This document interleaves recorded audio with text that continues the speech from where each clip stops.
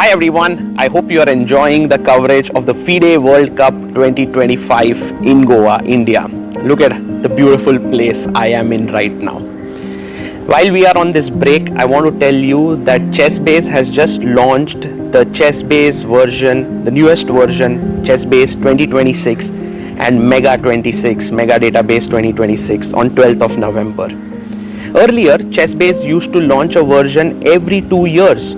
But now, starting from this year, it will be launched every year, just like Mega Database. Hence, from ChessBase 18, we have now launched to ChessBase 26. Then it will happen ChessBase 27 and so on. Mega Database is world's largest chess database and has more than 11.7 million games and 114,000 annotated games. What are the newest features in ChessBase 26?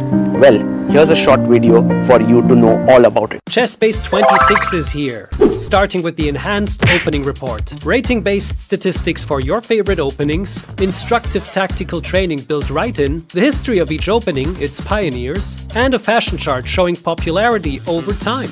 Then we have the Monte Carlo analysis, simulating thousands of games, defining practical chances and typical maneuvers. Also, new detection of duplicate games, AI description of plans, real-time ray tracing, and more. ChessBase'26. Expand your chess horizon. Want to play chess but don't know how to get started? Try chess.com. Play for free against someone at your level or challenge one of our friendly computer bots. Trying to improve your chess? Learn the Queen's Gambit and other openings with guided interactive lessons. Like chess but don't want the pressure of playing games? Chess.com has hundreds of thousands of fun puzzles to help you relax and sharpen your mind. Play your friends, make new ones around the world, follow the latest games, and more. Sign up and play for free at chess.com today. A premium membership at chess.com will help you improve your game with full access to a powerful set of learning tools. Unlimited tactics let you practice like a master, with more than 50,000 puzzles to challenge you at every level. Our library of interactive chess lessons, created by master coaches, will enhance every aspect of your game. And after each game you play, the computer analysis feature will give you feedback on every move you played, turning every game into a chance to learn. And that's not all. Premium benefits also include unlimited tournaments, video lessons, the Opening Explorer, and much, much more. Upgrade now to take your game to the next level.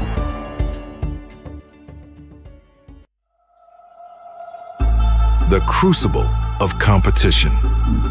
The eyes of the world. Goa, India, hosts the 2025 FIDE World Cup, where over 200 of the top chess players in the world face off in an 8-round knockout tournament. This queen has nowhere to go, that is the end. Excellence, perseverance, and stamina bring glory, national pride, and a spot at the illustrious Candidates Tournament. The globe's best chess players hope to add their name to the list of champions. Ooh, he made a move in 1 second. The 2025 FIDE World Cup. Let's get these games started.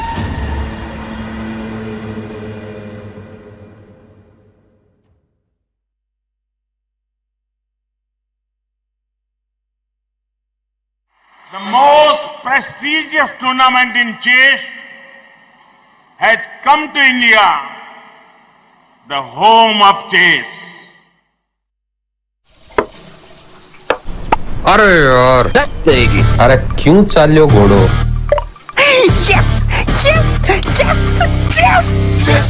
Chess खेल ये हमारा है, आओ दुनिया वालों ये welcome तुम्हारा है। अपना गेम भारी है, हैंडशेक की बारी है, अब इंडिया बोलेगा। It's your move, it's your move, Goa कर रहा है wait. It's your move, come don't be late। It's your move, ए तो कोई खोर। चतुरंग के सारे रंग सदियों से है अपने संग, शतरंज बिछता है हर आंगन, विश्व को दिया हमने विश्वनाथन। डंका बजा है, गोवा सजा है, खेल जमेगा खूब। It's your move, हो न जाए checkmate। It's your move, rank में भी होगा जस्ट इट्स योर मूव गोवा कर रहा है wait it's your move come don't be late it's your move इसको तो दो इट्स योर मूव एक दो ढाई it's your move it's your move it's your move it's your move it's your move The FIDE World Cup 2025, starting from 31st October to 27th November in Goa, India. It's your move. Welcome to game 2 of round 5, and an exciting day lies ahead after 7 of the 8 games ended in draws. Yaoki Sundaro was the only player to win, and Frederick Swane, who beat Gukesh earlier in the tournament, has to win on demand today. Before we get into the pairings today, let's quickly check in with some fun facts. More 2600s are alive than 2700s. This has never happened at any World Cup in the past at this stage. And also another cool fact is Levan Aronian remains the only World Cup medalist after MVL was eliminated in round 4.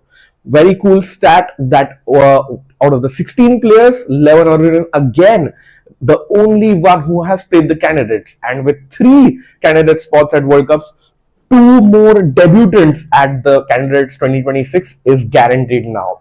Quickly checking out the games, Dubov was pressing a little bit and was winning against Shankland but couldn't convert. Erigasi also same against Aronian. So it's going to be the reverse fixture.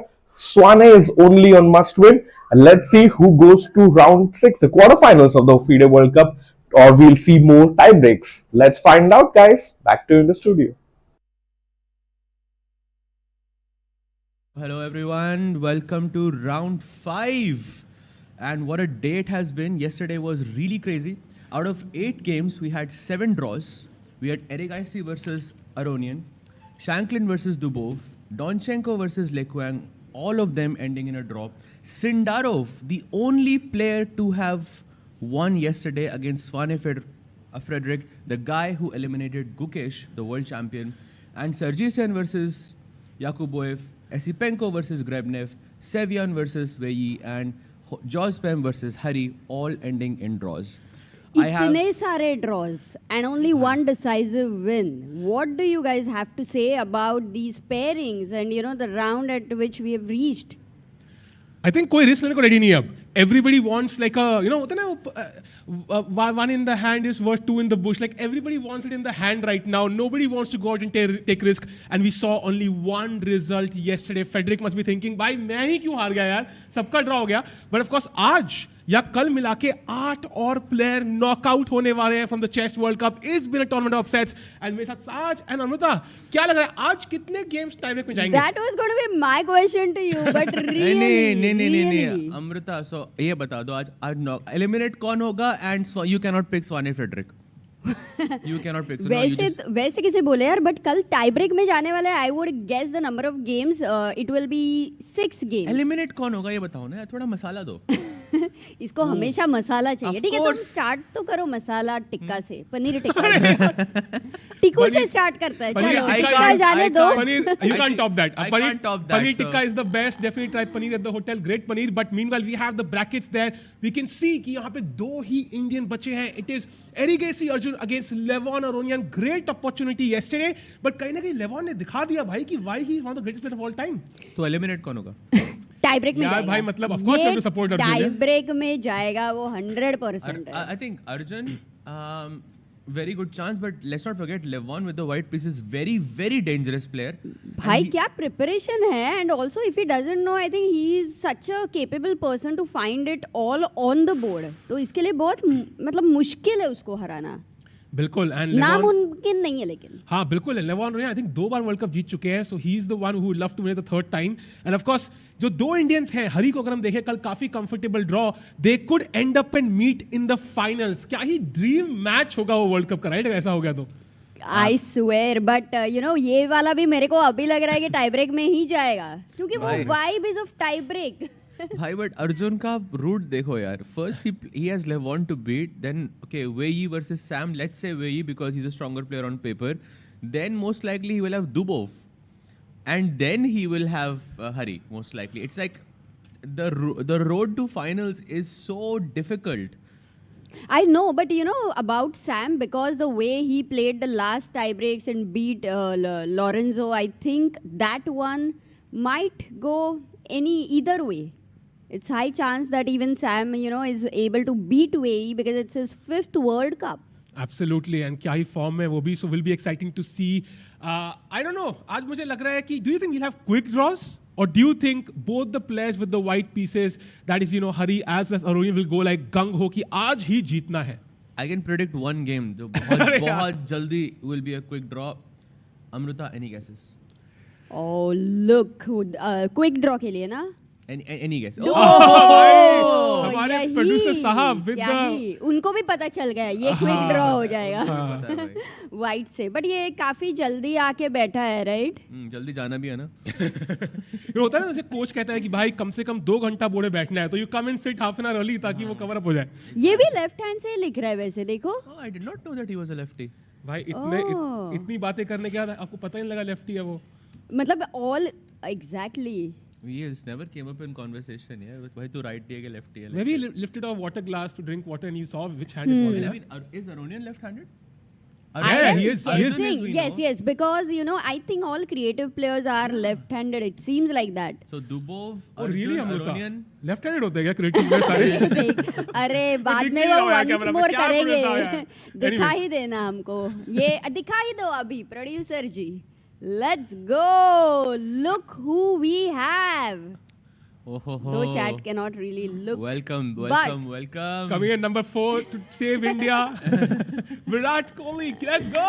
Sagar Shah, you are late and you will have to do 25 push-ups. आज इसके लिए 26 push-ups because ChessBase'26 just dropped like 2 days ago. Nice. Link in description. Nice. सहज भाई से सीख ही लेना marketing, लेकिन 26. It is so unfortunate that you guys are saying everything. I have not been given a mic, तो सामने I cannot even say anything. ऐसे ही बैठना पड़ रहा है. But okay, we see the playing hall there. Super exciting. I think जब भी playing हो जाती है इतना tense feel होता है. I don't know, that tension rubs off on you even as a spectator. जो पहली बार भी देखने आया World Cup, they say कि भाई हमें लगता है 2 लोग खेल रहे हैं क्या नॉर्मल है, बट सडनली अंदर जाके तो टेंशन फील होता है. You can feel it on क्या मतलब 2 लोग बैठे हैं, but it's so incredible to be there. Feel the vibe, feel the tension in Goa. Saj bhai. I am definitely feeling the tension in Goa for sure, especially in this match because one mistake and our favorites could be knocked out, and that is a very, very tense thing to deal with. Exactly. I mean, they say chess is 99% tactics, but यहाँ पे we will have 50% heartbreaks. Oh. What do you say about it? Yeah, I think just 50% heartbreaks. यहाँ पे भी ये दोनों शायद से. अच्छा हमें बोल रहे हो क्या? चलिए भाई हमारे हार्ट बढ़िया है भाई फिलहाल के लिए, at least touchwood. But I think players के लिए I think it's gonna be difficult. And कई लोग सोच रहे होंगे यार will I make it to the next round, like do I go all in, do I go to the tie breaks? It's a tough decision, right, always to decide कि how far do I want to push with the white pieces. यहाँ पे एक दिन I think people are counting, like they want to keep going on and on. That's why also it's getting tiring, with all the stress around you. Like players are feeling it's the highest stressed event. Oh, we have Hari here on the board folding his player card with the white pieces. This one is hard to guess. Sagar, we all were thinking that it will go to tie breaks, yeah? No? Yeah, I think Hari will push for sure. कोई queen sacrifice आ जाए तो मजा आ जाए. But Jospom in great form, yeah? Hard to kind of beat him in classical. I think it made a huge difference in the fact that that white game where Hari sacrificed the queen was the first game of the match. Because imagine it's a draw in the first game and then he sacrifices the queen in the second one. I don't think it's a very smart decision then. So that's the situation we have here. My feeling is that Hari doesn't risk it too much at this point.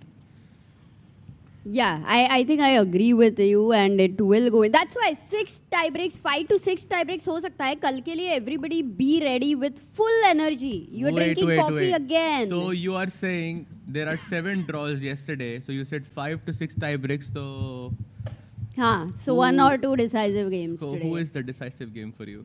If you could just give me one name and just like.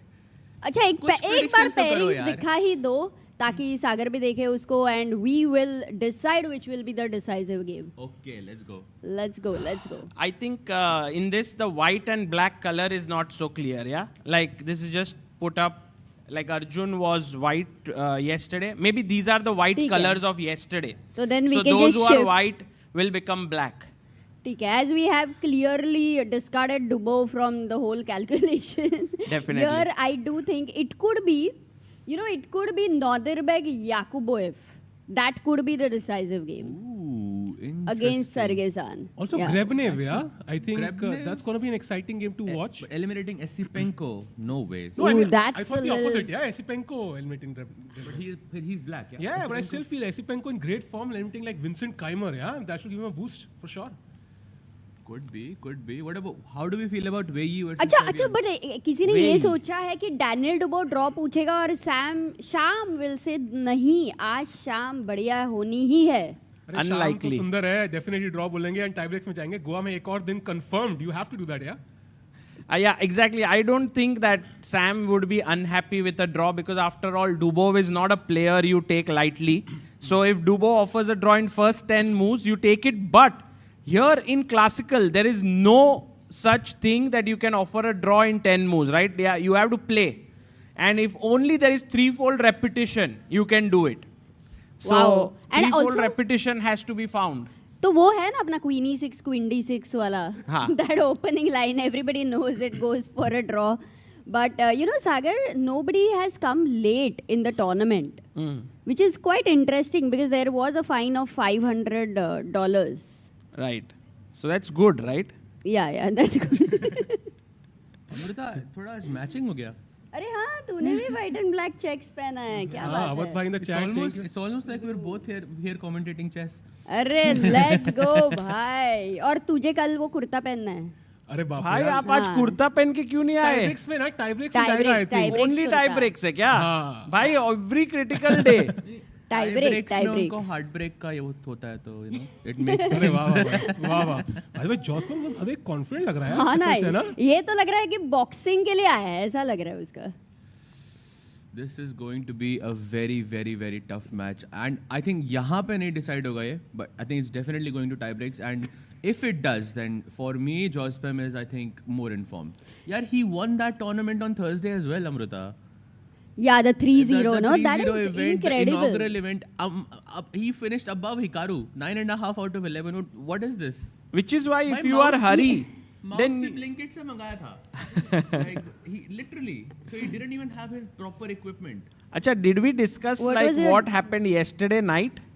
Oh yeah, okay. What happened yesterday night? Because there is coffee. कल रात को did Daniel Dubois come?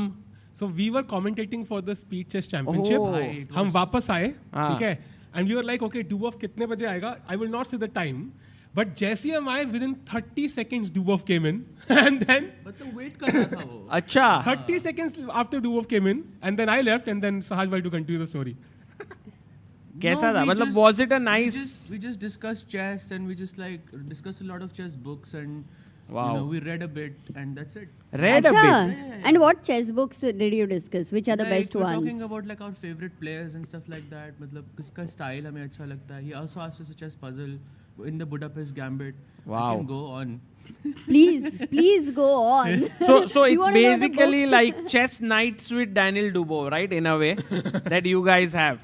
Yes, more or less. But I think today he is going to be, I think, more solid. I think मुझे जैसा मुझे feel आ रहा है. And I think he's also like उसका strategy change नहीं हुआ है. I think वो अभी भी he's happy to go into the tie breaks. He's happy to kind of, because he knows उसकी strength is rapid. Right. Blitz. Wow. And we have Ajju bhai on the board. Yeah. But look at the way he has put his hand on his forehead, kind of, giving the darkness to his eyes, but then he wants to go inside the darkness to find some opening theory, some brightness. उसके black भी है ना? Yeah, today Arjun. मैंने ऐसे देखा नहीं है start में कभी Arjun को. Yeah, he's doing few things differently for sure than what he was doing, but it's working out for him. He has had a very smooth tournament until now. Even yesterday, he was pushing with the white pieces against Aronian. Today, whether Aronian will try to push against him is the question. My feeling is yes. So my question to you, Sagar bhai, since you have covered Arjun for a really long time, and Amrita, you as well, do you think this is top 3 of the biggest matches of Arjun's career? I mean, today might be one of the most important days, we can say. I think there was one day last year in 24 when he was playing Andrei Esipenko in the last round of, was it the Qatar Masters? And then he couldn't win that. With that, he lost his spot to the FIDE circuit. Handshake. Yes, We should not miss this moment because right now it is very important. Yes. Aronian was very smiling when he came there and Arjun was busy in his element. I think Levon's shirt, I would say, in chess tournaments, maybe for the first time we are seeing. I don't know if he got something from Goa. And who is the chief guest today? Did you see that? Just who passed by? And guys, Koneru Hampi is here today in the venue.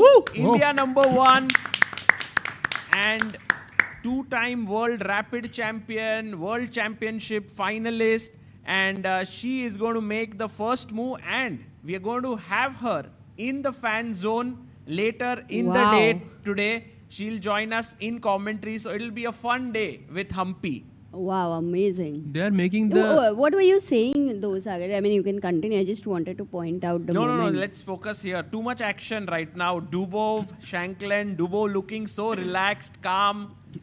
And I think they're reading out the moves. And I'm pretty sure Hampi plays D4. Like, that's her favorite move. Oh, E4. E4. Oh. Maybe based on Dubov, yeah? Yeah, exactly. She's like, Dubov is like, I'm not going to play that. I'm definitely not playing that. Did you see what Hampi did? She only put the pawn back. She's like, I know that this is not something that the players like. When a move is made on their board, I'm going to put it back. So cool. And guys, the game is about to begin. We'll keep our eyes on the Dubov board because it can end any moment. And Aronian and Arjun. Look at Aronian there. Getting up. That's respectfully. so sweet. Yeah, he gets up for the handshake. That is so beautiful. And now a very important moment. Will it be pawn to E5 by Arjun? Yes. Solid. Tiebreaks. Adjust karo usko yaar. वो pawn thoda... Now today Aronian is making a move with the left hand and writing with the right hand. Yesterday भी ऐसे ही था क्या? हाँ, same. Oh, we have Italian on the board. Wow. Okay, so fighting opening. Bishop C5. What are the chances that Aronian plays the Ivan's gambit today? But he didn't go for knight C3. If that happens, Sagar bhai, I think एक घर वापस मिल जाएगा आपको. This is not happening for sure. Okay, C3 played. With the idea of D4. So clearly No, but I knight really F6. thought he would go knight C3, A3 if he wants to go for a big fight. No, Amruta, it's one game thing. Yeah, you can't keep playing it. Also, like, once he played Bishop C5, Aronian had this, like, thought. Maybe, Sagar bhai, he was thinking about playing the fried liver. If Arjun went with knight F6. And that is, a working variation. Yes. Like, it works. That has been played in this tournament quite a lot. Yes.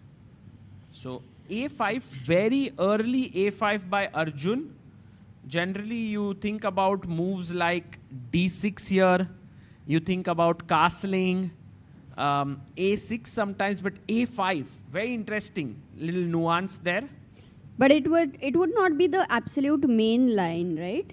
If I am not wrong. It's not the main line. Not the main line, Amrita, but I think it transposes. Because you will play D6 at some point here. So I think A5 has around 176 games, okay, more or less. Okay, 241 games.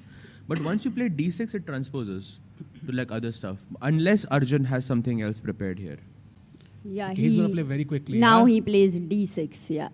He plays his pawn to D6. The bishop is outside the pawn chain. Will Levon Aronian go for the fighting bishop G5 here? Highly doubt it. I think he'll go for positional ideas with knight D2. And by the way, H3 is not a good idea here, guys.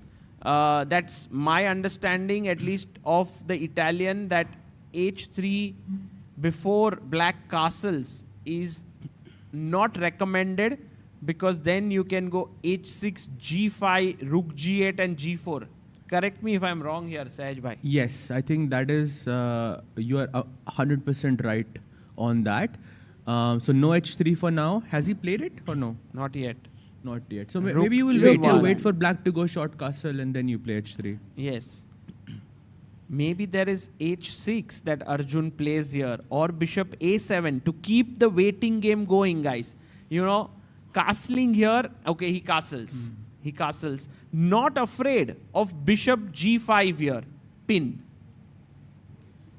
So that looks completely normal. And guys, a crazy opening has happened in Harikrishna versus Jose Martinez. Should we go to that game? Let's go.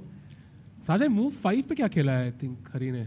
Knight f3. It's a move that I don't really understand. So I feel first, like I've faced it before. It starts off normally. But Jose is it like reverse London in some way? reverse Jobawa London. Oh. Bishop knight c6. Like Jobawa doing the flip. Bishop g2 and knight b4 coming straight on to attack you at the c2 square. So Hari defends it calmly. e6, castles, and bishop e7 very quickly played by Jose Martinez. But yesterday they played like 20 moves in such few minutes. So today also if they do that, it's gonna be ending in a draw very quickly. This one is not going to end quickly in a draw. I think this one is a rich game with many possibilities. I mean, I would be surprised if Hari has prepared this. This is a big surprise, especially second move, knight c6. I mean, it's reverse Jobawa, but I think, what is it called? Some Tarasha or something like that. There is knight c6 and knight d7. Both of them are pretty interesting alternatives for black, especially when you want to get your opponent out of preparation. I played this in this year a few times with actually a pretty good score. With black pieces, you With mean? black, yeah. But तुम्हें तो सारे opening के नाम पता रहते हैं ना, तो ये वाला नहीं पता यार. किंग यहाँ पे भी किंग्स इंडियन बता रहा है. I don't think it's Kings Indian. ये थोड़ा नया है. It's getting popular right now. Yeah. We can always name it the gossip variation. Oh yes. नहीं तो फिर वो वाले gossip variation का क्या हो जाएगा? This is small gossip variation. This is Daniel Dubois gossip. This is Jobawa's reverse एक gossip. नजर दुबो की गेम पे मार सकते हैं क्या? I think काफी Draw हो ही interesting गया position है. Interesting. What? Dubo playing Arey! This line is also very equalish. Let's go from the beginning. Okay, and the point is now Sam also knows that Dubois will be happy with a draw. So he with the black pieces, he's not gonna go for something drastic. I mean, if he went for Grunfeld knowing that his opponent wants a draw, I mean, that means Sam also wants a draw. Yeah, Sam is very happy with the draw. So this is the main line theory. You take, queen c2, giving up this central pawn often with queen d4. Bishop comes here, queen b6. There have been some games where if black doesn't play accurately, white can push here. But you mean white is right now a pawn down. He's going to collect the c6 pawn, yeah? Yes, he's going. No, actually, you can't collect it so easily. Why queen because takes c6, queen b2 is a Yes. problem. Knight takes c6, then also queen b2 is a b2. problem. And by the way, remember g4 is hanging here right now. So this you cannot take because yes. So rook b1 because b2 was hanging, and now at this moment there is a threat to take this. And if you save the bishop, let's ask our viewers here. What do you play here with white? White to play. Anyone here who wants to give it a shot? White to play here. Knight d7. Very interesting move. It's the second best move though in the position. It's a good move. I think, but it's the same idea, yeah? Yes, As the similar best- idea, similar yes. idea. And the move here, anyone who wants to try, maybe at some... I think he's wearing सब समय का खेल है. Oh. वो तो आना ही चाहिए. Lovely. Big Samay fan. Then maybe he won't find the answer. Oh yeah. Chat करिए knight c6. Is that possible? Knight c6 also a possible move, but after queen c7 problem is solved. The best move here is knight takes g6. And if you take the bishop here, I can give you a check and then pick this up. Or if you play, or maybe I could simply pick this up and then pick up your rook. Or if you take here, I take your bishop and the queen is hanging and I pick this up. So but also the dark squares are very weak. That's why it's a big advantage for white. But in the game, if you see, he plays bishop takes knight, bishop takes e5, queen a5, bishop c3, queen c5 played. And this is the live board position, guys. Black is a pawn up, white is pawn down. What is black's compensation here for the missing pawn? No, but black is a pawn up, no? Yeah. What is white's compensation? Sorry. What is white's compensation for the missing pawn? Absolutely right. The weakness is on the dark squares here. It's very, very weak, and that gives you compensation. सागर भाई, हाँ. एक Frederick स्वेन versus Sindarov की game अगर हम देखें, because must win for Frederick. Must win and must win की तरह ही खेल रहे हैं वो. Insane position. E4, E5, knight F3, knight C6. We have the Rui Lopez, and then we have castles. Main line open. Oh, Javokir Sindarov is like, I'll play theory here. B5, bishop here, D5. You take the pawn, and now this pawn in the center is hanging. So, ab bacha liya usko. C3, bishop comes out, knight D2, attacking the bishop in this position. The bishop drops back, D4, and now knight B3. The main move here is to push D3, but getting very popular is to take the pawn. He takes, all well known, bishop E4, pinning the knight. इसको बचाना थोड़ा मुश्किल है. So he plays queen d7, bishop g5. But a queen exchange, how is it like? Because for Frederick, he needs to win this game. But you can't exchange queens, yeah? For example, as black. No, like right now, if queen takes d1, there is already a. Yeah, you can't take here. I'll take this, and then this is a nasty pin. There is an intermezzo you missed, I think. No, black can go queen d7 there. Exactly. But there's a cool tactic. So after queen d1, rook fd1, for example, or rook ad1. Yeah. In this position, queen d1, rook fd1, whichever. Let's go bishop d7, white to play. Anyone in the audience want to guess? Very nice question, Sahaj bhai. White to play, and look at the speed at which Javokir Sindarov and Frederick Swane are playing. They are both confident about their theory, and what makes this game super exciting is that one of the players either is wrong, like if Sindarov is wrong, we'll go into tie breaks. If Frederick is wrong, he's out of the tournament. Wrong in what? Like calculation or just preparation. Preparation. Yeah. How do we pronounce his surname, by the way? Frederick Swane, everybody. Swane. So what's the move, Sahaj bhai? It's anyone? Do you agree? Very That's nice. correct. D7, king That's correct. D7. Beautiful. Check. Check, and you pick up this knight. Well done. Yeah, very cool. Takes, and I take here with a winning position. Fantastic. So in the game, he pushed the bishop away, and Frederick was like, I'm going to play queen c2. Whoa. He gave up a piece. I'm piece, curious yeah? if this Literally. position has ever happened before. I'm going to copy this and we'll check it. Queen c2, hg. He took here.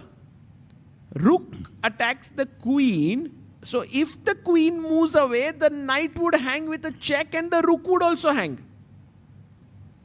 And both players know what's happening. Yeah, they're playing very quickly. Knight b4 played. And he took the pawn. And now check. What? Okay, this we need to see the theory for sure. मतलब ये बहुत ही अलग हुआ है. So the thing is, if you take rook takes, then this rook is hanging. So it takes with the king. ये तो FEDO-CF से भी exciting हो गया ना. मतलब FEDO-CF who had allowed all the F5, FG6, क्या क्या खेला था. I think everybody is inspired from him for a must-win situation. No, I see there are around 4 games already played in this position, and the most recent one, I believe, is between MVL and Yagiz Khan Erdogmas. Yes, this was in Grand Swiss. In Grand Swiss, exactly. And what happened? MVL won, yeah, with the white pieces. So basically, Frederick is following MVL. And another interesting fact is that Sindarov has played this exact same opening before and lost against Shevchenko. Oh my goodness, that's a huge point in the World Team Championships in 2022. Yes. Oh, but there are more points here because White se Firuza has also played against Yakuboev. And we have Northerbek Abdusattar also who has played. So all the team, I think they have prepared this for some maybe Olympiad or it's a team thing. It's an Uzbekistan line. Yeah. Because Yakuboev Northerbek has played, Sindarov has played, Northerbek Abdusattarov has played twice. So now Frederick Swane is taking on this prep, and what is very, very difficult right now to understand is Frederick Swane out of his prep because Sindarov has had this position before. And he's gotten from his seat, yeah? He's gotten from his seat. Look at him, he's not even there. So team prep hai, and Frederick Swane has taken up a huge risk, I feel. But that you can also do to bluff your opponent to put some psychological pressure. We would still not get to know if he's out preparing him because why would Frederick go into something like this where Sindarov's game is there? And right now he's thinking. But it's also possible, Amruta, that today morning Frederick spent a lot of time looking at so many different openings. There was just no way to know that Sindarov would go in this line and he would have like revised it. So now maybe he's out of his prep also. But it's also possible what you said, that he is trying to just lure Sindarov in that direction, that I'm out of my prep, and has some insane novelty 3 moves later. Okay, if this game Frederick strikes back, I think it's going to be the game of the day for sure. For sure, I mean, the H file is opened up, by the way, the rook looking on the H2 square. King is on F2, bhai, and the king on E8 has nowhere to go. Where do you put the king on E8? I think castling short might be better than long castle. This side is completely exposed. Cool. Okay, so we'll keep coming back here. Ajju in the meantime is walking, and right now Levon just came back to the board. What's happening there? Yeah. So let's go to Arjun Erigaisi's game versus Levon Aronian. And we have a lot of moves that have happened here. So just going through them. We looked at till rook e1. Black castled. Knight d2. I just flipped the board now. Bishop e6. He did not take the bishop. Came here. Bishop dropped back. Knight f1. Knight e7. And now in this position, he's broken in the center. And Arjun brings his knight here. Whenever the black knights come here, I get very excited because the knights are both looking at this square. The queen can join in. The bishop is here. The other bishop is here. Potential for an attack. Exactly. For a sacrifice, Sagar. Iska matlab even if Ajjuva is black, कुछ भी हो सकता है, पूरी तैयारी तोड़-फोड़ की चल रही है. Crazy. Usually, I think in this opening, your queen is going to b8 and your queen is going to a7, as far as I remember. Maybe this bishop a7 retreat that Arjun made in the second to last move, I think maybe took Levon's prep out. Because that plan is gone. Queen b8, queen a7. Yeah, just made a move, knight to g3, very logical. Now I think the whole situation is about how quickly can Arjun break open the position with d5. Can we do push? I mean, I would have to calculate, but it looks promising. But also a question, is a move like h5 No. a problem? It is a problem. Big problem. Okay, let's ask the chat. But what is this? I thought bishop g5 is the problem. Exactly. So that's what I wanted to ask the chat. Okay. Okay, that weakens the square tremendously. So that's very much a good question. Although here... I have a question for the chat. Yes. Why not h4? Wait, we have no idea now. Which one? No, why not why bishop can't- g4 again? Instead of knight g3, no, why can't white play h4? Amrita, ask. Why not h4? Same position. Why not h4? Okay. Instead of bg4, there is some other move, yeah? Okay, I don't know actually. I was going for the same idea. Could Exactly. नहीं अपन बोलते हैं ना whenever the knights are on g3 and g6, guys, you have to look for h4 and h5, but not forgetting that the g5 square is always weakened. Yeah. By the way, Arjun has played his move again quickly. This guy is super well prepared. He attacks the bishop. The bishop could drop back or go from this side and drop back to the other side.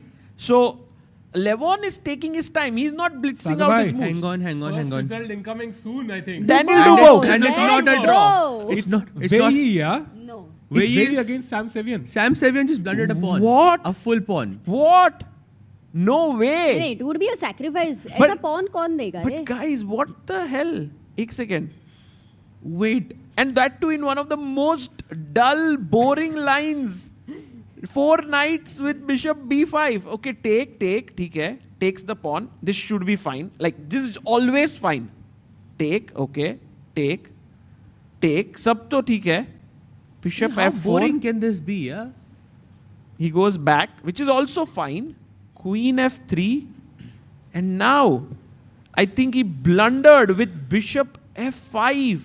Oh my god. And Sam Sevian took what, like 2 minutes for this move.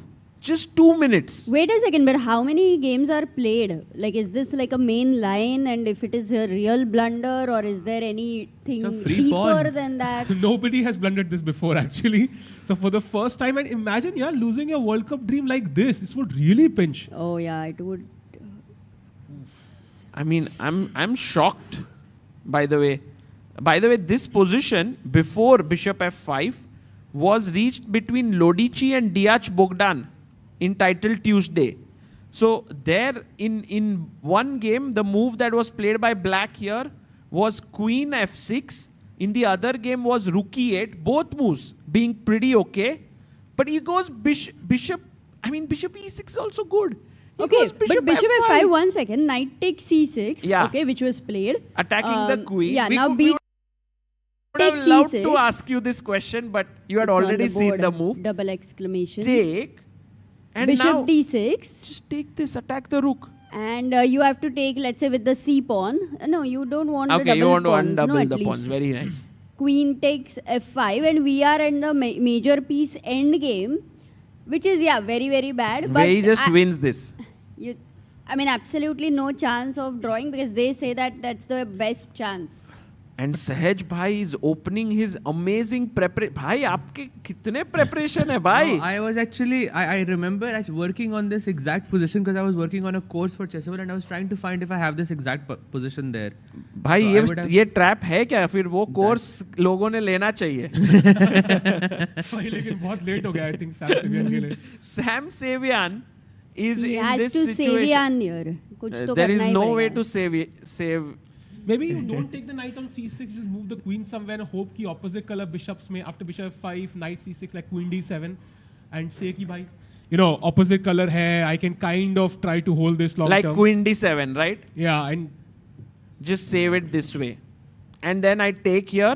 Because now if you take with the queen, I can take here. So you have to take again with the pawn, for example. this is bad. And then I can come back. No, Sagar Oh, bhai. Sagar bhai. oh. There is something much better, yeah? Oh, nice. Oh, he Nice. played queen d7. He played queen d7. But here, guys, tactics time. White to play. Any tactic that comes to your mind, yes? Guys, are you guys here at World Cup working on your chess or what? Yeah, it's amazing. So quick. Takes, Nice. check. And you lose this. So you have to take here. And then again, white is clearly better. Guys, next time from this side, we want some answers. So stay prepared. Even if it is wrong, it's okay. But try. Smart. But guys, huge moment, right, in this tournament. Yeah, it means it's really sad for Sam, I would say. I mean, if he is not able to save this, because you want a fight, right? Sometimes it's not even about the result, but at least about the fight. He's gotten up from the board. I think he's gone to perhaps washroom or somewhere. And I think he has to just tell himself, जो है वो है अभी, इसको लेके I have to fight. I have to just give all my best now. Oh, there is Dubov just wondering what just happened. Aa gaya, Look at score sheet that's to a dekhega. clear sign when a top player Yeah. looks at your score sheet after seeing the board. Can you you go know full something screen went wrong. chahiye, full Can we screen. go full He screen? cannot believe what has Yeah. happened. He's not looking at the board. He's looking at the notation, wondering how this happened. And he's shocked. And do you think He's that shocked. is also one more thing which, you know, like if Dubo is shocked, like we Yeah. can easily see, ki, okay, this is new for him. Wei also gets that hint, right? This is new for him. Though he's also an expert to understand that, but still, an extra stuff. He's smiling there. He's like, ये तो खत्म हो गया भाई. Oh, and now Aronian is coming. Because, you know, once one player comes on the board, he's smiling, then the other player comes, he will smile, and they all smile. And also, Wei, by the way, another player who would love to become the world champion. Like he's carrying dreams of the entire nation. Everyone is shocked. Everyone is like, यार मेरे को क्यों नहीं ऐसा This position is really मिला आज? funny that every top player just goes there and just checks the score sheet. अभी अर्जुन भी चाहिए. Oh, there is another one अभी right कौन there. आया Okay, है? That's let's Swane, full right? screen ही रखो. That is Swane, right? Yeah, that is one. Right? Of course. अरे score sheet. That's No, third. not That's very. Because third I think player. he's worried about his own, you know, comeback right now. Good. Yeah, and Wei is like, now I've got the game. Let me just relax, calm down a He bit. would never think that this is the way he's going to get the pawn. Yeah. It's a very big surprise here, guys. But let's see if Sam Savian may not be totally lost, because look at this line. If I take here, you take with the queen. And if I take here, you take back. This should be some chances to hold. I would say that because, you know, along with the position, Sam has something inherently right now that I want to hold this. I do not want to lose it. That willpower because of the blunder. And what about Wei's willpower, where he's like, I want to win? You know, he looks, he's going to be a bit chilled. That's what. Like, okay, I'm a pawn up. ये तो मैं जीत ही लूँगा. Also double pawns. Yeah, वो pawn अगर D3 पे होता, I think Sam would have given up already. So if you have the same position, double pawns gives you some hope. Yeah, I think knight d4 might happen. So that, and then this position Sam has to save, which won't be easy, but not impossible. Let's keep our eyes on this game as well. When we'll come back, we want to check in with Harikrishna's game against Martinez, Jose Martinez. And here, We have a question in the chat. yeah, Are players allowed to say hi, hello to each other in the playing hall? I've seen players shake hands, right? They've shaken hands, but not talk to each other, I think. No, they are not allowed to. But, you know, just hi, hello, aisa with smile, I think that is fine. That is generally happens. It's should just be like a fine. gesture. Yeah. You just cannot interact with anyone inside the hall. But I'm Apart sure from maybe hi, hello. you can just shake hands. I mean, आप hi कैसे बोलोगे? You know, just Hi. you just shake hands, yeah, and that's it. In fact, to talk to your opponent also, I think you have to invite the arbiter first, yeah? You can't even talk to your opponent, as far as I know. Really? I think so. But I think on the top level, ऐसा कुछ नहीं होता है. If, you know, like... So maybe they call the arbiter I don't and then think they they say talk मैं hi much. बोल सकता हूँ क्या? That's true. but I don't think they talk to each other much Yeah, in yeah, general. Yeah. So knight comes to h4. And by the way, we have a very special guest in the playing venue. We have Samarth Rao here, who is a very, very... You can be there. We have camera. So Samarth is a medalist for India. And he is a very, very big talent here. So thank you, Samarth, and his dad here, who are here. So very cool to know. Many, many achievements to his credit. So it's wonderful to see him at the venue here. And that's beautiful. No? Today, the fan zone is filled with more and more people, more and more energy. So maza aa raha hai. Definitely. And knight to h4, the bishop is under attack So here. now we are going to get some answers also over here. Yes. So that would be a lot of fun.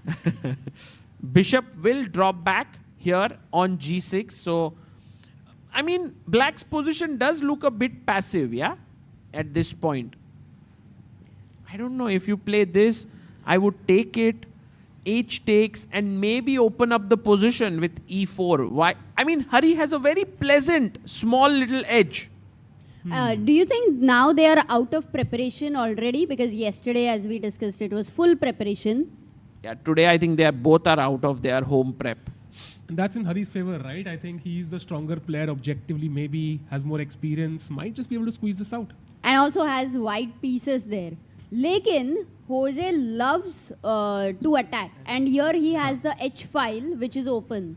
By the way, attack se yaad aaya, if we have a look at the game of Yakubov against Sargsyan, H4, G4 on the board, opposite sides castling. Bhai, aaj heat up ho raha hai. Matlab, games are not dull at all today. I think we were completely wrong thinking that at least 5 to 6. Okay, I was completely wrong thinking 5 to 6 games will go to tie breaks, but this is another thing happening. Yeah, this is the trend we have seen, by the way, guys, that we have seen the first game usually being like a calm one, and then the second one, someone has this motivation to try because they think that, oh, if it goes into tie breaks, I have lesser chances than in classical. Like perhaps here, Yakuboyev might think that it's better to just try and win classical. So he's trying here. I think all the white pieces guys would do that, mainly. To be honest, I mean, to your credit, Amrita, you did predict this match where Yakuboyev will win in the classical. Yes. So you were right on that. The fact that he's playing H4 and G4 so early on, I mean, that's a statement right there. And also the time, no? Did you see? He's at 134. Ooh. No, I didn't even that. see that, yeah. But a question here, if black takes the pawn with the knight? Yeah, it's a very, very logical question. What to do here? There is no chance as I mean, black, for I'm aggressive thinking, players, I would say it's a very logical question. They're like, come on, you're not going to take on G4 and allow that attack. But I'm never going to even think about knight takes G4 because I know that's the first thing my opponent has looked at. But you know, that's what happened when Peter Leko played H4 against Arjun and he was like, what, knight H4, mera pawn maar bhi sakta hai Ajju bhai. Yahi hua. But I think Amrita, Leko thought for 5 minutes and played H4, while Yakuboyev is at 133.52. So, you know, he's well prepared here. But there is a very nice move, guys, here for black. If you are black here, and let's say this is your championship round where you are playing, and it's a very important game as black, what would you do at this point if the opponent is coming at you with all the attacking moves like G4 here? Basically, the question is like when you attack in the flank, what do you do? Yes. Yes, you have all the answers, yeah? One second. Let's have a new person. By the way, this one we can have our very nice giveaway chocolate here. For someone who gives the right answers, we have a melted joy chocolate. Our friend has been very kind to give us few boxes. So whoever gives the right answer, we'll just... I'll throw. Yeah. Sahaj bhai will do the honors here. So black to play. Someone from this row, yeah? So this side. If you attack on the flank, what do you do? Oh, that little guy is there over here. Oh, we also have Samarth wants to give an answer. Let's start with him. The first one, what's the move? He's telling you B5. B5. Oh, very interesting move. Samarth is like, you attack me, I attack you. Actually, what do you think? It's a right way he's thinking. Yeah, Sahaj bhai, do you also like this move? That's not the move I had in mind. But I think it's a very, very interesting move regardless. Very nice try. Really? You want to give it to him? Yes. Okay, wonderful. I think it's a nice try. It's a good try. It's a good try. Should I? Let's... Okay. You'll have to catch it. It's a very nice one. Sorry, slightly tilt हो गया. Sorry. Actually, direct chair में फेंका था आपने. उठ गए Okay. So, Samarth's B5 move, very cool. But there's something better than that. Black to play. Again, the question is simple. When you attack that on the flank, what do you do? Little guy wanted to answer. Can he answer? Yes, his name is Agastya. Do you want to try Agastya? H6. H6. Wow. That would be a very interesting move, that stopping g5, right? You have in mind. But I'm like, you are not going to stop me. I'll still go ahead. So it's like you are giving me a hook to open up the position. Maybe not a wise idea to do that, Agastya. Yes, maybe Dimple, you want to try? Yeah, we could give it to her here. She's definitely going to get it, I think. I'll try to break the center. Flank attack is initiated. We try to break the center and don't move on the side of the king so that the attack sacrifices आ सकते हैं. And what would you play? Very, very तो nice. move क्या है? What's the move? I will try to go for अच्छा move पता DC4 and all. Oh, Yeah, मतलब I tried to go for That's DC4. not breaking the center though. that you were there almost with the concept. हाँ. Yeah, the concept is correct. पर move सही नहीं है. भावना सही है. पर execution में थोड़ा प्रॉब्लम था. सेंटर तोड़ना है. But guys, what do you do? Look at this. Wow, we have in the chat, Sagar, many people are trying to answer with E5 and D4 is their guess. In the chat. E5 is what I want to do. Although I'm to Dimple's credit, D takes C4 is also a very good move, making a square for the knight here. But E5 is just very, very cool because you also open up your bishop here to attack this pawn on G4.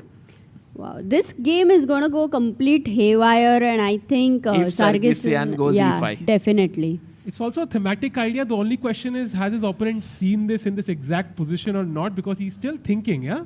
Yeah. He's still thinking. Sargsyan is thinking here. Guys, all those who do not know Gabriel Sargsyan, an absolute legend of Armenian chess.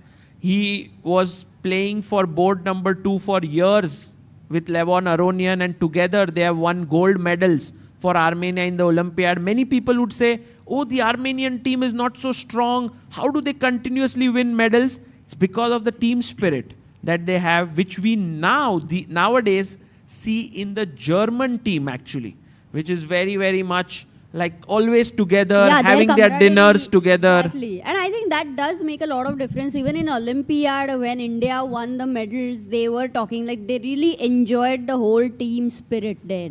Absolutely. So, Okay, let's get back to our games of game, Hari and Ajju Bhai. Can we Okay. go to Arjun's game? Because it's been a while since we had a look at that. so much has happened. Wow. Look at this, guys. After C6, we left it here. We said the bishop could go here or here, anywhere. And he played bishop f1. Ajju Bhai played bishop g4. Bishop came to the center. He took, and now pawn push right into the heart of the position. The very first question is E5 a possibility or not? Definitely. E5 seems like a huge possibility here. Guys, also let's not forget about Arjun's time. He's very much in preparation right my now. God. Ooh, 1 hour 30 minutes on the clock. And you know, can we say that as of now in the chess world, Arjun's preparation is the best? Yes. I think he's Like one of better the... than Magnus, Nakamura, maybe Fabi, Fabi, yeah. maybe. Fabi is the only guy I would put above But him. you know, I have not seen Fabi much in like one tournament where he's constantly having 1 hour 30 minutes on the clock and his opponent is down by 20-30 minutes. This keeps happening with Arjun so many times. Candidates में ना कर दे बस वो ऐसा. I mean, but still Fabi is known for that. Maybe Wesley also is known for these things. Yeah, I think Fabi. I will just put him. Maybe Arjun is I top would say 3, but like Fabi is still number 1 for me at least. Number 1, yeah. What about you? For Guys, this is a key moment for me. I mean, we'll get back to this point, Sahil. I want to hear your thoughts. But look at this. Every time a move like E5 is played, I want to jump into the heart. मुझे जाना है इधर center में. But break होने को. I mean, look what he does. 98. And that too so quickly. So Yeah, he's because- still in preparation.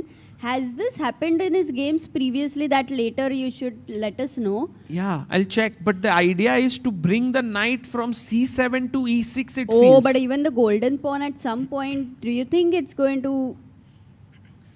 Yeah, I think the F pawn is going to Sahej no, bhai. he's going to Not now, not now. F6 will later. play F5.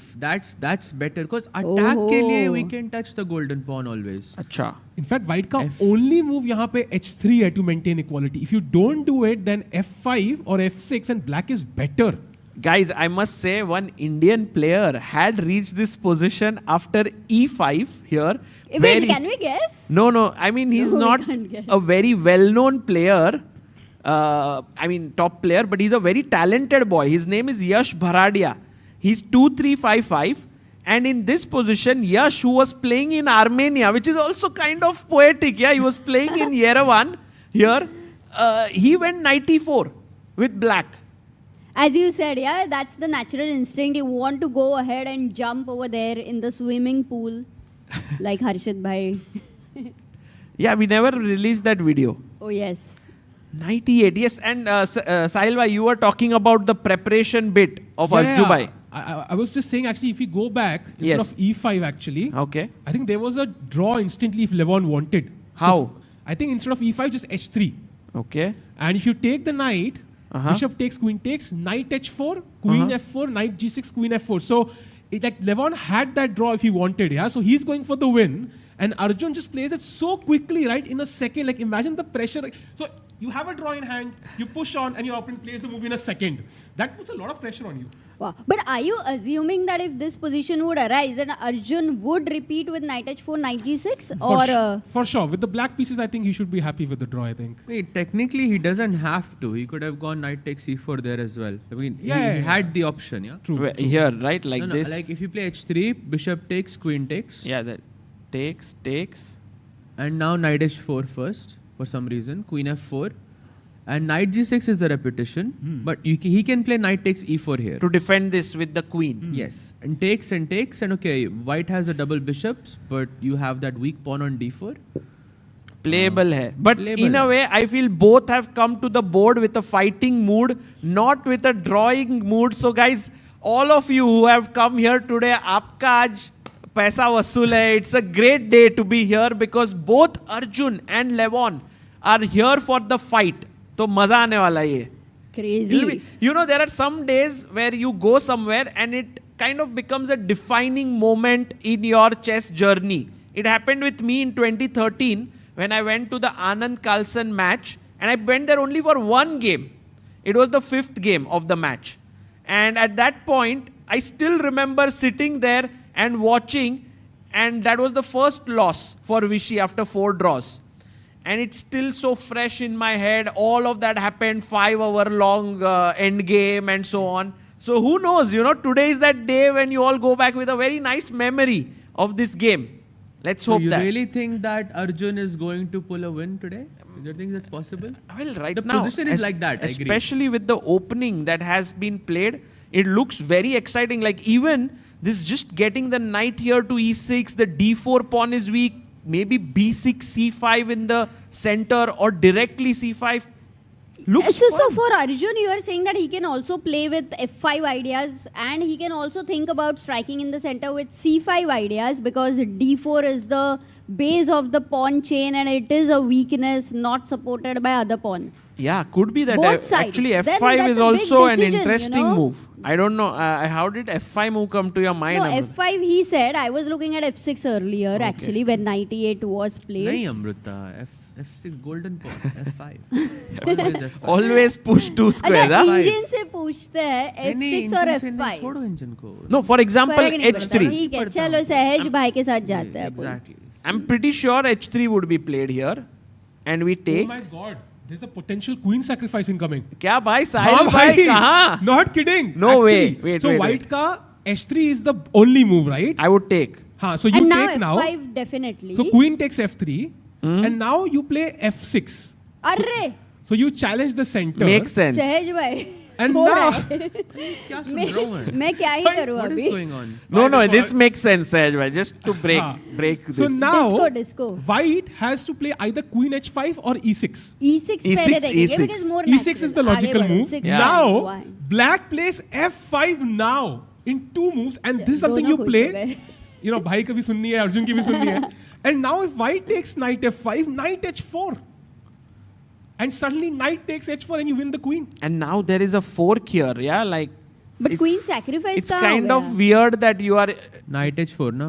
I think knight White h4. sacrifice the queen. Oh, white. I mean, I'm not sure if this is. I mean, if you have compensation here as white, and maybe you do, yeah. Every time an F pawn is touched, Sahaj is never sure. He's like, "Arey yaar, ye." Position Why are we even discussing this? Yeah, it's just nahi hone wala. I think Arjun knows. This You know, is he's not gonna very do likely. this. Sahaj by h3 takes f6, very likely, no? But you can play f5 there also, no? Oh yeah, let's check that move because. Like I'm sure To f6 is change a good, but big is deal. f5 decent? I kind of F4 like is it. a direct And threat. you want to push f4, nice. Knight h5. What if I take your F4. pawn? Then knight h4, I guess. And the same thing, right? Take. This is a better version, right, for white, I think. I don't know what does this Oh, it's mean. It's a better version for black, I thought, because now knight c7 and knight e6 will blockade. Makes a lot of Still, sense. still, I think very, very complicated. Yeah. But I agree. No, yeah, I think Levon will go for this if at all he has a possibility. Right. So for Arjun, what is the way? Because let's say if he doesn't want to enter into such an imbalance with the black pieces, Wait, what did you- else can he do? Did you say Arjun doesn't want to enter an imbalance? Yeah, Really? I'm saying that because with the Wait. black pieces where... That's the same as saying that Wei doesn't want to enter like a solid endgame. Or like, I don't know, Aronian doesn't want to enter something creative. Or because saying objectively like, you don't like that position with black, I would say. Like I think white is comfortable. I would choose white in that situation, honestly. after queen sack, yeah? Yeah. Okay. So for now, we wait for Levon's move. By the way, Levon burning a lot of time. He's down to 1 hour, 2 minutes.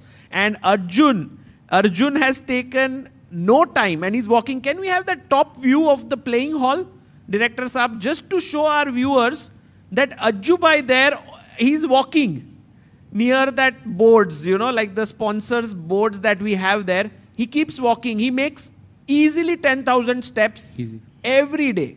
More than that, actually. Keeps on walking while he's thinking. And that he's able to do because of very good opening preparation as well. And fitness as well. No, but because he doesn't have to be on the board. His opponent is most of the time thinking. So someone came to Arjun and said, "Hey Arjun, you're preparing so much at home, you know, what about your steps? You should keep walking, yeah?" So Arjun's like, "Yeah, I'll do that in the game. Right now I have to prepare." Played on the board by Aronian. Oh, and that's- Bishop E2. That's not the best move. And now, Sahaj, by your move, pawn to F5. Wow.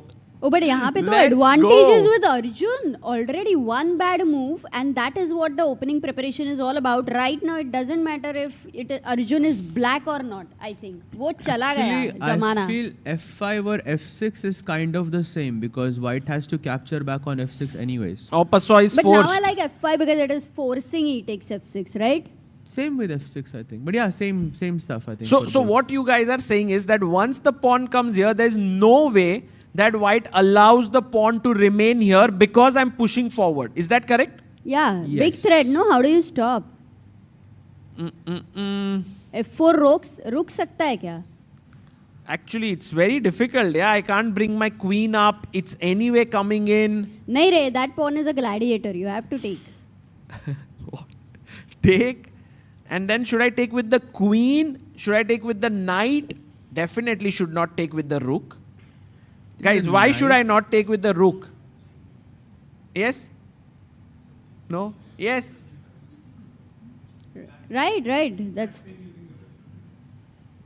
Bishop G5. That's what he said. Bishop G5, did you want to play that? Yes, well done. Correct. Bishop G5, pinning here and winning. That's not a good idea for black.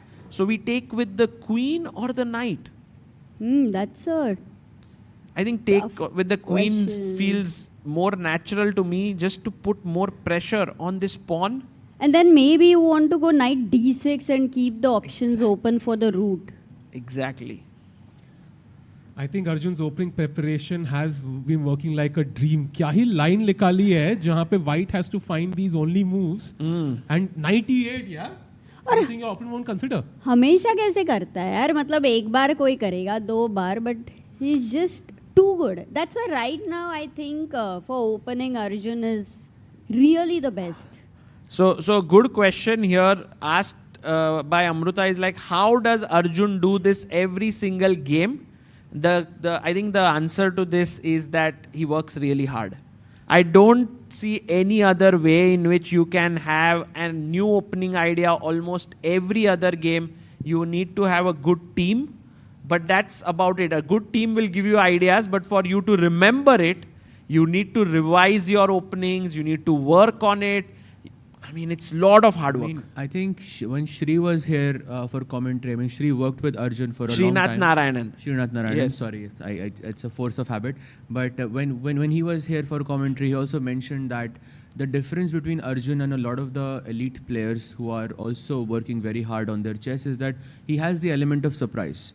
He's brave in the sense that he sees beyond the engine. If the engine says it's 0.4, 0.5, he will understand the practical elements of it much better than other players of the same level. And maybe this is why he is able to surprise even the top players in the world. That's and I think very that's a well huge said. quality to have. That's for huge. Huge. Yeah, that's very well said, Sahaj Bhai. And I think many players these days are blinded by the engine evaluation. If it gives even slight better for black or white, they don't try it. But both these players, Levon and Arjun, are those who go beyond engine evaluations. They try to go deep. And we have a super chat by Sam. He says, I wish Arjun gives the audacious Dubov a class in opening preparation importance. That would be real paisa vasool and $50 super chat promise. That $50 I think ke liye I would say yes. When would Dubov and Arjun meet each other? I think it could happen. Potentially. Yeah. It is possible. It could be the match for the candidates, in the quarterfinals. It's possible. Right? I don't think it's the quarterfinals one. But I think Dubov, if he, with Arjun, he will go back and prepare. Unlikely. No? Unlikely. Sahaj knows better. Very unlikely, I think. It's semi-finals as mentioned to us by our director, Saab. If they win 2 rounds each now, this and next one, then they can meet each other. And we have one more super chat, Amruta. Yeah, Kapil Chandra has super chatted. Just wanted to say you guys are doing an awesome job. Didn't know chess commentary could be this fun. Love the commentary. Thanks, Sagar and team. Thank you, guys. That's very cool. Bishop E2. Now waiting for these moves. Let's move on to the next game. We wanted to check on Wei Yi's game. How did Sam Savian? But Hari's game we'll check first. We'll go there. Just no moves. So Wei Yi has been thinking for maybe close to 20 minutes now. I think it's a good idea, right? Because you calm yourself down. It's like you're winning a pawn, and so many times you have seen mess ups after such a situation. I think interesting thing is that Wei ko pawn de do ek, and then he starts to think. Yesterday he had like a half an hour more than his opponent, and I remember he had king knight and 2 pawns. And king knight and 2 pawns, and he was thinking for half an hour in that position, like after move 40, last game itself. But today, I mean, I'm guessing he doesn't want to mess this up at all. Yeah, he's just trying to evaluate because he knows objectively he's not winning. But this is the closest thing. This is basically a gift that his opponent has given him. Also, Wei loves to think. Yeah, he's a thinker. He always comes down to a minute or so on the clock. So going back to Hari's game now. Ooh, we did see that happening. So after C6, knight F5 was... So basically when Hari jumped with his knight, Jose was like, hey, I'm not really saving my bishop or something. You come and take and double my... Oh, he didn't double the pawn. Took with the knight, sorry. E4, knight goes when back. the opponent's king is in the center, you are breaking it. Rook B8, protecting the pawn. ED, and this is where we are. So he wants to keep it symmetrical, which means that Jose is thinking of something very simple. Short castle karna hai, going for a draw. That bishop on G2, would you say that white having a bishop is an important element over here? It gives initiative to him? Slight advantage, yes, because pawns are on both sides of the board. But right now that pawn chain is looking a bit strong, and maybe the bishop is not as active. I mean the B7, C6, D5 pawn chain. Maybe at some point white should play C4 and just break it open. It's very interesting you said c4, Saj, because c4 was the best move. Yes. Wow. But also looks a bit paradoxical, right? Because, you're kind of giving yourself an isolated pawn. But Sahil bhai, imagine my knight jumping into this square. That would be very cool. But Hari has played rook to e1, taking the open file, and Jose castles here. I feel somehow that Jose is doing fine here. Can white go something like h4, then bishop on h3 he can keep? Uske baad maybe I think for white, he removes the queen, b4, b5. I don't know. What are the plans? What are the pawn breaks you are looking at? I don't know, Amruta. The main thing here seems like that if you break with any pawn, there will be weaknesses created. So maybe it's better to play with your pieces. As you said, h4, h5 looks nice. But just moving knight here... That's what he did. Knight c2. Knight c2. Played by Harikrishna. And very likely that black also plays knight c8, knight d6. So the core imbalance of this position, everything being equal, is the bishop versus knight. What does that mean? Who is better there? Is it white or is it black? Maybe Sahaj bhai, you want to throw light. Probably white again, because pawns are on both sides, and usually the bishop is the favorite here. But there is a slight little caveat, because the center is also partially closed. Like the d4 and d5 pawns, that hurts the bishop a bit. I would say white should just put the knight on d3 somehow and find a way to kind of break the center. But I think until then, Hari is playing risk-free here. No chance. You can almost say this is a 2-result position, because you're... Already? Yeah. You cannot... It's very hard for Josprem to win this as black. Also for Hari, right? Yeah. Not so easy. No, because for Hari, I'm looking at somehow the aggressive ideas with knight e3, knight g4, swinging the queen to king side over there, h4, h5, bishop f1, arrows. Chat has a question. Is Hari threatening queen a3 here? Queen d2, Yes. yeah, that way. Oh, I don't know. I think white has attacking possibilities. But knight Knight c8 C8 aa is raha maybe hai. possible, Doubles defend. What a tactic, bhai. Sahil bhai with such sharpness भाई वो here. Chat का credit लूंगा तो chat गाली देगी भाई chat खेला वो Hey, knight c8 खेला. chat suggested the move here, but if you want to improve your chess and not want to look at chat but improve on your own, then you can check out the 1-month free premium membership on chess.com that is available. It's completely free for anyone. Can just go there and make it premium. It's free. And also you have the ChessBase'26 and Mega Database'26 that is there. So you can check out the links in the description there. वो free नहीं है लेकिन melted joy chocolates are free and premium. By the way, maybe one look at the Dubov game.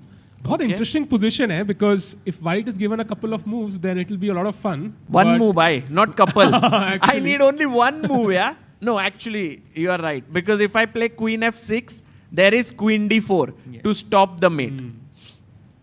ठीक है, मतलब इसका तो कोई doubt नहीं है. Daniel Dubois' game is going to go into the tie breaks. You think so? Oh, I know why it will go into tie breaks. Guys, what is the move that secures the draw here? Black to play. Just clean, yeah? I don't think after that there is anything much. Okay, yeah. Yes?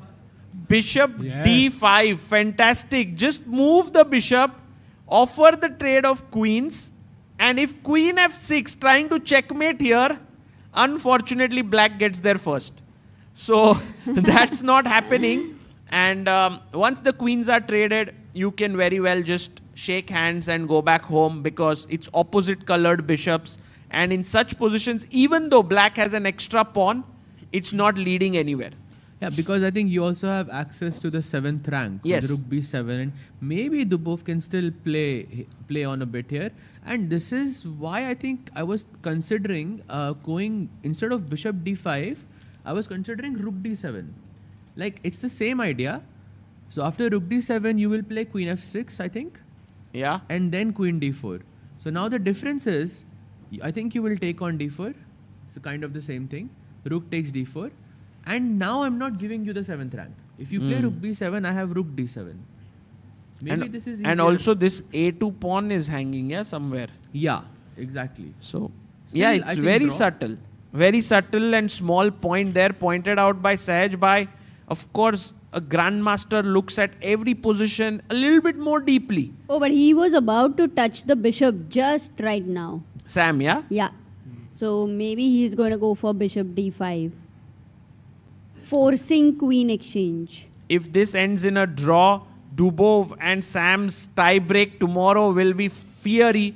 I still can't get over the tiebreaks between Vidit and Sam Shankland, where Vidit was like this close to beating him and moving ahead. But that's what happens in the World Cup. You have to take your chances once you get them. And Sam is taking not just that one with Vidit, but also with Rapport. And now is very close to reaching the quarterfinals. And that's what Anish said, right? The player who constantly has those tiebreaks is the one who wins. Imagine करो आपने कोई अब खेल रहे हो round, आपने कोई tiebreak खेला ही नहीं अब तक. So you're like scared of entering tiebreaks, yeah? You want to end it in the classicals. So that experience matters now. I mean, I would be scared if I was Sam to take on Dubov in tiebreaks, right? Because Dubov has beaten even Prague in tiebreaks. He has only played tiebreaks, yeah? He only plays tiebreaks. तो आज भी आएगा दुबो रात को? हाँ. Chess सीखने. Chess सीखने नहीं भाई. सिखाने हैं. सिखाने हैं. Slip of the tongue. Yeah, so the inside story here for all those who are new and do not know is that generally we have this resort Rio here, and there is this nice reception area, and there's a small cafe there, and every night some players hang out there, and often Daniel Dubov comes there and he's just chilling for hours together there. And many people would think like, okay, you're playing the World Cup, yeah, you can't really just hang out there. But that's Dubov for you. He's there, he's just relaxed, and then comes to the board next day and wins his games. मतलब वो जाता है ना वो exam देने को without studying at all, एक बार पढ़ लिया सब माइंड में चला गया टाइप्स. हाँ. शायद से पता नहीं घर पे वो बहुत मेहनत करता रहेगा. That's what I think. I think he works. I told someone that look at how can Dubov do this, and they were like, we just don't know what he's doing at home. Yeah, he must be preparing really hard. It's also possible that sometimes you get freshness because you've prepared so much in your earlier years, and now you just get a break from that and you're enjoying, and that mindset helps you to play better. I mean, I think also like working with Magnus as well. I mean, Yeah, he must that's have a hundreds big, of ideas in his hundreds of them that are working in in Rapid. Just that's why he's thinking by his classical chodo. Rapid I mean, whatever happens, I just know so much, and I can use it on the day, and I think it's fine. 2 years, yeah, he worked with Magnus. 2 years, yes. And that too for World Championship, which is very different. And also Magnus would work with someone only if he feels that that person is good, right? Like, because, so he really feels that Dubov was adding that value to his preparation. By the way, Arjun, I think we have a couple of moves there. Really? F5 happened? F6 happened actually. Okay. And he took, and now Queen B3 play. Okay. Going back here, guys. So F6. Sorry, Sahaj Bhai, the golden pawn has moved. Knight takes F6. Queen B3. Okay. Levon brings his queen out and attacks the pawn here. We have the F file open. Slight pressure of the bishop. The other bishop is looking at the central pawn. What should black do here? So many options, yeah? I think this is a great example of how you come to the conclusion by just sort of eliminating the most obvious. Like the pawn on b7 is attacked. The first move that should come to your mind is queen d7. And I think queen d7... You know, Sahaj Bhai, in my mind, the first move came was queen trade with b6. Ah, really? Yeah, exactly. Really? Yeah. For me, it was queen d7. Yeah, I agree with Sahaj. Queen d7. You want to keep the queens on the board. They both are attacking players. This is a good test. Too if you are aggressive, attacking... yeah? Let's go by. If you are, by Sahil Bhai, aap queen b6. Positional. London player, bro. If you thought queen d7, maybe you are aggressive. But queen b6 is more sort of positional. Okay, queen d7. Right, queen d7 is a blunder here. So theek hai, But queen d7 say, like, my worry was that white can play knight e5. And this is why you don't play queen d7 immediately. You go bishop takes f3. But can I take this? You can, I think, I just take back with the pawn. And then attack the knight. Wait a second. Bishop e3. Maybe can I not take with the queen? Takes, I guess. Yeah. Your IQP is gone, no? I would like to this have that is pawn an isolated. improvement in white structure. Yes. Very good improvement for white. So going back, Sahaj is saying give up your bishop for the knight. So the idea is simple. Bishop f3, bishop f3 and then queen d7. Because now same thing, but now you don't have knight e5. So you defend the pawn, your queen looks here, and now a very interesting move is knight h4. Yes. But tell me this, long term white is having double bishop, and that can be a bit tricky, no? To risk Great the point. imbalance into. Great point. But I think when you're trying to play for a win, you need to introduce more and more imbalances in the game. So bishop versus knight could only help black's case. Firstly, because that knight was defending that isolated pawn on d4. Secondly, because the center is more or less partially closed. So it kind of helps black to target that pawn on d4 in the future. And okay, lastly, you don't have knight e5. So you mentioned like Arjun is going for the win, right? So do you think if Levon were to hypothetically offer a draw, he can't do it, but if he could, Arjun will take it or kind of push on in this position? I think Arjun will play. Arjun doesn't take draws now, yeah. Like this is now a real fight. I think he'll play till the end. Yeah. Also, Arjun knew that today a lot of fans have come here, and so he's like, "That's killing it." Can we go full screen for a moment? Levon is having coffee cup with him. He's pretty relaxed. Ajubhai is thinking here. Levon, sometimes the arbiter tells him, no, that don't bring the tea to the board. Or really? Not? No, I think it's allowed. In some other event, tea. In some events, it's like you can't bring it to the board. Yeah, because but here it's allowed, I guess. Yeah, I think in foreign countries many times it's there, not allowed. Acha.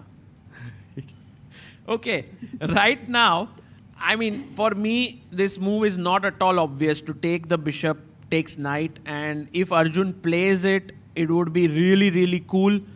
We want to check in with Frederick Swane because he's in a must-win against Javokhir Sindarov. And guys, so many moves have happened. And it doesn't look like must-win, or there is a scope for it? So he did play Queen C5, Swane. By the way, Ashutosh had sent a super chat for you, Sagar. You are extremely good in commentary. Big fan. Hey, thank you, Ashutosh bhai. C6.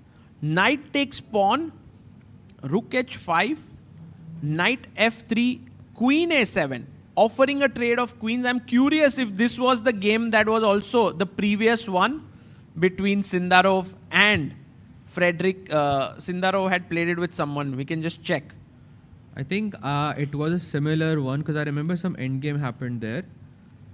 Just taking a quick look. Some more updates have happened, yeah, since that position. Yup, it was that game. Bye. Bhai, it was that game. Queen a7 was played in that game. Insane. Queen a7. Oh, but in all 5 games, rook c1 was played in this position, guys. Just to bring you here, Pach game had reached this position. We are on move 22. And those 5 games are between, just think about it, Shevchenko Sindarov, Nepomniachtchi Abdusattorov, Navara Abdusattorov, and 2 more. Wow. And all had played rook c1. So Frederick's small improvement here is to take the queen, which doesn't look like massive change. But you know, he has still managed to keep a position where he has this initiative, and endgame convert bhi kar sakta hai. It's not complete discard, no? Definitely. It's not a dead, dull draw here, especially because the structure is different. There are 3 pawns here. I have a pawn in the center. But I must say that this is going to be super difficult for Sindarov to win. I don't know what you guys think, guys. I mean, super difficult for Swane to win. Yeah, Frederick Swane to win. If he has prepared this, then maybe he has chances. I saw he took on a7 very quickly. But yeah, it is a difficult endgame to win. And you don't want such a position in a must-win game. You don't want to play these because बहुत कम chance होता है यहाँ पे जीतने का हमेशा. But जब तक rook h5 पे maybe there is hope, yeah. That rook is a bit. Bhai, rook is putting pressure on e5. But how do you attack it again? Like bishop g4, like. But also Wow. rook अटक गया है ना. That's not a bad idea, Sahil bhai. Just take this and take the central pawn. Yeah, but bishop g4 को. Which is why, rook d6 guys, खेलना what is पड़ेगा. the best move for white in this position? Oh, prophylaxis. We played it already, I think. Yeah, he played it? Yeah. What? I think. No, he played yes. rook c1. h3. Correct. Absolutely right. Pawn to h3, stopping bishop g4 was pretty good. He went rook c1, which is also nice because in a way you stop this.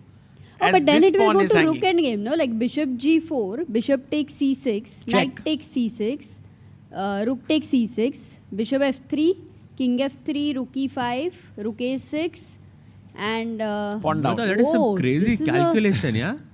क्या बात है यार? forcing था ना सब. अरे. But this is winning क्या? I am Amruta, surprised. what's the secret of your improvement in calculation?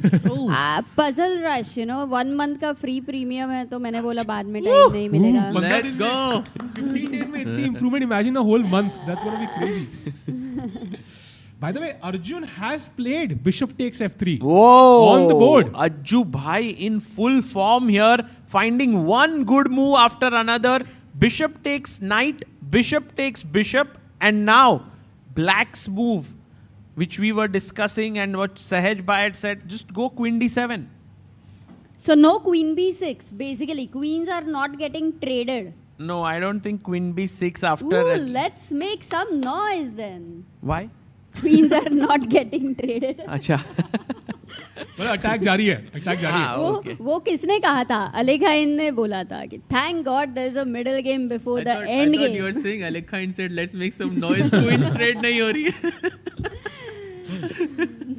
But yeah, queen d7 I think makes a lot of sense here, Amruta. I think then you go rook f7, rook f8, and maybe you're eyeing some rook takes f3 type sacrifices. Ooh. I mean, the dream position for Arjun. Yeah, I mean, what is White's plan even? I mean, how do you make as progress? white, you are playing like black suddenly. Yeah. With slightly worse position. Yeah, for sure. I mean, this is, I think, a great chance for Arjun. But realistically, Sahaj has asked an important question कि what is White's plan? Okay, And let me can we think. try So, to- yeah. queen d7, I want to do something useful as white. Like, Yeah. कुछ तो ऐसा करते हैं जिससे कुछ plan होना चाहिए. So I'll tell you my moves. Like rook f7, rook f8 are my next two moves. Okay. You can choose what you want. Anyone to help me here? Why white ने क्या plan करना चाहिए? Like, because it's not so easy to find a pawn break for white. You know, कौन सा pawn से break करें हम? What to do?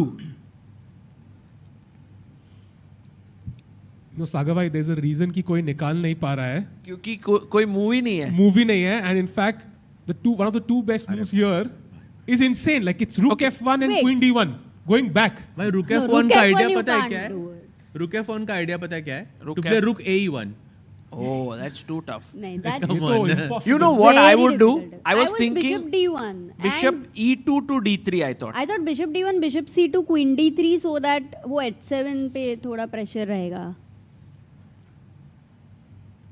Okay, so bishop d1 to c2, and this could be an idea. And if bishop e2, oh, by the way, queen d7 Oh, on the let's board, go. Amruta, for you, I'll just give an applause because no queen trade. Yay! Awesome. So now maybe just rook f7, rook f8. And yeah, the moves like rook f1 or queen d1 just make no sense here to me. Okay. And also bishop e2, bishop d3. Sagar bhai, your move I think makes sense practically. Yeah. But somehow I feel that knight g4 is just a dangerous threat in such a situation. But knight g4, if I can take and then pick up this pawn here, it might be not so good for you, right? Like I will wait for you to go bishop d3. Right. Maybe then I Right. will. Okay, so when I put my bishop here, you could bring your rook here, or you could potentially double as you wanted to do that. Yeah. And then when I put my bishop here, now that I'm maybe thinking about taking, I don't know if it's good or not, you could even jump here and then Yes. jump with the other knight here. Exactly. Bhai, this is actually getting very dangerous for Levon. At least that's how I think. Even yesterday we thought the same, but Levon was like, guys, you don't know the defensive resources that I can come up with. So yeah, that he can be very creative at defense also. It's we have seen it so many times. I mean, even if you have this better position against Levon, to actually convert it to a result is a hard task, like one of the hardest. Right. By the way, that bishop and a7 I really love, yeah, because look at it. He's putting the pressure on that isolated pawn on d4, and in the future, at any point of time, it can easily come to b8 on that amazing diagonal. Correct. I mean, this bishop is just super flexible here. Just like, you know, all of us in the panel, you know, like for mainly, I mean, जा रहा था, समझ में आ रहा है मुझे सागर. Think about it, right? Sahaj is a grandmaster. He's also a trainer you teach, right, Sahaj? Yes. He also is a commentator. Sahil bhai. और वो रोज रात को डुबाओ के साथ बैठता भी है. Future second. And also we have Sahil bhai here, who is a YouTuber, a commentator. Do you also teach, Sahil bhai? Editor also edits. Not really. I mean, no chess जो teaching. सीखेगा उसका पूरे दिन आ गया लगता है मुझे. But और अगले महीने कुछ important हो रहा है. हाँ, busy भी है थोड़े से. Going to a wedding, yes. Time कम है. Yeah. शादी, हाँ. Got it. And Queen d3. Oh, that's a nice idea. Just trying to come here on this square. But do you think I can first control this square, also threaten your bishop? And then maybe you want to go back, right? Because Bishop you don't now, want d1 or e2? d1, let's say you want to get it here. And I like Sahaj bhai's idea of doubling the rook somehow. I mean, it looks very nice. Somehow my knight... Oh, but you can kick my knight away. You can go bishop g5. So h6 maybe? That feels weakening. Ooh, the light square diagonal. Are you serious that is okay for black? Okay. My question is... Can we go knight g4 now? I mean, because I like that because move. now I have no pressure here. You moved your queen away. And bishop g5 is a blunder because of knight f2. Yes, this is hanging. And if you take here, I come with my queen and I don't know. Also, I think important to mention, if you play bishop c2, then I would much rather defend with g6. Because then that way the light squares are no longer a problem for me. Right. So it's important to keep that.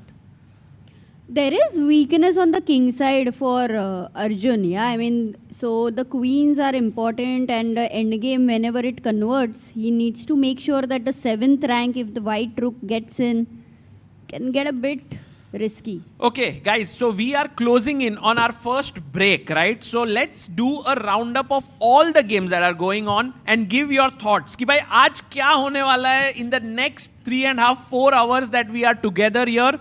Frederick Swane versus Javokhir Sindarov. Your thoughts? Draw. Draw, yeah. Draw? Yes. Draw? So that means Sindarov goes through. And you also have to... I'm calling it a draw, yes. Okay. Javokhir Sindarov looks good here. Although the engine does give a small edge to Frederick Swane. But looks unlikely that he'll convert. Levon Aronian versus Arjun Erigaisi. A tough one. Okay, let's all ask all the audience here who thinks that Arjun will win today. Make some noise. थोड़ा आवाज हो जाए दोस्तों. Okay, Arjun wins. Draw. काफी 50-50 है. Draw. It's a Anyone Levon wins?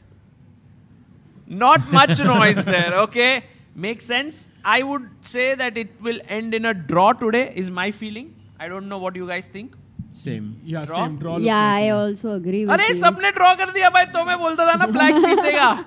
मुझे लगा someone will at least root for Arjun's victory here, no? I think the way Levon is playing, I mean, it's not easy to beat the defense that way. हाँ, And कल जैसे pressure है defend बहुत किया, ज़्यादा. They कल जैसे sometimes- defend किया, जैसे आज भी अगर कर लेगा तो it's gonna be very difficult. Yeah, so I think they'll have some safety net over there Levon to go is tomorrow. amazing, I think. I think he will have that spectacular defense. I think Arjun जीतेगा, but I think tiebreaks, you know. Acha.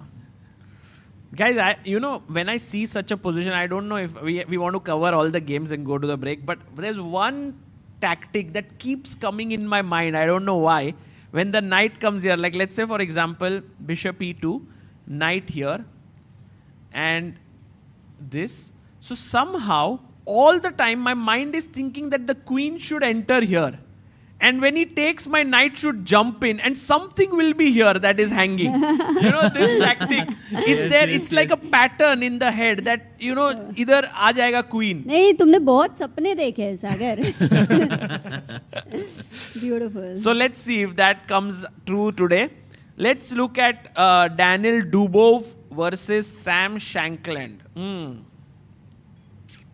Very tough question. ये तो भाई draw साहिल भाई इसमें तो सवाल पूछने की भी जरूरत नहीं है. हमने बोल दिया तो मान लिया भाई हमने. I think the only problem that can happen here is the fact that black is a pawn up. So does black have any chances?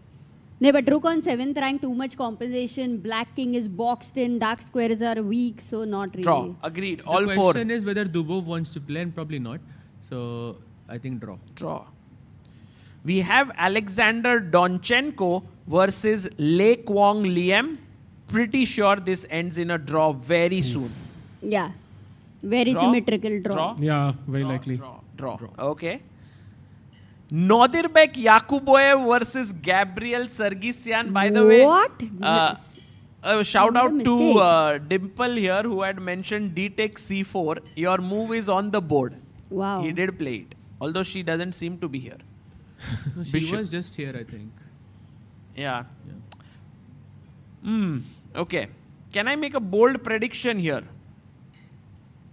Yes. I think white wins this. Nodirbek Yakuboyev will take it home. But that's not a bold prediction, right? He has like 50 minutes more. He's Bold. attacking G4, Black H4. जीतेगा. He's like what? You know, 70 points more than him. But I think White he's भी looking है. at the players. Yeah, that's why. तो you यहाँ thought bold it's prediction bold. क्या होगी फिर? Bold तो सागर ये गेम Bold शुरू would होने be के पहले Black मैंने जीतेगा predict. ये. चलो I I'll go with thought- black wins. I'll go भाई with हाँ black wins. मुझे बोलना था black जीत सकता है because potential तो हाँ, है. potential तो है. You're right. Anyone can win this. But okay, so black wins. Sahil bhai, Sahaj, I think white wins. Also. white wins. मेरा पहले से white wins. Okay. Yeah, Amrita predicted this before you even joined. That was here. Amruta's Crazy. foresight here.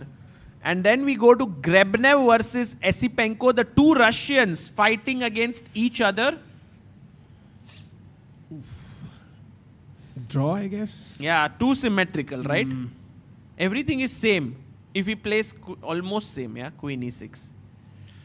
So draw. Draw. Okay, all draws. Wei versus Sam Savian versus Wei, guys. After knight takes C6, Queen D7, he did not take here. He played knight D4, bishop here, Queen G3. So white is a pawn up. But knight F5 आ रहा है ना? Abhi? हाँ, and you exchange the knight. But C7 नहीं मरेगा. अच्छा, you're taking on C2, yeah? Yeah. Opposite colors में maybe some hope. Maybe very big hope. I'm actually going for a draw here. Yeah, me too. Because Wei didn't play the best way, yeah? That's the problem. But it's just I think Wei is a very annoying player in these positions. He is, in general, he is very annoying because he's very good. Yes. Like if Annoyingly you are good. annoying if he's your opponent. Yes. But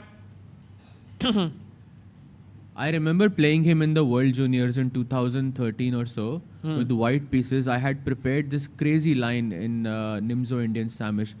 And I had my preparation until move 12 or 13. I lost in move 20 with white.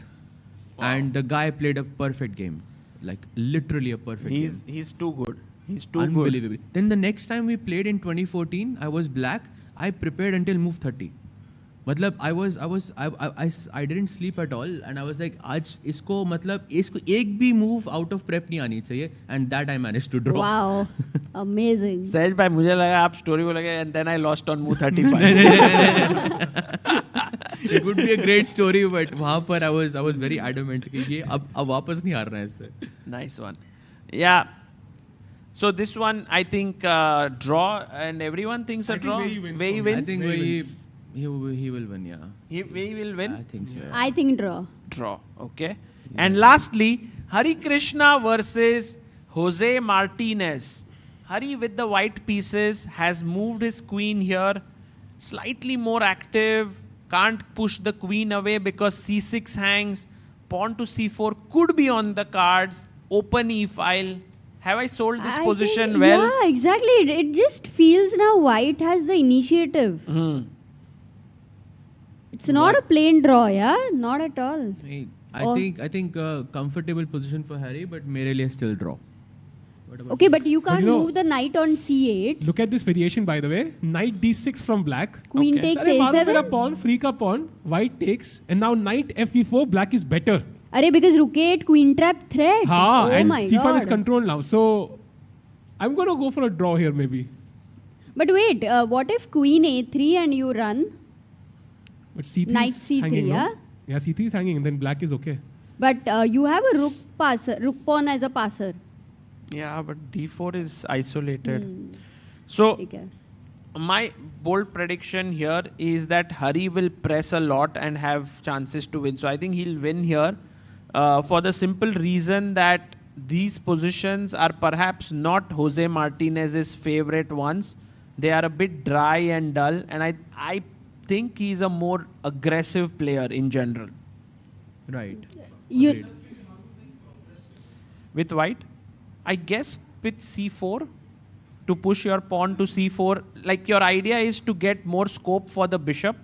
So somehow if you can get, let's say a6, c4 takes, and eventually d5, that's a huge progress because then you have a passer here in the center of the board.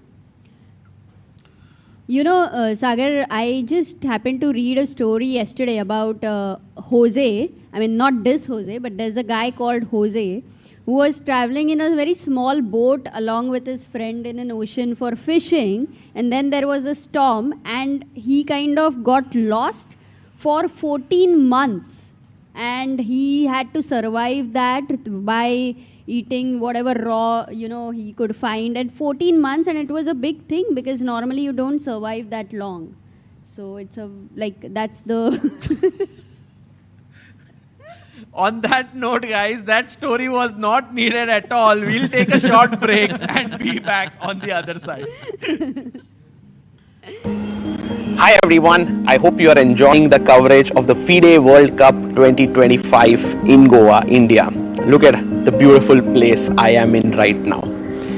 While we are on this break, I want to tell you that ChessBase has just launched the ChessBase version, the newest version, ChessBase'26 and Mega 26, Mega Database 26 on 12th of November. Earlier, ChessBase used to launch a version every 2 years. But now, starting from this year, it will be launched every year, just like Mega Database. Hence, from ChessBase 18, we have now launched to ChessBase 26. Then it will happen ChessBase 27 and so on. Mega Database is world's largest chess database and has more than 11.7 million games and 114,000 annotated games. What are the newest features in ChessBase 26? Well, here's a short video for you to know all about it. ChessBase'26 is here, starting with the enhanced opening report, rating-based statistics for your favorite openings, instructive tactical training built right in, the history of each opening, its pioneers, and a fashion chart showing popularity over time. Then we have the Monte Carlo analysis, simulating thousands of games, defining practical chances and typical maneuvers. Also, new detection of duplicate games, AI description of plans, real-time ray tracing, and more. ChessBase'26. Expand your chess horizon.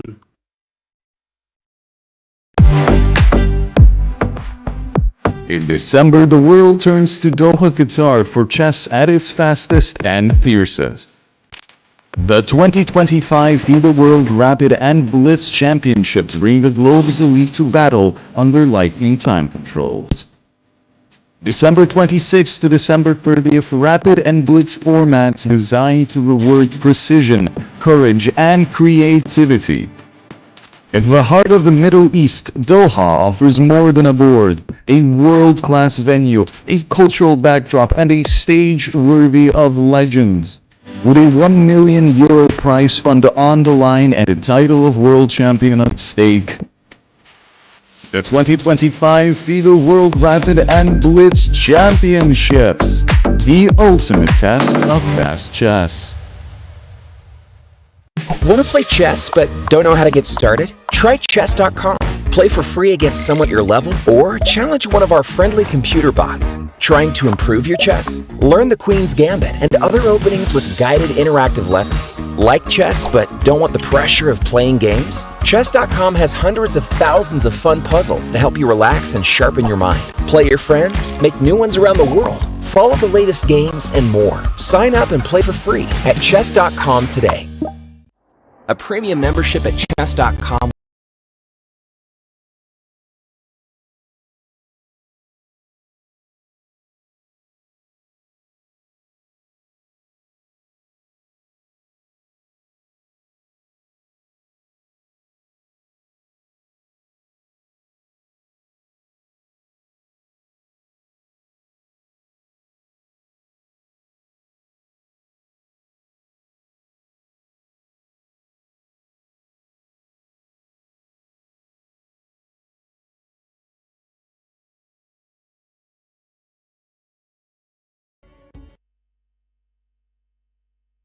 Welcome back, everyone. We are here with the game of Hari and Jose Martinez that we just left. Everyone's a bit stunned and shocked right now because of the last story that was spoken by Amruta on that. But we are now recovering slowly. नहीं interesting है सागर भाई यार story तो हमेशा interesting होती है ना Story was really good actually, and it was really, I mean, heartwarming. I was just like how Amruta said it because the name was the same. It was very cool. And we have the game of Levon and Arjun, which we should go to. And guys, there were some moves that happened. H6 is very interesting, right? We saw how this can be dangerous. Rook AD1 played.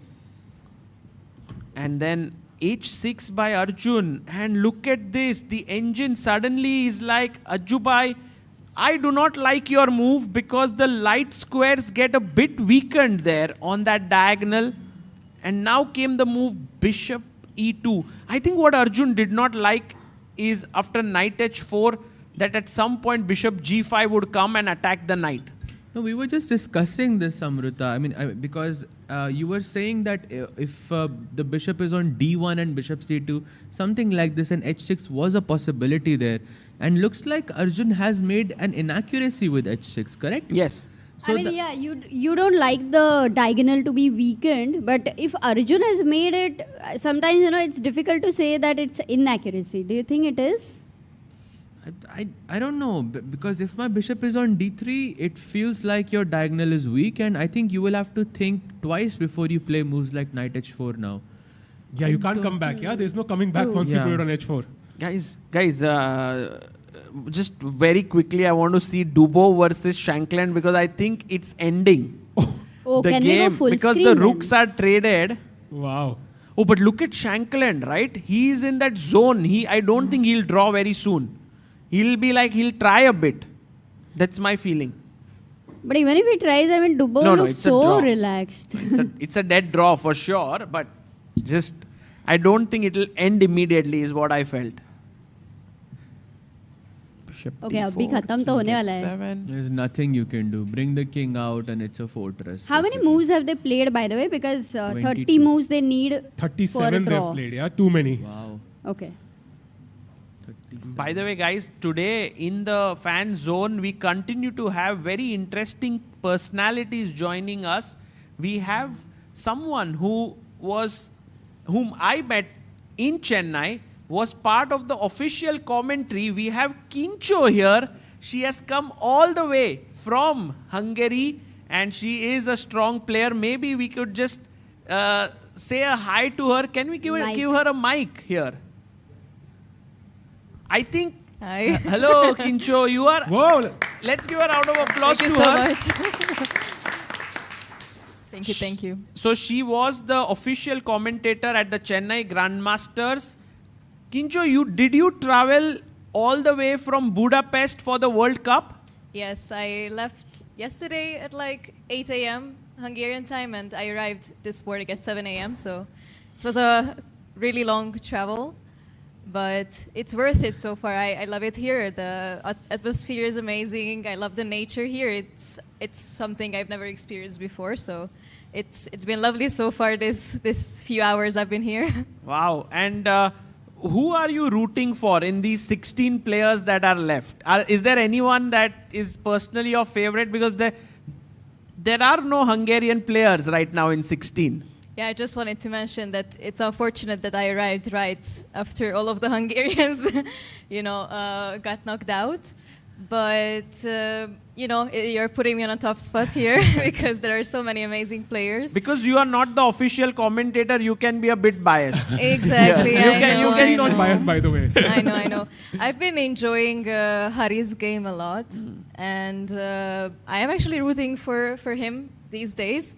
Very interesting games, crazy sacrifices and everything. So it's always a pleasure to see those games, especially in this World Cup. So I would say so far he's my favorite. Wonderful. That's so nice. And thank you so much for traveling all the way to this World Cup. We are very, very happy to have you here.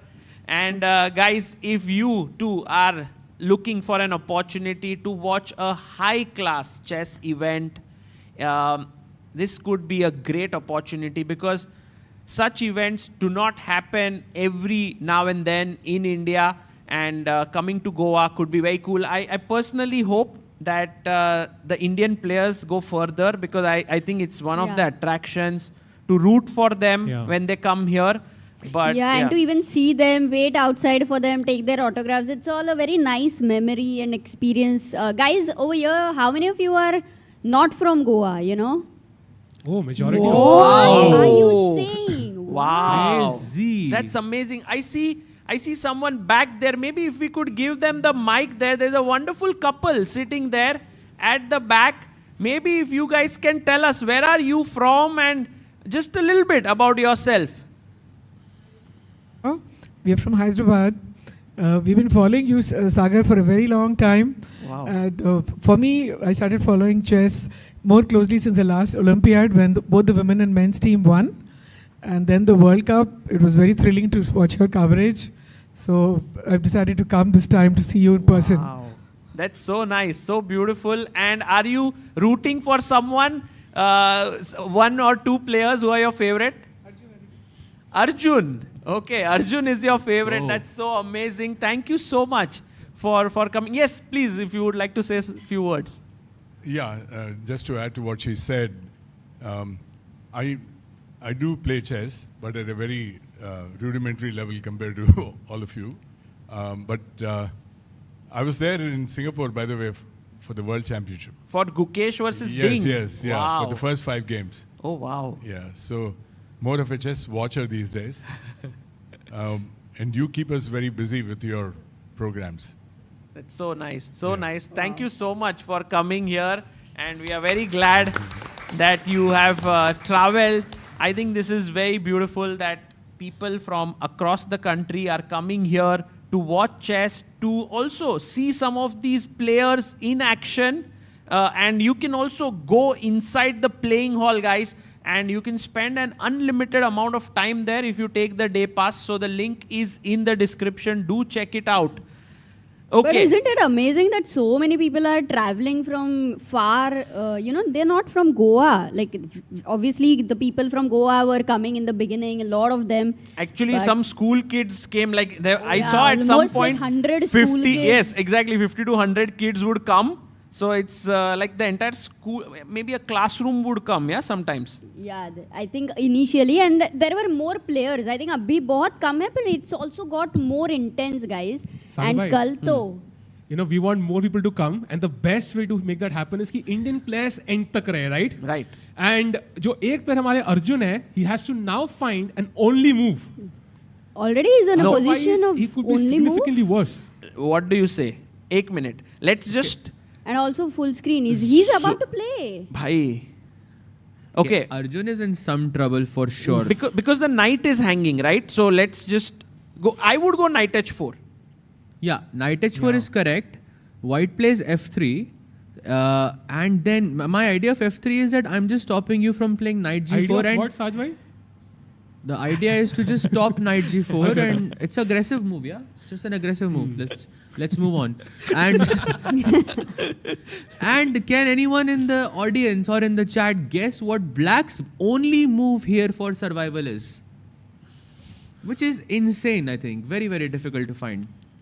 You know, I'm very tempted by a tactic, but I see that it's not working. Maybe you guys are tempted as well. Nahi, Rookie 3. He's looking at Rookie 3, Bishop D4. Wow, see, this is true love, yeah. Amruta was like... you have to sync. And he plays knight h4. He played it, yes. I think knight h4 stops the bishop from coming here. But this is difficult now. Sahaj Bhai's move is the only one, and you have to go all the way till the end now, Sahaj Bhai. Yes. In that variation. That's not easy. The next move itself is very hard for Arjun to find here. Let me find. You know, one of the simple tests I have while commentating is don't look at the engine sometimes and think if the move I can find, then Arjun can 100% find. So, but if it's tough, then maybe... okay, so I'm thinking G5, Sahaj Bhai. Does that make sense? That's not in the top 3, yeah? That's terrible move, yeah? That's bad. Okay, you have 3 chances. It's okay, kind of 3 counterproductive, chances. this move. I think you try to... G5 पे कुछ डालना है, but कुछ और. भाई कुछ hint मत दो ना. अरे, thank you so much, Sahil Bhai, for... ऐसे नहीं चलेगा, दोस्तों तो Sahil. ऐसा knight h7. Nice. Wow. But it's a very hard move to play, I think. Knight. Okay, knight let's h7. go back to the moment of knight f6 and see ki how is Arjun going to shortlist the candidate moves over here, because knight h7 is hard. I agree No, but with you, f3 has Sahaj. not been played by Levon. Which is likely because, you know... Let's say we reach here, likely, yeah. Because this is the critical position. Because the threat could be potentially this, to go knight to g4. और ऊपर से f3 खेला नहीं तो black should be happy, no? He could play h3 though, right? To prevent it also. Yeah. लेवॉन को कल परसों ही मैंने गोल्डन पॉन के बारे में बताया था. अरे भाई. So it's the good chance. Imagine he doesn't play that move because you spoke to him by. Okay, but that is true that with h6, usually there is a constant stress on that diagonal. And this is generally, one tries to avoid. Arjun has gone into this consciously. तो भाई कुछ अलग ही सोच रहे.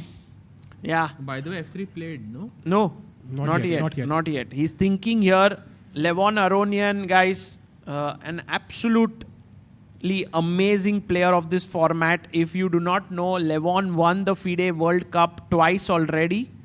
Once in 2005, if I'm not mistaken, and the second time in 2017.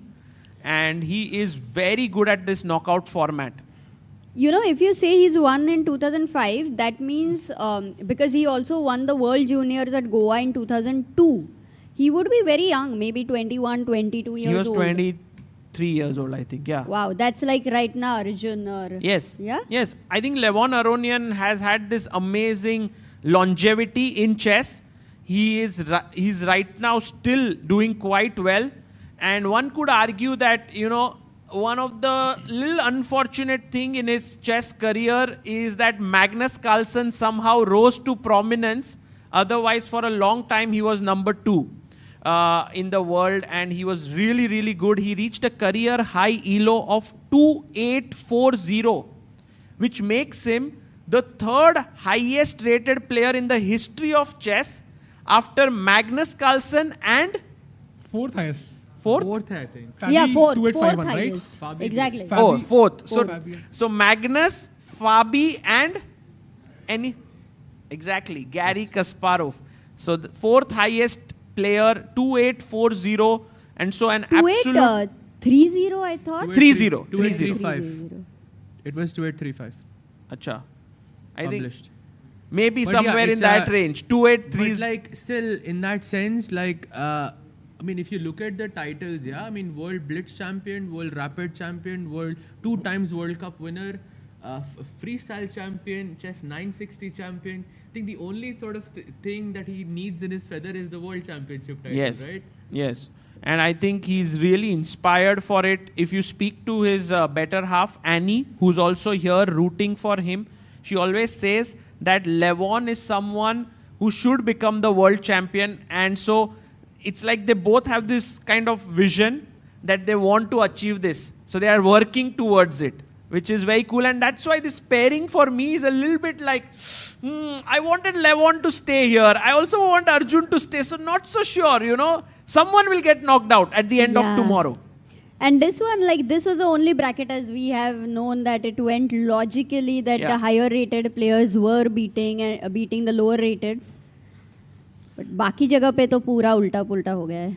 Correct. And by the way, guys, let's quickly go to Harikrishna's game against Jose Martinez.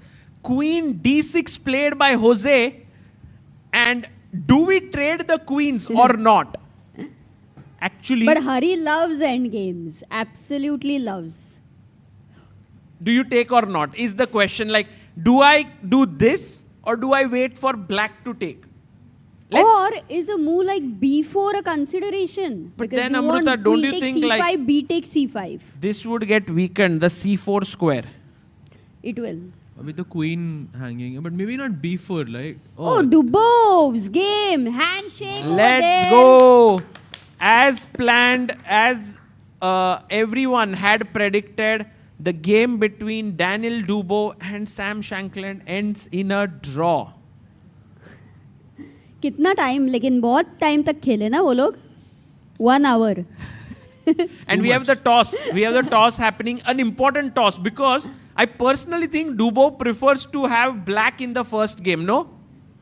Instead of white, because with white he generally So draws. that if his opponent tries with the white pieces, then he is ready to play on against that. Correct. Okay, toss And then happening. उसको white आएगा तो वो draw पूछेगा I वैसे mean, भी. Prag के साथ भी तो उसका पहले white था. पहले Exactly. white था, And then he drew in 10 moves. Oh, black. Oh, black. He's happy. You are right. I don't know he's happy or not. He should be happy. That's what I think. सोच रहे कौन से match में जल्दी draw होगा. But what a strategy for Dubov. You know, earlier I thought it was a joke. Then he kept on doing it. And then he beat Prag with that strategy of quick draws with white and using the opponent's ambition against him with black pieces. And slowly it's starting to dawn on me and perhaps on many others that this is a very, very valid strategy in the World Cup. Yeah, I mean, it's completely innovative. Nobody has tried something like this before. So I don't know if anybody is going to get inspired by Dubov for this. You know, I remember now there was one guy who used this strategy against Prag in 2023. That was Magnus Carlsen. Remember in the finals, Magnus just killed the classical games and then took it to rapid. And I'm pretty sure Dubov, he was inspired by Dubov's strategy or something like that. But Magnus has done it before, yeah? He's known Yeah, to do maybe this Dubov constantly. is inspired by Magnus or Could be. we don't know yet. Apparently, Grishuk has also done this in the past. Like Acha. I was having a conversation with Dubov about this some time ago in 2002 or 2003. कुछ तो World Cup में ही against. I'm not sure who it was. I forgot the name, but it was. He either drew similar. like that. Yeah, he kept drawing the matches and went into faster formats because Grishuk is also a great blitz player, world blitz champion as well. So it was, similar strategy in that sense. Does anyone know what is the nickname in the chess world for Grishchuk? Wow. Wow, nice. Sasha, that's so nice. And also it's, I think Alexander in Russian, they call it Sasha. By the way, if black were to take queen here, queen takes queen, pawn takes, is that an improvement for black or for white? Yes? Oh, hello. Maybe we can give the mic to our guest here. We have the founder of Czech here, Aditya Soni is here. So nice to see you, Aditya. Maybe we can. Hi Sagar, hi everyone. Yeah. Even before RD1, I was thinking that would 93 be interesting because if you take, then 96 comes and you control the F5 square. But if you play 93, then queen takes queen, pawn takes queen, and at least you have a knight F5 outpost, which you can then try and sort of control D6 square. So to me, if queen takes queen right now, I mean, I would be intrigued to see if Hari goes 94 or 93 and try and sort of control the F5 and D6 square. That's very interesting that you want to go and control this square. Could potentially happen, provoking g6, which could make some weaknesses. On the other hand, if you were to take here, I believe take limits the knight on c8 considerably, and the knight could jump to d4. So great insights there. I just want to tell all our viewers who are here that Aditya is not just a very successful entrepreneur who is here, but also a former state champion of Madhya Pradesh. So very strong player. He's 2100 rated, and at some point he came to our home and we just played some friendly games and he crushed both me and Amruta. So we need to be very, very careful whenever he challenges us again. So very nice to have you here, Aditya. And Rook D1 played in this position. We are now waiting for Hari. Actually, did Jose play? Oh, he played Rook E8. It's on the board. But then Rook E8, Knight E8, and again Rook E1 if you go, there is King F8 anyway. So Rook E8, Knight E8, Knight E1. No, Rook E1 I was sorry, thinking. Rook E1. But then it doesn't make much sense. Knight somewhere. Knight F6, yeah. Then I thought Queen D6, Knight D6, Rook E7. But actually you are right. There's not much on the 7th rank after King F8. Exactly. King F8 is nice. Yeah, and let's ask a question to the chat. If Rook C7, then what should Black play?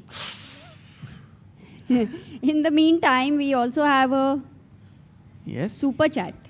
Find the 3 wins for Black. There are 3. Actually 4. Nice. There are 4. Yeah, that's 1. Very nice. Knight B5 is 2, yes. Wow, very good. That's 3. Yeah. There is 1 remaining. King E8, King D8. That's the third one, right? I think so, yeah. And I what think is the that's fourth fine. one by? This I got overly ambitious there. I thought you felt this one knight. also, right? Yeah. I was thinking Rook D8 and Knight F8. But you have Bishop H3. Oh. Rook D8 and Knight F8. Rook D8. You have Bishop H3, yeah. Bishop H3 and Knight F E8. You Then have Rook D7, somehow. Yeah. Nice. Sometimes, you shouldn't be too excited to go on the 7th rank like here. It's better to remain in your territory. Yes, you might want to read the super chat. Oh, Sibi says in the chat, after seeing this, I've booked my tickets to come to Goa, hoping Arjun and Hari take the draw, win the tiebreak tomorrow, and would love to meet you all. Array, thank you, Sibi. That's so nice. हाँ सागरी, when you are inviting people, कल भी there was Anjali who just had come from Mumbai, फटाक से अचानक तुम्हारा सुना कि आ जाओ करके, which is so nice that people are making this last moment plan. I think it has less to do with me. It's just that players. It has more to do with the a lot players. to do with the fact that they love chess, and then they're just waiting to come, and at some point it's just like that one line could just connect and they come. So by the way, Arjun has Levon has played F3. Oh, Levon did play F3. So now we he has need to to find be that the only most move. critical moment here. Okay, we didn't really. We saw knight at 7 is the move. But we have to check other moves because what are the candidate moves here? A first move that came to my mind was to sack. Rook E3. Which is That one terrible. does not work. Terrible move because of this beautiful discovered check, and then you lose the bishop. So that doesn't work.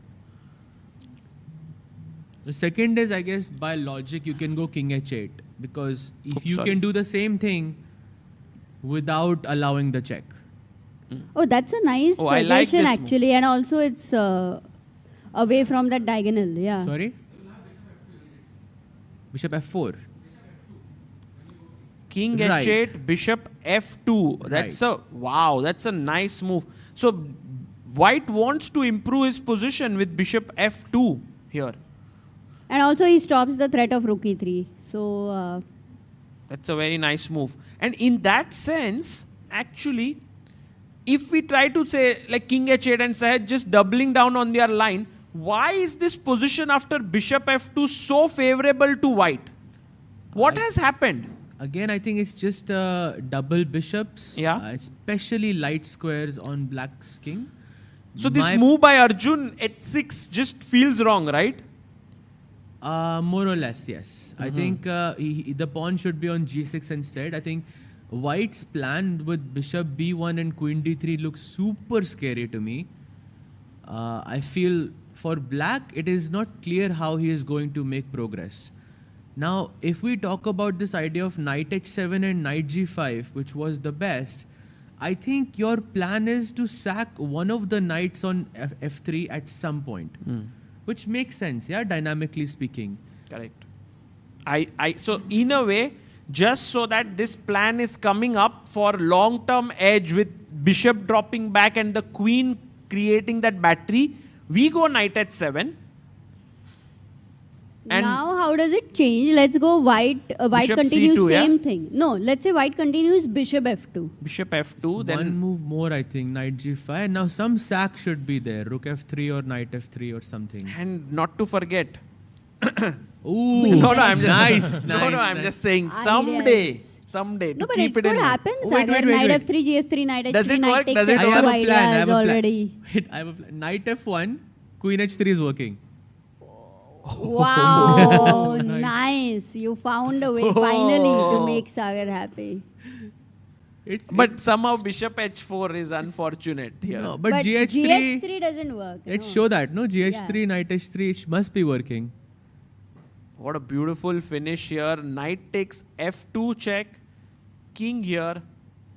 Bishop, maybe bishop d4 or you don't have time. At least you that have would a be perpetual. too slow. Check, king here. And maybe knight f2 and knight f3 check is there.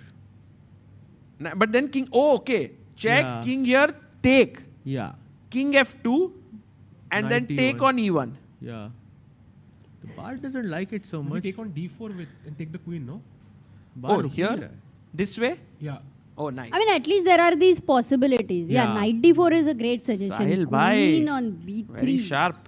Learning from Harshit bhai, queen कैसे trap करनी है. Where is Harshit bhai today? bhai aa gaye. Arey, Harshit bhai is here. Just Harshit bhai, where were you all this while we were waiting for you? no way. हर्षित भाई नहीं, clean shave करके आया है देखो. Harshit bhai looks very fresh today. Mr. Raja. That's sarcasm, no? And Harshit bhai, were you also like part of this Daniel Dubov gang in the night yesterday? Yes. How was it? It was, I mean, it's insane how much knowledge he has. Hmm. Like, we're just discussing some random variation. And I mean, I don't want to go in which variation, but like even there. He might play it tomorrow, that's why, yeah? And he just like, I don't know if he's preparing at all here in this tournament, but he has prepared so much before that he just knows everything by heart. Really? Yeah. I mean, also we had some strong players like Abhimanyu yesterday, and even he was surprised as to how deep and like how fundamentally strong Dubov is.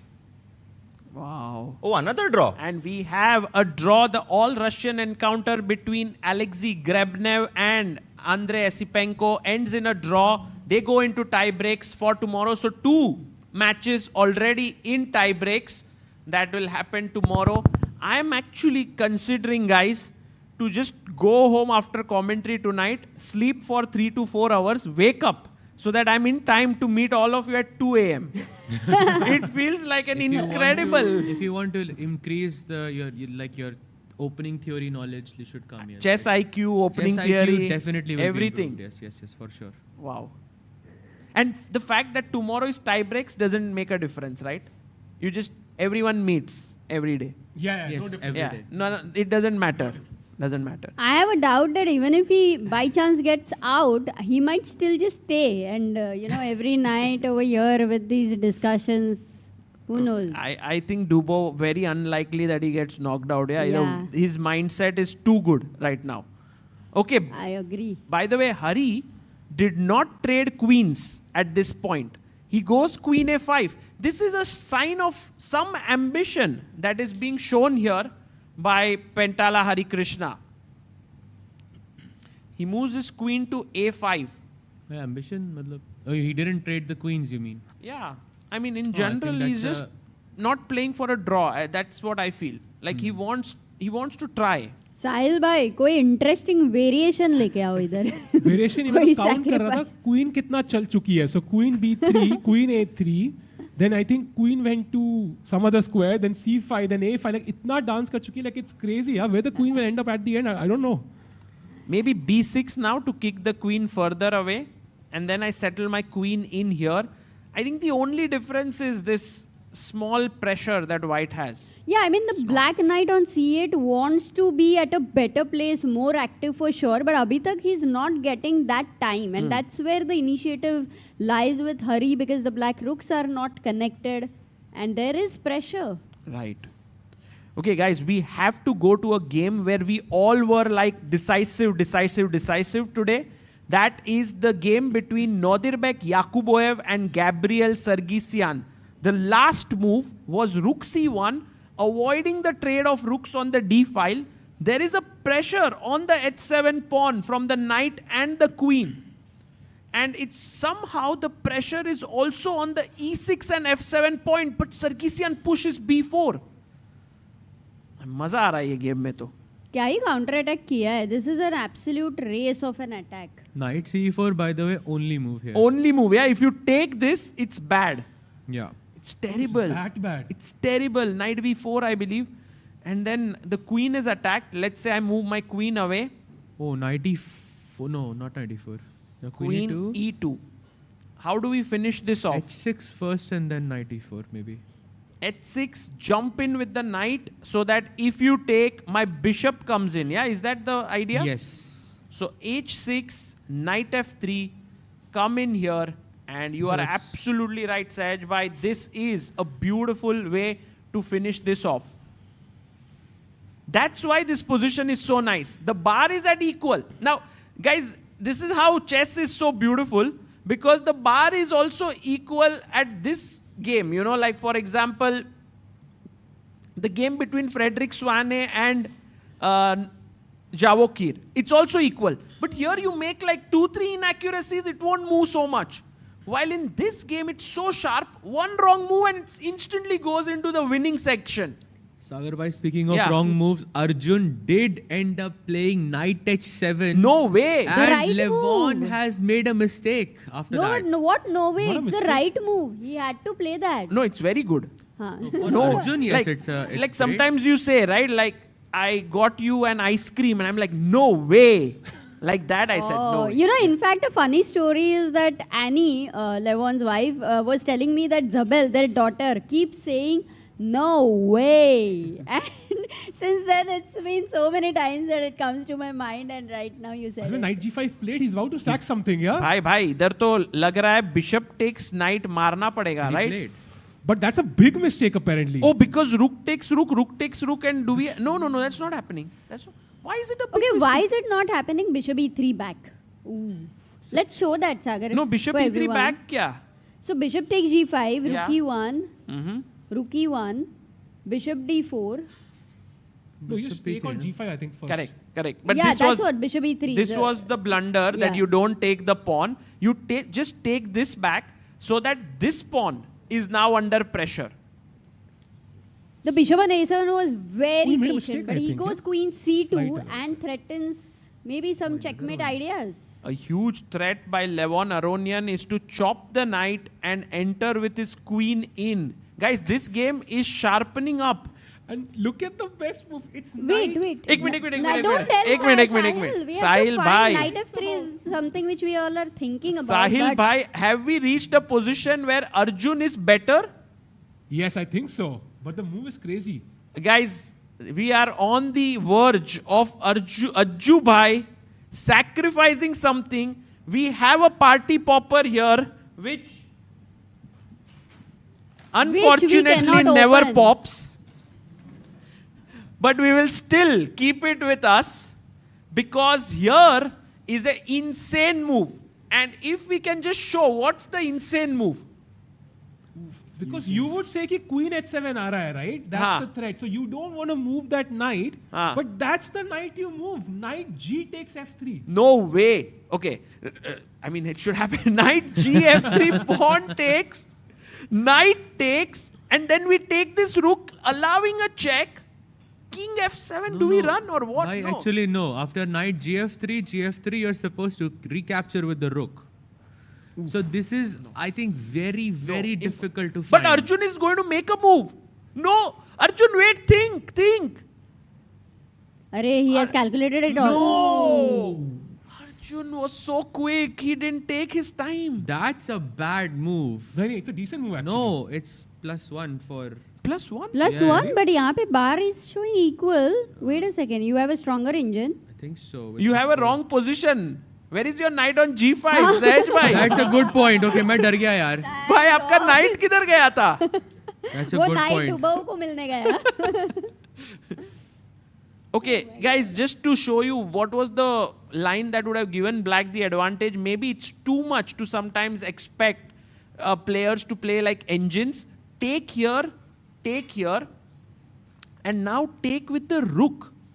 And it's so difficult to even assess such a position because I give a check, you just simply move king F7, not F8.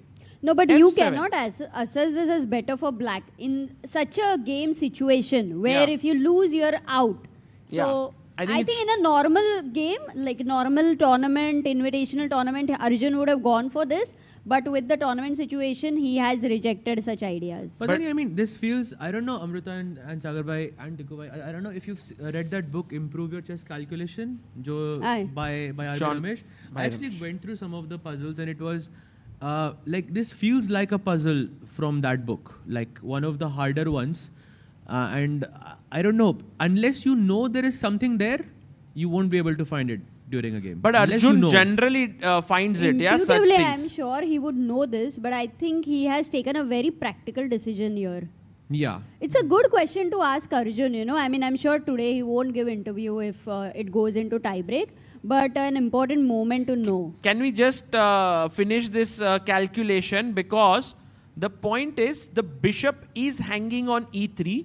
So let's say you go bishop F2 and now just... Queen H3, no? Exactly. And you can't save the mate at all. I guess once you see this position, you just understand it's so strong because this is hanging. There are no more checks on G6 and F5 because the knight controls it. Maybe you think about, oh, that's also not coming. Why not bishop F5 actually? I mean, I can take here, no? Then rook F1? Oh, it's too deep, yeah, Sahaj bhai.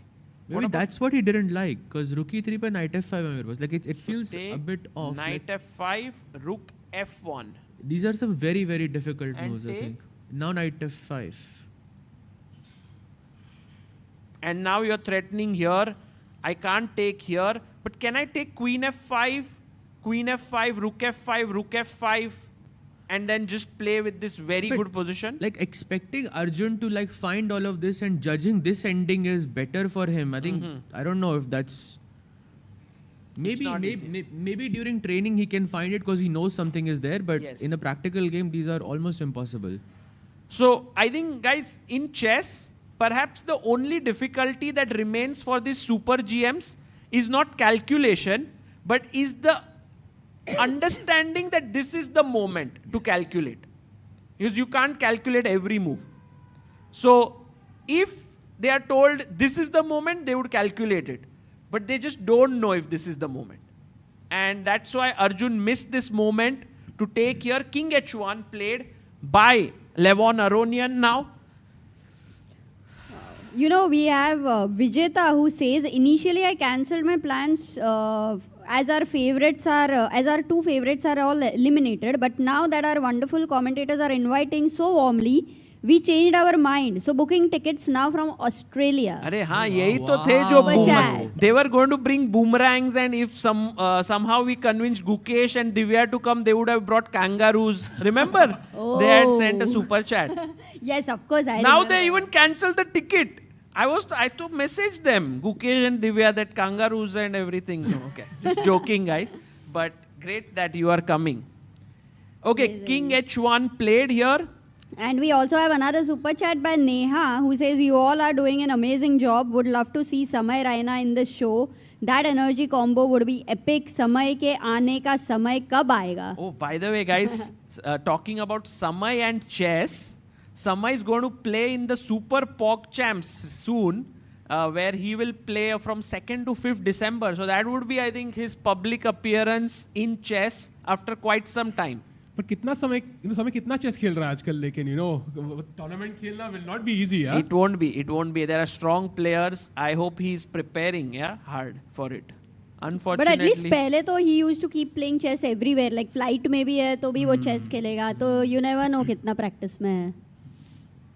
Yeah, let's hope. By the way, just to forget that Arjun missed his chance, think about it this way. If I bring my bishop back to b8, I have one piece here, two knights here, queen that is ready to enter, rooks which are well positioned. So, in a way, it does feel that Arjun's position is promising. It's not like, bhai chance ही नहीं है ऐसा कुछ.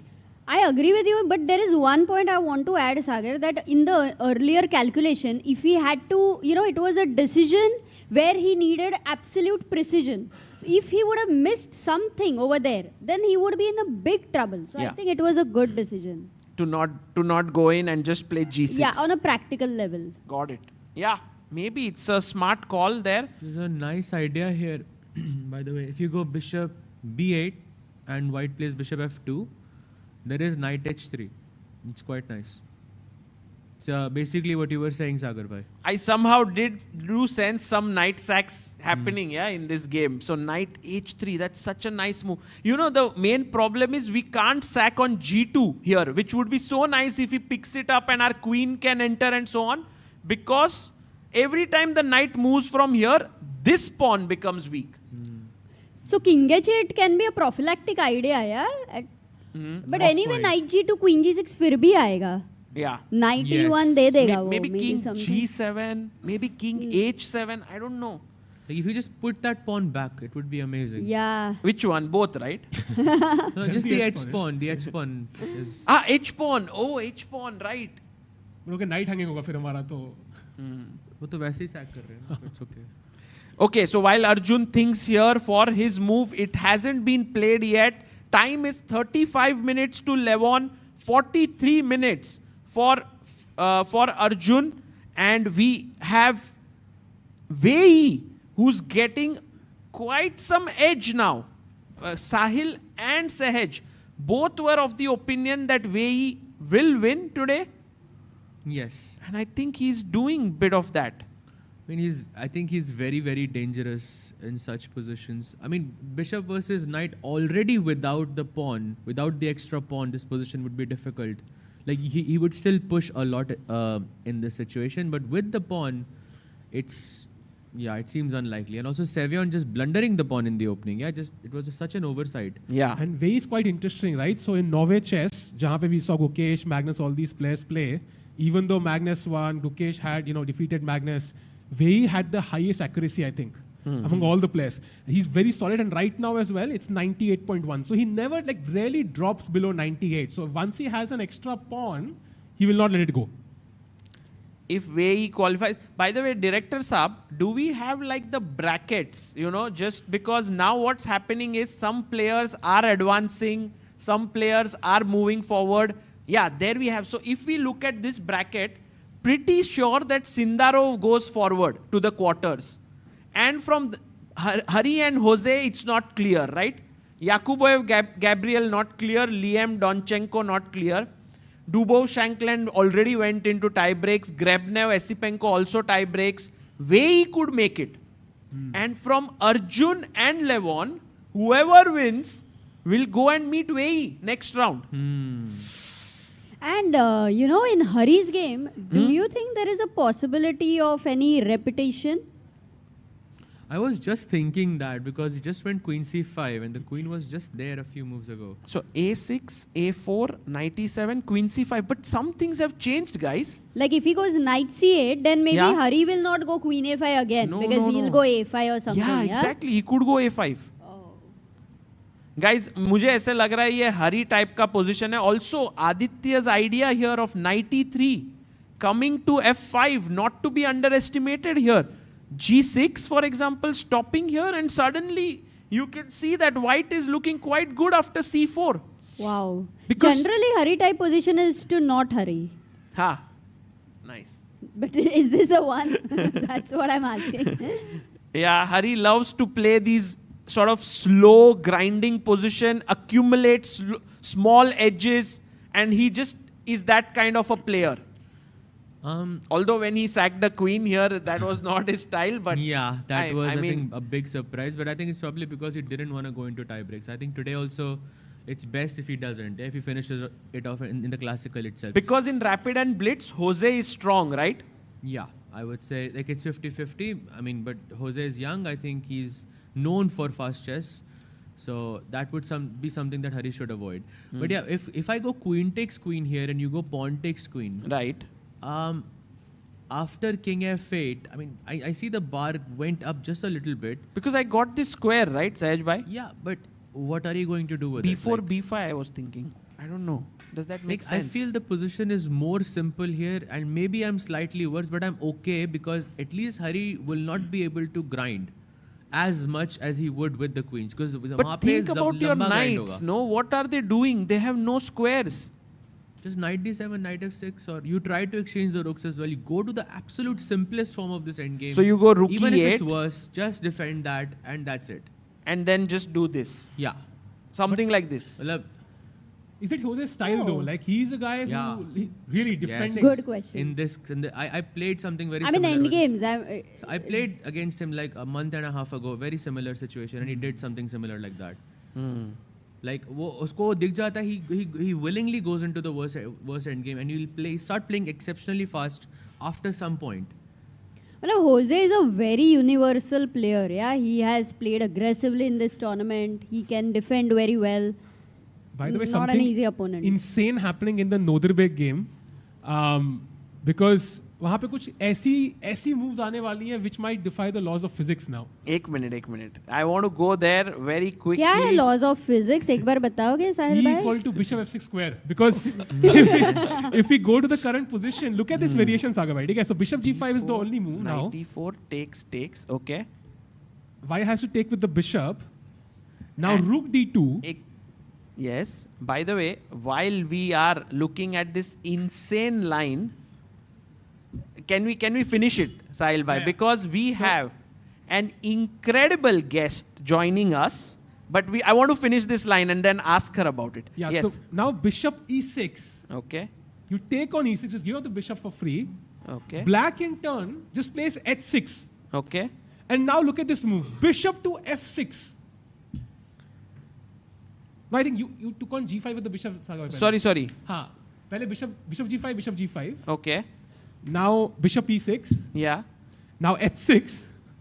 भाई अभी तो लेकिन black का move क्या है? हाँ, rook d2, sorry. Rook d2. Bishop e6. Yeah. Now h6. Yeah. h6 and bishop f6. Wow. This is absolutely crazy what's happening, but there is something even crazier which has happened off the board. We have the most amazing guest on our panel. Give a round of applause to Hampi Koneru here. India #1, 2-time World Rapid Champion. There's a huge long list. She has achieved incredible stuff, 2600 plus rating after Judith Polgar, the second ever female player to achieve this feat. Hampi, we are so happy and proud to have you here. Oh, thank you so much, Sagar. I think whatever we as a players did, but still we cannot match with your energy, the way you have promoted ChessBase India. So it's been wonderful that you have been, helping a lot of chess fans to know about the game and to help them to improve their skills. Well, it's very kind of you. Thank you so much. And Hampi, today you were there inside the playing hall. The World Cup has come to Goa. How has been your experience just these last 12 hours of being here in Goa? Oh, it's a wonderful experience, and also I'm very happy to be here. I would like to thank All India Chess Federation and FIDE for inviting me. It's a great opportunity to watch most of my favorite players playing live, and today we have both Arjun and Harikrishna in the field, and I'm really hoping that they'll pass through to the next round very comfortably. So I also feel proud as a Telugu speaking person. Yeah, they both are Telugu speakers here, which is just amazing. There was also this one very nice fact we read in the chat, that if the World Cup was like Mahabharata, then Hari is basically Harikrishna and Arjun. So Krishna and Arjun are only left here in this. So which is also a very cool coincidence that has happened here. But overall, what do you make of their position? Should we look at some games? Yeah, sure. Let's go. So Levon versus Arjun. We were actually very, very confused in this game. And basically, we want to, like, the bar keeps fluctuating here, right? Like small inaccuracies from both sides. As a practical player, what is your feeling about this position? Who do you think is better or has better practical chances according to you? No, I think Maybe she'll have to speak in that. Yes. Now I think White is doing good. Like, I have seen this game earlier, but I started liking Black's position before when he took this bishop f3 and queen d7. Yes, at that But point at that also we point liked I it. felt it was very solid for Black, and it's the White who needs to kind of equalize. That was my impression when I have seen this position. Mhm. But the position at the present we have, I felt like White is pretty solid and Black needs to be careful. If you had to break down why you like White's position, what would be Yeah, the reasons? just because of these commitments of h6 and g6. Yeah, okay. Black is only aiming for the sacks on f3, g2, and you have this bishop b8. But the knight on g5 is kind of, White always had the opportunity to remove one of those knights. I don't think it's risky, but at the same time, okay, Black is also not bad. Like, he's having his chances, he's creating. But the earlier position looked so much more solid for me. This one, right Probably here. I don't know. Yeah. Somewhere here it looked really nice. Yeah, really nice. Yeah. Here. Hmm. From this, I could not imagine that position, but just if I have to look at this, I think still it's fine. Okay. How stressful do you think these second games are when the first game has ended in a draw and when very you stressful. Very stressful. because one wrong move and you're out. Yeah, you are out of the tournament, and I think the pressure goes up at every certain level. Like, even if you draw this, then the tie break. Probably, I think first game itself is kind of much more relaxed comparing with the Yes. others, because you still feel like everything is under control. And even if you lost, you will get You one still more have game. one more option, one more chance of getting back into the field.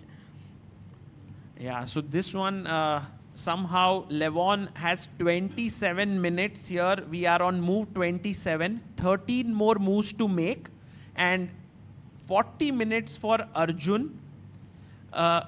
Levon has won the World Cup twice, Humpy, and he is like, there's no... Yeah. I mean, everyone knows what a player he is. Need, like, we all know how practical player he is, and he's also very well experienced.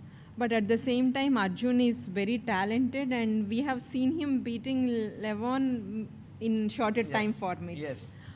So, in fact, they both are my favorite players. I really wish they could have met towards the correct. end of So many Everyone, people. yeah, exactly. So I has don't the want to same lose feeling. any of them from this tournament. Yeah, so many of people have echoed the same sentiment that you have. But what do you feel about this fact that out of the 16 players left, 15 have never played the candidates before? Only Levon has played, which means that so many favorites got knocked out in this tournament. It's very surprising. No, for me it's not surprising actually, because I believe knockouts are meant for opportunities to young players. Like if you talk about round robin tournaments, that's the tournament where the best would come out of it. Like, you can't escape playing any of your opponents, and you have to do pretty well in each of the games. But knockout, even if you're a bit shaky, if you could turn the luck, probably you'll just pass on. And it also depends on the other players' results, right? Sometimes you might not feel the best of the opponents. True. If someone just knocks out earlier, you might get a weaker player on the other group. So it has all the advantages and disadvantages, but it most of the time it favored youngsters and the upcoming players kind of thing. And this format needs lots of energy because you need to prepare for every game. It's not like classical where you'll already have a store of preparations and you'll just play it out. Depending on the opponent and depending on the scoreboard, you have to change your decisions. And also, it's more stressful, yeah? Like when you are stressful, you'll start losing more and more energy. True. I had a question. So, Danny Dubov, he's kind of had this strategy of just drawing the classical and going to the tiebreaks. Right. What do you make of that strategy? Even I'm surprised yesterday when I saw the first white game in a short draw. Like I was wondering what will happen what would have been his mindset to take such a strong decision. But he proved to be correct, yeah. Like I have also learned a lesson. That's like the most innovative thing we are looking in this tournament. Yeah. Even today, with white pieces, it seems like he's prepared to make a draw. The way he chose the opening and all. It's amazing confidence. I think Daniel really believes in his rapid and blitz skills, and he was waiting for the opportunity from the for the opponent to try. It's not like he wanted to take that risk to, he was not in a hurry to make a point. Right. And talking about Hari, should we go to Hari's game? I knew that was incoming. And, it's so amazing to have you here looking at the game of Harikrishna because, Hari is someone with whom you have played so many events. That picture of you, Hari and Shashi winning the Asian gold, it was in 2006, is such a famous image. How does it feel that Hari is now like one of the two Indians left here? Because, India has had so many good players, Prag here, Gukesh, Vidit, Arvind, but Hari actually powered through. Yeah, I'm very much impressed the way he has, come so far in the World Cup because, in between he was also seconding some of the players. He's into many things, yeah. And when you're like 38, 39, to be a successful again as a player is not a small thing. You'll not have the same kind of motivation and energy when you grow older on. But he's still able to fight with the same kind of motivation and energy.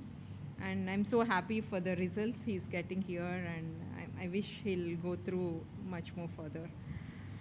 But also talking about the energy, Humpy, you yourself, right now are playing so well. And I have seen her from such a young age. And one thing was there that her focus, even now and back then, is the same. It is ultimate focus, I would say.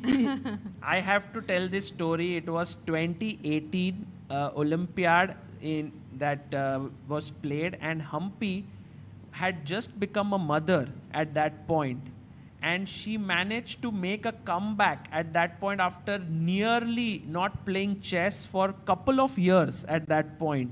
And everyone was like, will Humpy play again or not? And since then, the number of things that she's achieved in 2019, she became World Rapid Champion.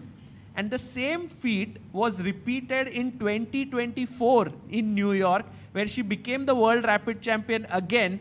To do this, to excel at chess, to be a mother, I think it requires a huge round of applause. I think very few people can achieve that. Humpy, if you don't mind sharing, what is it that keeps you be able to balance these two roles so well? As a sports player, as a mother? Yeah, first of all, I'm very thankful to my family for that. My husband and also my parents and in-laws, they give a lot of support.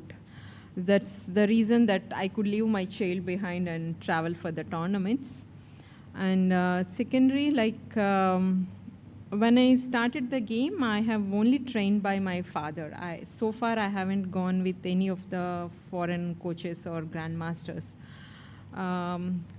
So when I started learning from him, it was always my dream to become a world champion.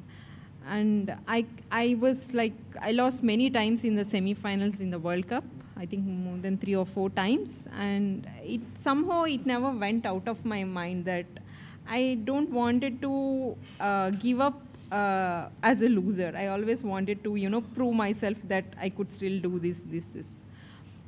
When I came back to the sport, nearly after 1 year, 8 months of break from the maternity break.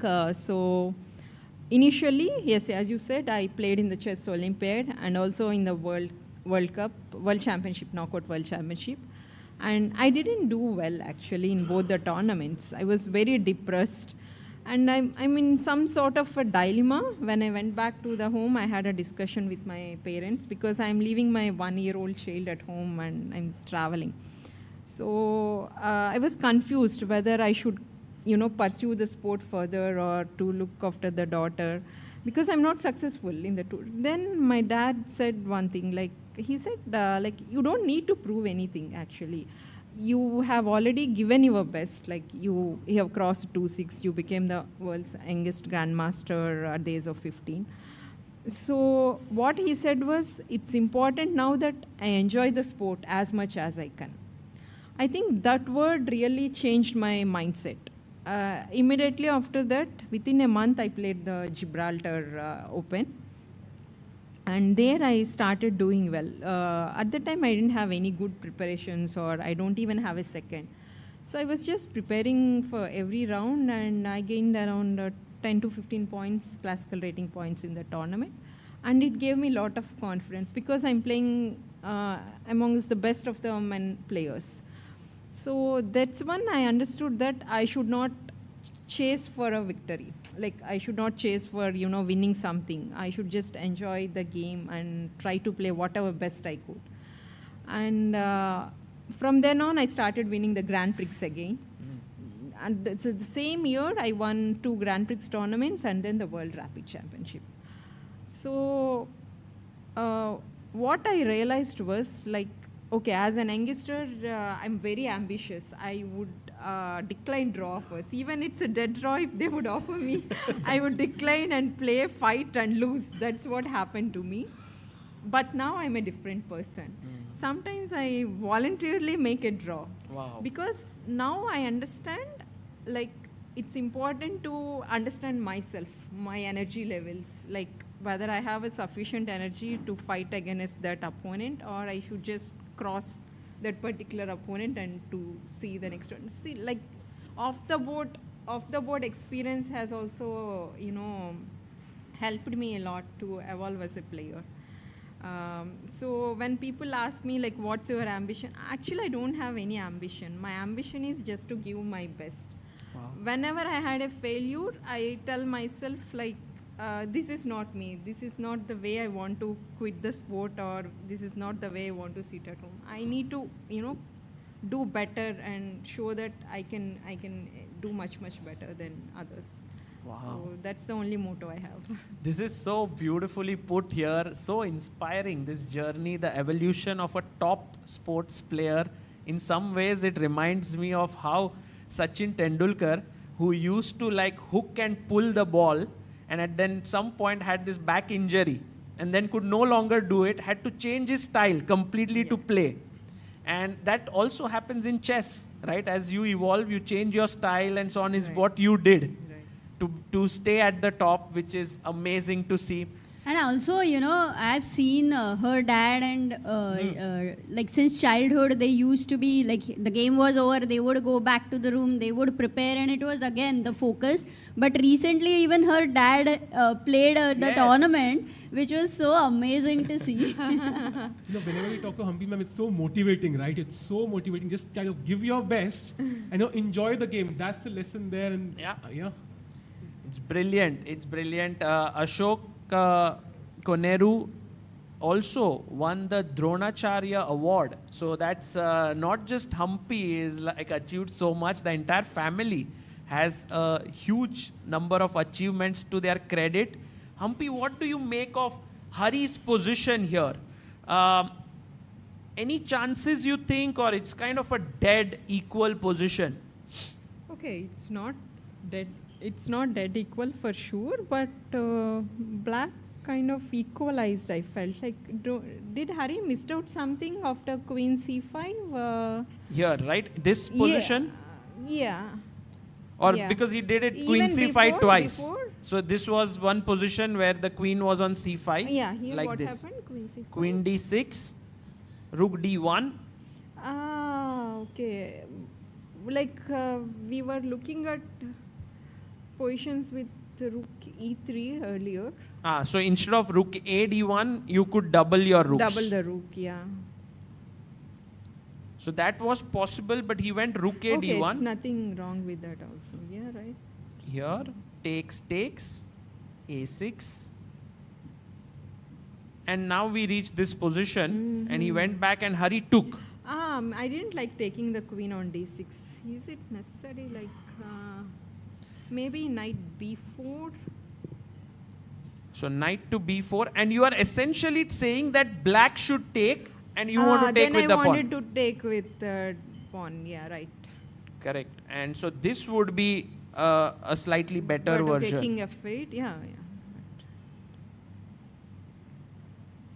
And could be playable, but as of now, he took f3 and bishop f1 and c4, b6, king f2. Actually, Hari is known for his endgame skills. Right, yeah. And what is it about him that makes him so good at endgames? Have you ever like analyzed with him or just played with him that made you feel like, okay, he's really good at it? No, we never worked together on analyzed. Of course, I played with him several times as an youngster. But he had this quality of, you know, edging out the opponent from from equal positions, like these kind of positions. He would create endgame positions where he keeps his chances. But I don't know, this position I feel like black is also doing pretty solid. Maybe, okay, one thing could be like if black rooks gets exchanged with rook e8. Okay. Maybe take and maybe with king on e3. And should we try to might try to get bishop h3 and c5. That's one of the plans, I guess. Controlling the f5 square. Yeah. Like if bc dc, like you get an opportunity to keep the king on d4 and to get this b4 break. But okay, this is just an imaginary. Can you explain that again? That was something. No. Yeah. I mean, like if we manage to get bishop to h3 to stop this knight d7 and knight f5. g6, bishop h3. Yeah. No, but here we have a c4 hanging immediately. Should we? We can't even clarify. We can't go directly with c5 because of bc dc, knight b7. Right. King d4, knight d7. Okay, just to show this, if c5 take, knight goes back, king comes up to defend. Of course, there is a equality. You could just play b4 and equalize, but white is trying. That's where. Yeah. Right. No, black is having knights in the right place, and the pawns are also b6 and a5 or black squared. So yeah, this looks very fine for black. Okay, so looks like this might also head into tie breaks. And let's just quickly check up with Arjun, as Levon and Arjun have made a few moves here. we had bishop, queen f2 first. Yeah. Bishop b8, knight f1, and knight f5. Bishop goes back.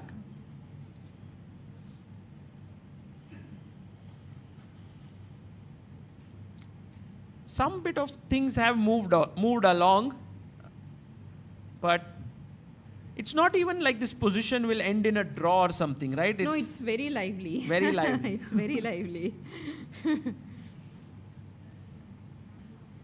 Right. Also today you did the inaugural move on Dubov's board and you decided to play e4. So I expected he would play e4 today since he's having a white. Then he like immediately said not d4. He was mentioning even at the start. Because it's your favorite move, not d4. Yeah. Then I said I thought this would be your favorite choice. Said I'm going to take it back. You only took it back, actually. Why to trouble him? Right. So while this position builds up, we have a lot of people here who have come in, and maybe it's a very good idea. I think if one or two people can ask some questions to Humpy, if you have any questions, it could be related to this tournament. It could be just something. If there's anyone who wants to ask a question, can just raise your hand anytime now or later, and we'll give you a mic. So if you have any questions, you can think about it, This could be your chance to, ask something to Humpy if you have it on your mind. Humpy, there is... Oh, we have already. Okay. Oh, wonderful. Yes, please tell your name. wait, Mike. This question that I saw your match against Monica Soko in the last round. I think that was very tough match, I think. In the Monica Sochko. Monica Sochko. Okay. And how did you manage it actually? That was very pressure situation, and how did you agree to play the match actually? That was my question. This was the online Olympiad in 2020. Wow. Yeah, like it was an Armageddon match, so I just need to make a draw to, to make the team reach the finals. So, well, actually, as I said, I did not really think about the results. I just tried to play whatever best I could. And towards the end, probably if you see the game now, I was having a queen, but I ruthlessly give away my queen to kill the pawns so that there is no chance for me. Even if the internet is lost, whatever happens, the draw is guaranteed. I think probably in that situations, as a professionals, by experience, we learn not to think about the result. The only focus will be to, to oppose your opponent's plans and to react according to the situation. And since I have played with her many times, I know her style of playing. So I was like, trying to eliminate the pieces quite fast so that I wouldn't give her tactical opportunities in the position. This is so difficult, no, Humpy, to focus, like you say, that not to focus on the result, to focus on the process, to focus on the moves. But chess as a game, at the end of the day, we do play for like winning and so on. And a lot of young kids often kind of get confused with this. They don't know. What would be your advice to them? Well, to have the same attitude as an youngster, I don't think is the right thing. Because as an youngster, they need to be ambitious. They should have the desire to win each and every game. But at the same time, it's important that they should enjoy the sport rather than playing just for winning or getting the medals. Of course, everybody wanted to win a tournament or get a medal, but that should be towards the end of the tournament, let's say last 1 or 2 rounds. That's when you should think whether the kind of risks we need to take. But before that, it's more important to, play whatever you know and to play for the best possible. to inherently love chess, you know, to like the game. There is a nice question in the chat. Sometimes when I play stronger players, I feel a bit scared and intimidated, yeah? So is there any advice, ma'am, that you have for somebody when you're facing a stronger player? I also used to get scared during my younger days when I used to play with a grandmaster or something like that. But of course, because of that scariness, you will not play your best move. Even though you see it, you'll be afraid that probably this might not be the right choice, or they are like, you know, offering you to play that move, kind of, you know, you go into that kind of a mentality. So I think the first important point is to just neglect your opponent's rating. Always believe that you are the best player. Yeah. That's great advice, yeah. I'm going to believe that from now. Hope it works. Where? What? What? Who? Oh, can we go full screen? Did Levon offer a draw? Harshit Bhai, because it's move Oh, 31. Yeah, 31. And I Harshit, think he will accept it then. no way. But can Director Saab, can we check if a draw offer was made here, and if, you know, just to see, because we could rewind and see if that happened. And if that is the case, will Arjun accept it here? Because, you know, what will he go for? Like, actually, Humpy is here. Maybe she can try to calculate with the black pieces and help us. What is the natural instinct here? To take, yeah? The knight. Actually, No, I think she mean to take the draw. Ah, to for take. all Oh, no. I got calculation. I meant calculation. To take the knight or to take the draw? Actually, he did offer the draw. Yeah? He did offer the draw. I did? checked. He He did did? offer the draw. Yeah, he said I offer draw. Oh, so very interesting. Harshit Maybe we should Bhai. ask Great also, spot. Yeah, he was very focused over Yeah, there. yeah, And Humpy, would you accept a draw if you were black? In the situation that this event Arjun. is. Yeah, in place of Arjun, I mean. Wow, key moment actually in the tournament here. I think I'll accept the draw. Hmm. I'll, if I'm Arjun's place, probably I'll believe my rapid skills. That's a good one. And what do you think about a 21-year-old Humpy? Because Arjun is 21-year-old. That's what you would do it. That's what Okay. I said. Rapid is. And Aronian is 40, so obviously. So the rapid skills are so better. Yeah, yeah. And you know, also, I don't know, at least the Indians' top 3 moves, if Arjun does not take on e3, then white is going to be better. That's what the Indians are roaring. So No, that's understandable. because yeah? taking on because you are d4 no, it's not possible. Knight g4. Knight g4 attacking here and also attacking here. And this is not good. Okay. No, any other knight move is backwards, yeah. So it's very obvious. If he is going to play, it would be knight e3 only. Yeah. So then the calculation would go knight takes c3. Let's say if Arjun continues, suppose. Bishop takes. Bishop takes. No, I feel it's wise to take the draw offer.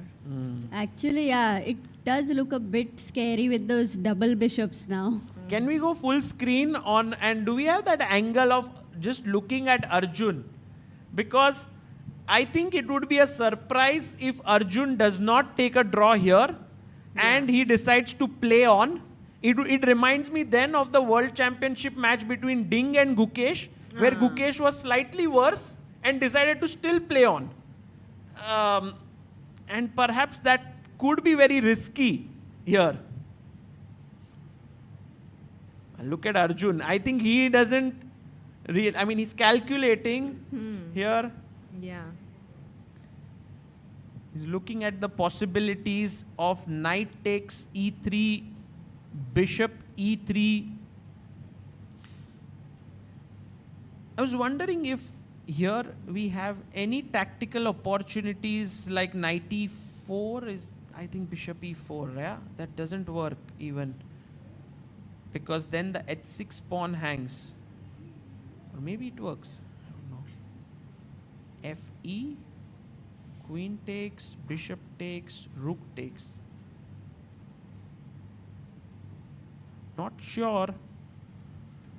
You know, Sagar bhai, whenever like Arjun or somebody comes out, then Rakesh bhai would send us a video. Yeah. The fact that Rakesh Bhai has not No, sent the no, video, no. I'm thinking. भाई ये क्या आप reveal मत करो. I mean, no, maybe he didn't get the video. That's also possible, right? But I'm just guessing. Because this is a 15-minute delay here. So we do not know what has happened. But yeah, not accepting a draw would be a huge risk also for Arjun. What do you think, guys? What is your opinion here? What will Arjun do? Draw? Will he take a draw? Maybe some noise for those who think he'll take a draw. Yeah? Draw. Okay, we will raise hands. How Raise many of you hands, think he will go for a draw? Yeah. Okay, and less than 50%. And those who think he will, this was a draw, yeah? Those who thought he would take, Yeah. and those who think he won't take a draw. Oh, it's a high number. Wow. Harshit Bhai also thinks in Arjun's fighting skills here. You feel so? Yeah, actually, he is very ambitious and he likes to take those risks. But think about it, no? Like his main aim right now, main focus is qualifying to the candidates because he's achieved so much now. Everyone's talking about when will Arjun reach the candidates. And this is his last chance in this cycle. So much rides on this game, this match, this moment. But as you said, he has to kind of not think about all those things and just play. Just play. How much time one should use over here? Like if you have 25 minutes and if you're like absolutely confused at this moment to decide. It's actually true. Like if there is no draw offer, you would actually consume less time to make a decision. Because of the draw offer, you get confused whether to, continue with the calculation or to just take that. Yeah, sometimes it's very tricky.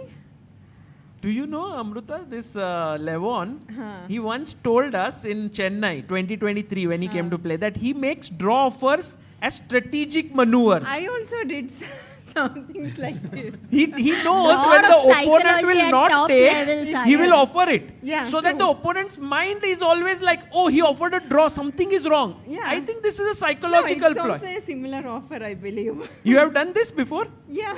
When was it? I need to recollect, but I have done it in the same way. Thinking in the same way. Wow. It's actually it's a strategic move of the board. Yeah. Because opponent would feel that, okay, if you're declining the draw, they had the pressure of taking that extra risk to prove that they want to, convert the win.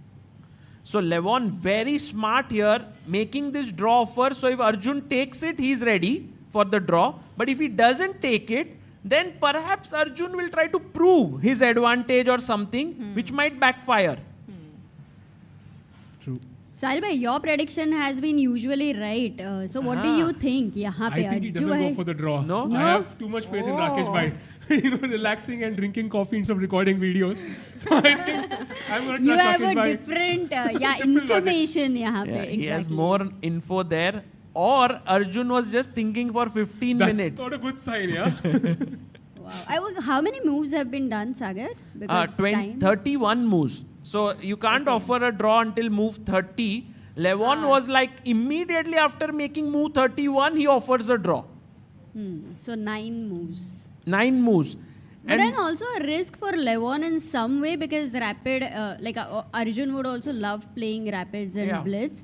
And this, though the engine says, Hampi, I was confused, though the engine says that black is slightly initiative he's having, but the double bishops, they look very good, right? Why is black having that initiative? That's a good question actually. Why is black slightly better here? Or maybe it's not, maybe it's equal. I didn't feel like better. That's the reason I wanted to accept the draw. Right. And we also had a super chat few times, same super chat. Maybe it's a very important question for Shri Ram. He's asking, given your GM title at 15 and global wins, do you feel women's sections still help the sport or limit true open competition? Ooh. And Hampi, by the way, you has been playing since childhood in open tournaments majorly. I've seen her like beating and crushing so many strong male players. So yeah, I think you could be. Maybe one of the best people to answer this Yeah, question. You know, who's done this? No, as a player, it's definitely always better to compete in the open tournaments. But to sustain as a professional, you need to play women tournaments for sure, because there is a lot of difference in the strength between women and men. So for women, winning up prizes in the men's circuit is very difficult. So professionally, they can't survive.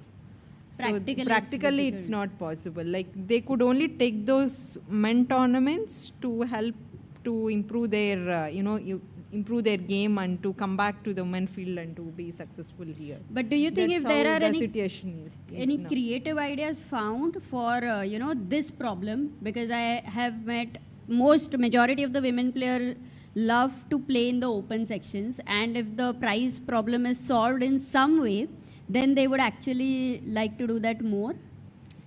Yeah, but this we only talk about chess, yeah. But when we look at other sports, they're always women and men are different, yeah. Women doesn't even play Physical in the sports, of since course, it's it's a very mind different. game. We are thinking that women should play, but practically the percentage of success in the sense like men grandmasters in the women players are quite less number. Yes. So you can't expect all the women players to compete against men and to be, professionally surviving. Practically, it's not possible. But you became a grandmaster by 15, and that's such an incredible feat. I mean, what do you think you will advise for those girls who really want to become a grandmaster? Even now, becoming a GM at 15 is still as tough as before. Right.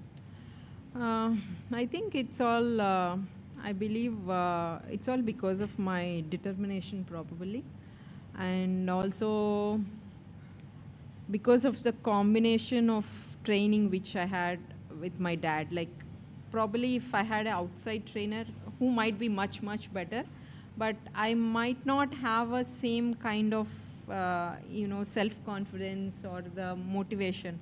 Since he was my father, he knows me very well as a person, and he knows how to nurture me.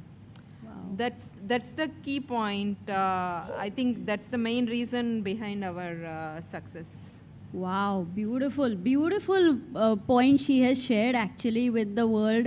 And I'm sure more fathers are going to be able to help their daughters. It's an amazing point, and it's an amazing thing. Arjun declined the draw offer. My God, Sahil bhai. भाई राकेश भाई पे पूरा भरोसा है. कहा ना भाई, he never misses, and that means Arjun is basically saying कि I am better and I want to win in the classical itself. Right. That's a statement. Yeah, right.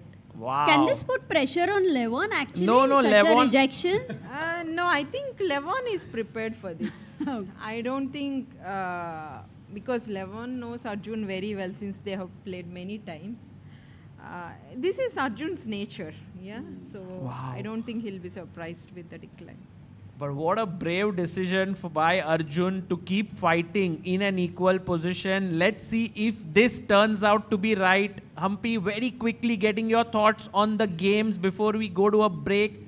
Frederick Swanner needs to win here on demand because he lost the first game. Yeah, but he got a very nice position. Yeah, Wow. earlier it was like quite convincing for black with the rook on h5 and all, but now it seems he had very good chances to turn the tables. So Frederick Swanner definitely has chances here Yeah. to equalize and take it to tiebreaks. Yeah, we all predicted a draw, and we all might be proved Like wrong. out of the opening, it felt like Sindarov is very well prepared, and it felt like he is keeping his pieces in the right place. But now things turned out to be. Right. So this one could go towards a draw. To go towards a win for Frederick. I have to ask you about this one. Between Arjun. What? Wait, what? What? No. He made a mistake. No. No way. Rookie No. 3. Can Oh we my have God. can we have Arjun versus Levon? Guys, a big moment in this match. Oh my God. Is it Yeah, rookie 3, queen f4? No, Harshit is right. Harshit is Bishop right. h2. Oh Bishop my H2. goodness. Tactical shot. 1 second. Bishop. I think Levon sees it, yeah? Is Levon also sees it now. so basically Bishop what H2, I thought Bishop was G. take. No, Queen G1. Yeah, Queen exactly. G1, Queen G1 defends this and this. There's no mate. But there's something else here. Wow. Oh, Bishop H2, King H2, Rook E3, Queen F4, right? Bishop H2, Bishop G5. Bishop H2, Bishop G5. Oh my goodness. Oh my God. Is it possible to miss this? I don't know what's the move here. Is it BG3? No. Then he would just. Is it? It is. It's the Bishop G3. Bishop G3. Yeah. And then if you move the bishop. Take and Queen F6, yeah? No way. Take. The bishop has to be saved. Otherwise, you take and mate him. So let's say going back to C1. Oof. Queen, just Queen to. How easy is it, Humpy, to play this? No, it's not easy, definitely. It's Black tough, needs right? to calculate, like, he should. Arjun looks like he's seen Oh, it, yeah? he's about to play. Bye, can we go full screen? Oh my God. Let's go full screen. I think it seems he has seen it, yeah? It's that Prague moment of Bishop E7 which was missed very hard. That's why Levon missed it, right? Oh. But I think Levon saw it, yeah? I think he's kind of... No, he must have realized after making It the happened move. always, no? Yeah. Dukh bhari kahani. What a Ye tactic, moment but it was wali. super tough. Bishop Yeah. takes. It's not easy, actually. But it felt like Arjun reacted very fast, yeah? Maybe he took too much time, no, during that draw offer. Yeah. Yeah, and that's a tricky draw offer. and now just this one could have ended in the mate. Man, this is so exciting. Right now, Arjun has moved his rook to E6, which means that it's a mistake, but the game still remains very complex and even slightly better for Arjun. Actually, it's only a mistake because the best move is not found. Otherwise, it's not a real mistake as Yeah, such. no, it's a fine move. Yeah. But, He just missed the opportunity to convert the point. Yeah. But that opportunity, would we even call it a human kind of an opportunity or it was a very computerish thing? No, I think for Arjun's standard, probably if he had spent some time, like, I think he'll play. He might have played it. Also, this World Cup is putting a lot of pressure, Yeah. for players to find this. Otherwise, perhaps it would have been in another tournament easier. This endgame between Donchenko and Liam Lay, we have reached a rook endgame. It seems like black is a pawn up, but the white rook is tremendously active on B7.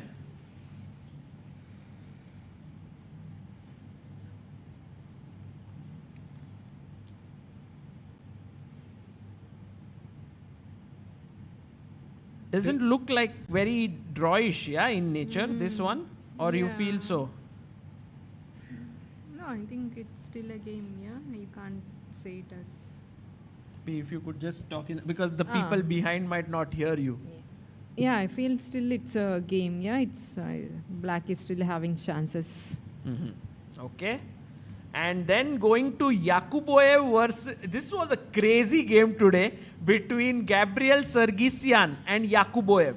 B3 has just been played. The queen's route to E1 perhaps opened up.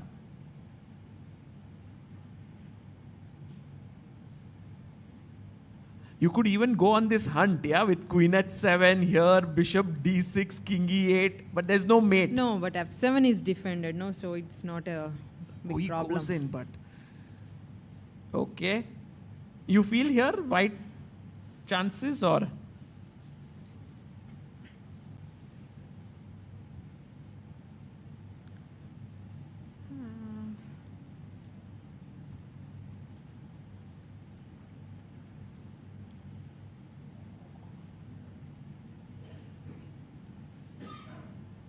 You are actually calculating very deeply. No, I think like black is also okay, yeah? Because you could play bishop d6, king e8. Check and just run, yes? No, not queen g8. Of course not, yes. Maybe bishop to d1. Stopping any queen, checks. Yeah, but now queen a4.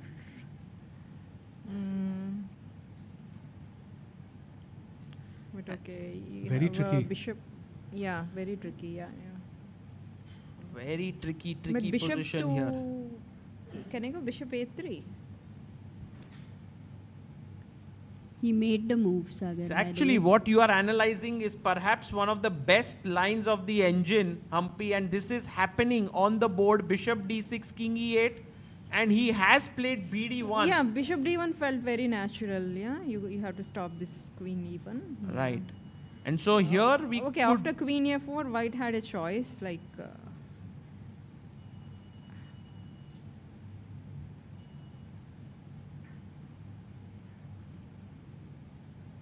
bishop a3 or maybe bishop e5. Yeah, these two possibilities Yeah, perhaps. yeah. Maybe bishop p5 is more stronger. Huh? Defending here, and if in case of a check, you can even block. Yeah, block.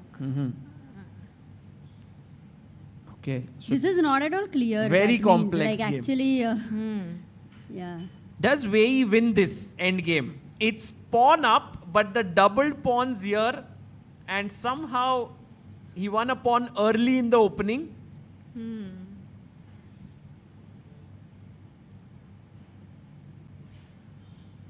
The knight on e6 is strong, but It's well defended. It's not going to move away. It's putting pressure here.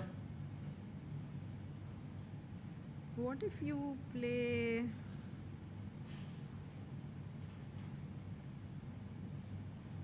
But you get a feeling that white can Yeah, white can win this. No, white can try. He White can plus try. Yeah, for sure. And Wei being white, I think he can really put some pressure on Savian. And finally, Hari versus Jose. Ooh, some development Yeah, here. he created something. Yeah. He created, yes. Oh, he did not go for rook exchange, or he did. What happened? H5. So king f2, h5, rook b1, knight to e8. But why does he need this knight e8? That's a good question. Why should he play his knight to e8? But Hari pushed, and now we are in this position where Hari is attacking c6, a4 is being attacked by Jose. And could very well be that Hari gets something here, but it still feels black is solid. Rook a1, maybe b5. What about moves like knight a6? Knight a6, wow. Blocking here, attacking this. And if knight... But okay, it's actually nothing because you have this knight d6, no? Knight d6, attacking here. If bishop moves away, maybe defend this, right? Yeah, knight d5 also coming. Knight d5. Nothing actually. Not Okay. exactly. We've had some amazing games, and Humpy, the moment you came here, action started on all the boards.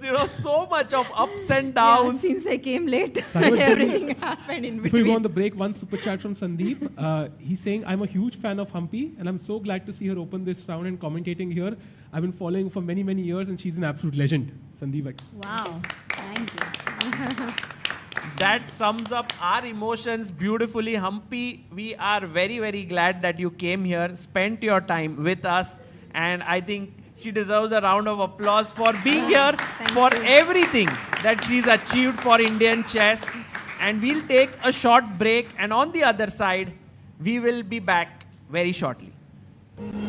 Hi everyone, I hope you are enjoying the coverage of the FIDE World Cup 2025 in Goa, India. Look at the beautiful place I am in right now. While we are on this break, I want to tell you that ChessBase has just launched the ChessBase version, the newest version, ChessBase'26 and Mega 26, Mega Database 2026 on 12th of November. Earlier, ChessBase used to launch a version every 2 years. But now, starting from this year, it will be launched every year, just like Mega Database. Hence, from ChessBase 18, we have now launched to ChessBase 26. Then it will happen ChessBase 27 and so on. Mega Database is world's largest chess database and has more than 11.7 million games and 114,000 annotated games.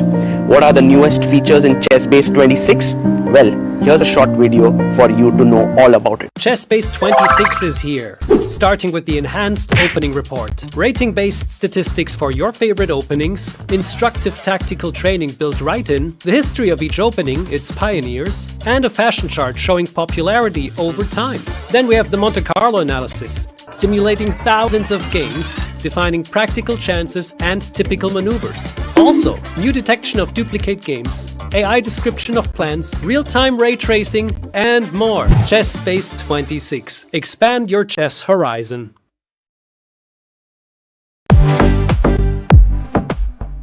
In December, the world turns to Doha, Qatar for chess at its fastest and fiercest. The 2025 FIDE World Rapid and Blitz Championships bring the globe's elite to battle under lightning time controls. December 26 to December 30th, Rapid and Blitz formats designed to reward precision, courage, and creativity. In the heart of the Middle East, Doha offers more than a board, a world-class venue, a cultural backdrop, and a stage worthy of legends. With a €1 million prize fund on the line and the title world champion at stake. The 2025 FIDE World Rapid and Blitz Championships, the ultimate test of fast chess. Want to play chess but don't know how to get started? Try chess.com. Play for free against someone at your level or challenge one of our friendly computer bots. Trying to improve your chess? Learn the Queen's Gambit and other openings with guided interactive lessons. Like chess but don't want the pressure of playing games? Chess.com has hundreds of thousands of fun puzzles to help you relax and sharpen your mind. Play your friends, make new ones around the world, follow the latest games, and more. Sign up and play for free at chess.com today. A premium membership at chess.com.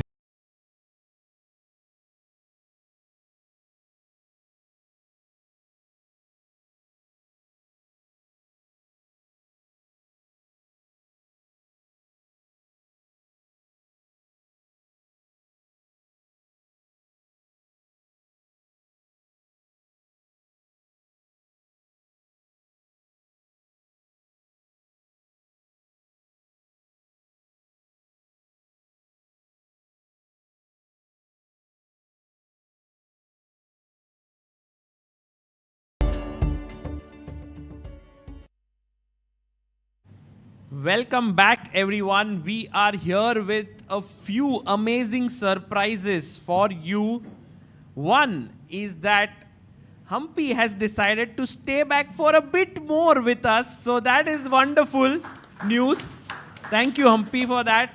And the level of the panel has grown considerably with two more GMs joining us. So it's actually intense analysis will happen here with Sahaj Bhai and Harshit Bhai joining us. Thank you, guys, for joining in. And right now, the last move by Levon Aronian seems to be a very small error, or I don't get it. Is it a bad move? No, it seems he was unable to play rook e1. Because take on e1 and knight into f3 is coming. Oh, that's a nice trap. Take here, and oh knight my god, f3. Wow. That's a nice tactic with a mate. Yeah. Oopsie. So, I felt like basically he couldn't find a plan. Like a3, he might have felt like a useful move.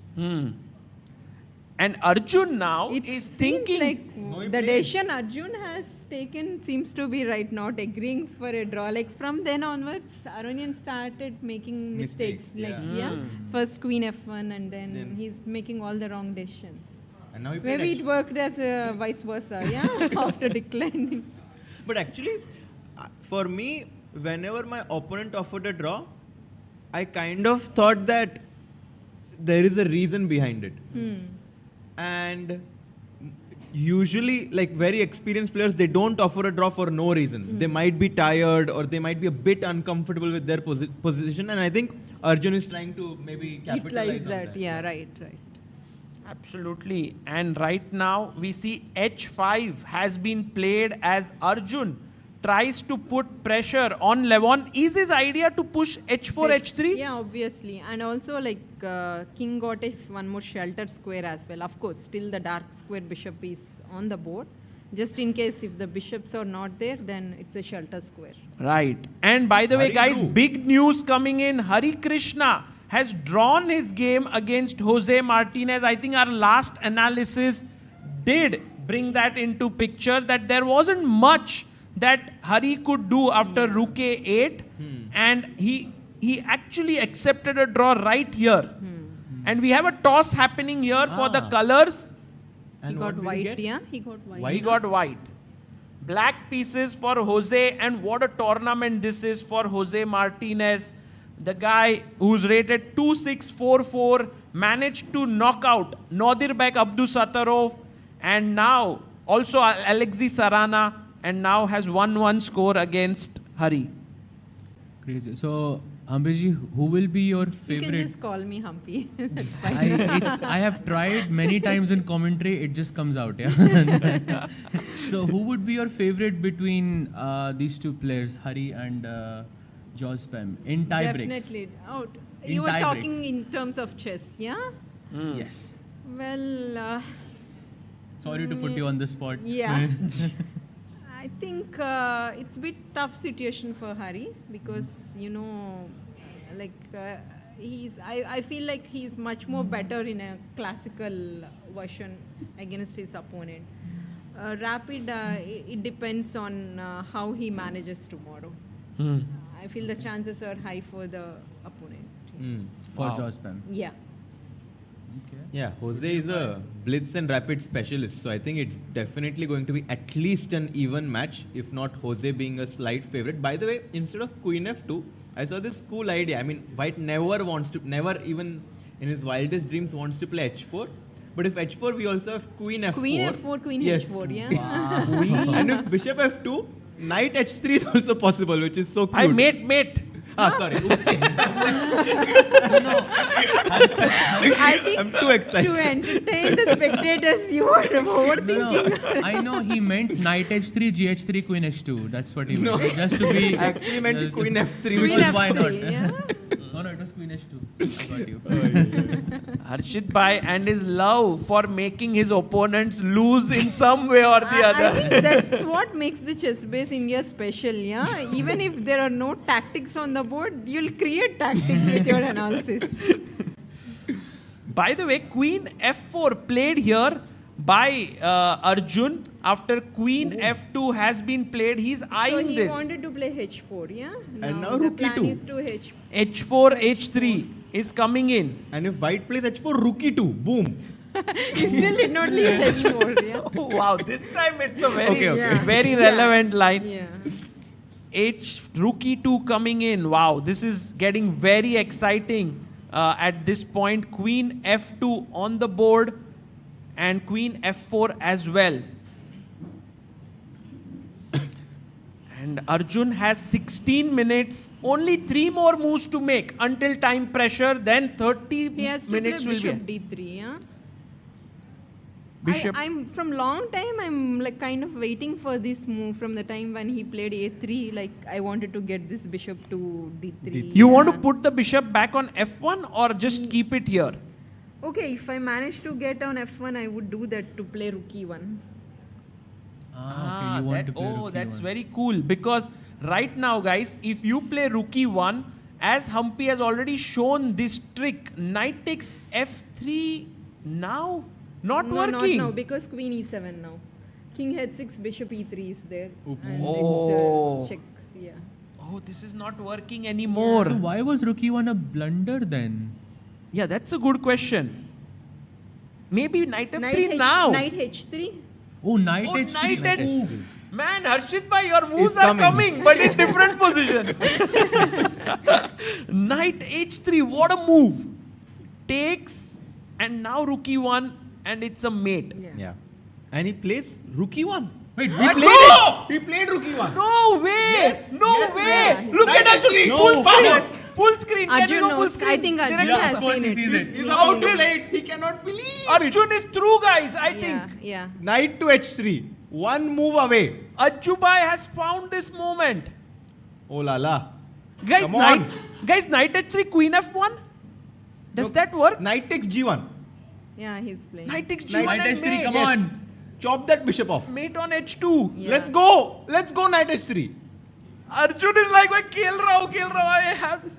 Yes, He's yes, like, yeah. let's go. Oppa. Play. And look at Levon. Yeah. He's so kind of disgusted with that move. He's like, Yeah. I didn't see that coming.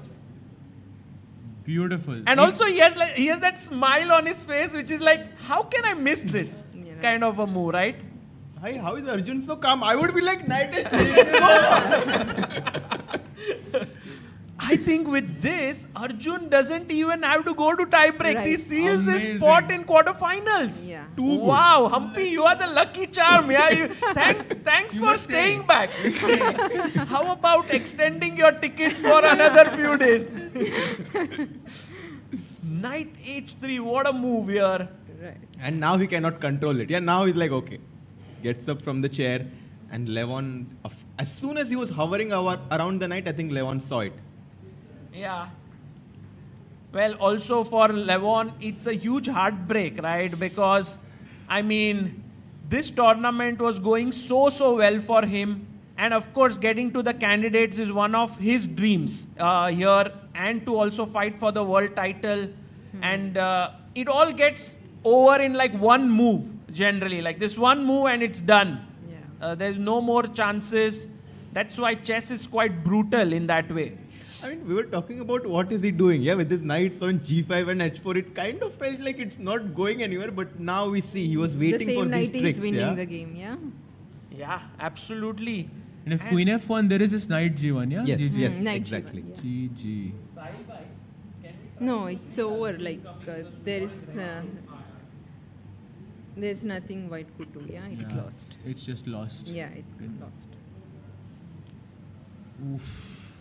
And maybe we can go full screen on Levon here because at this point for Levon, it's he sees it. He sees that there is no way to save himself here.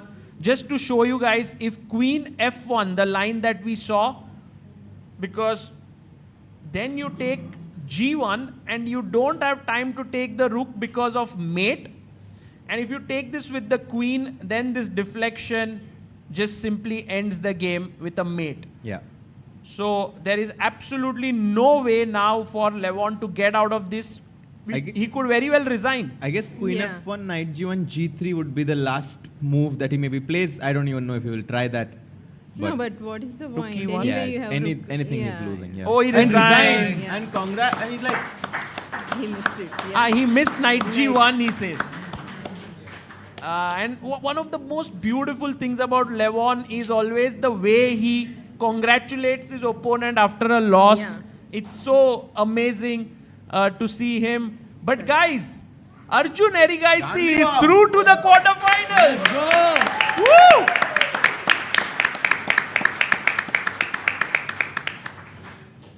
What a nice moment this is, because Arjun now will face the winner of Wei Yi and Sam Savian, who are still playing. Very much possible that Wei Yi wins that.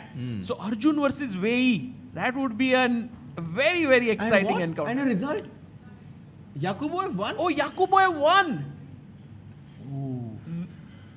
Sargsyan looked very upset there. Yeah, and Yakuboev is looking at him and he's like, why did you sign? Like, what happened here? Like, It looks like it was a blunder. Like queen g7 was blundered in the game. so we can just look, bishop d1 we saw till here, and then knight c6 was a huge error, yes? Yes. Oh. And he just dropped a pawn. At this point, maybe it was not easy, but I think Humpy, your move suggestion with queen a4 was the better one. Then knight c6. Yeah.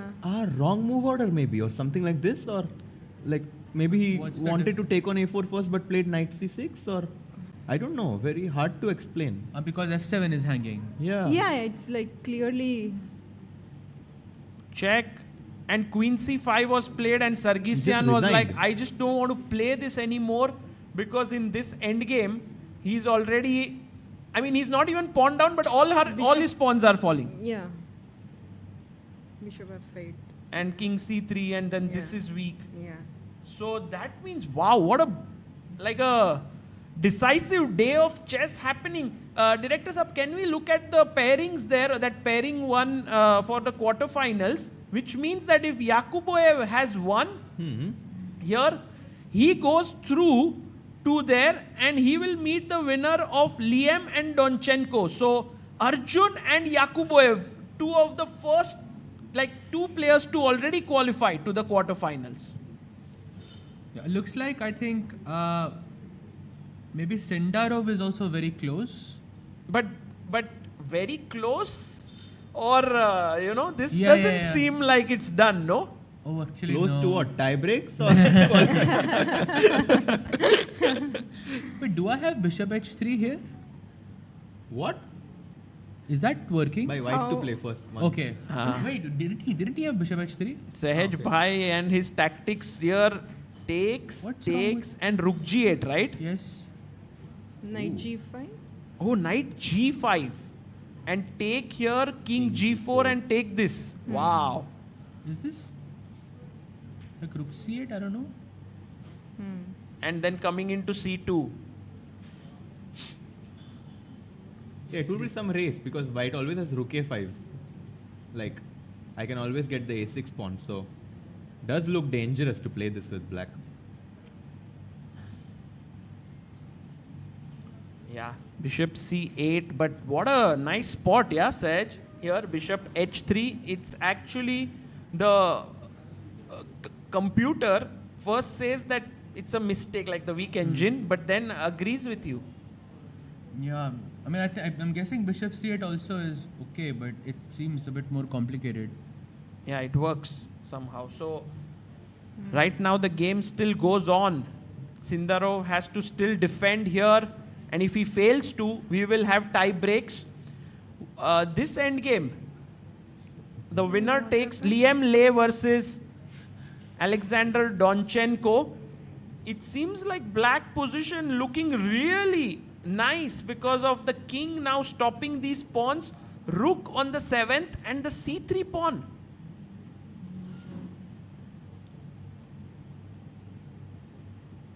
All the grandmasters analyzing it deeply here through all the variations, not making, it's very difficult to say something when it's such a concrete position, right? For sure, yes.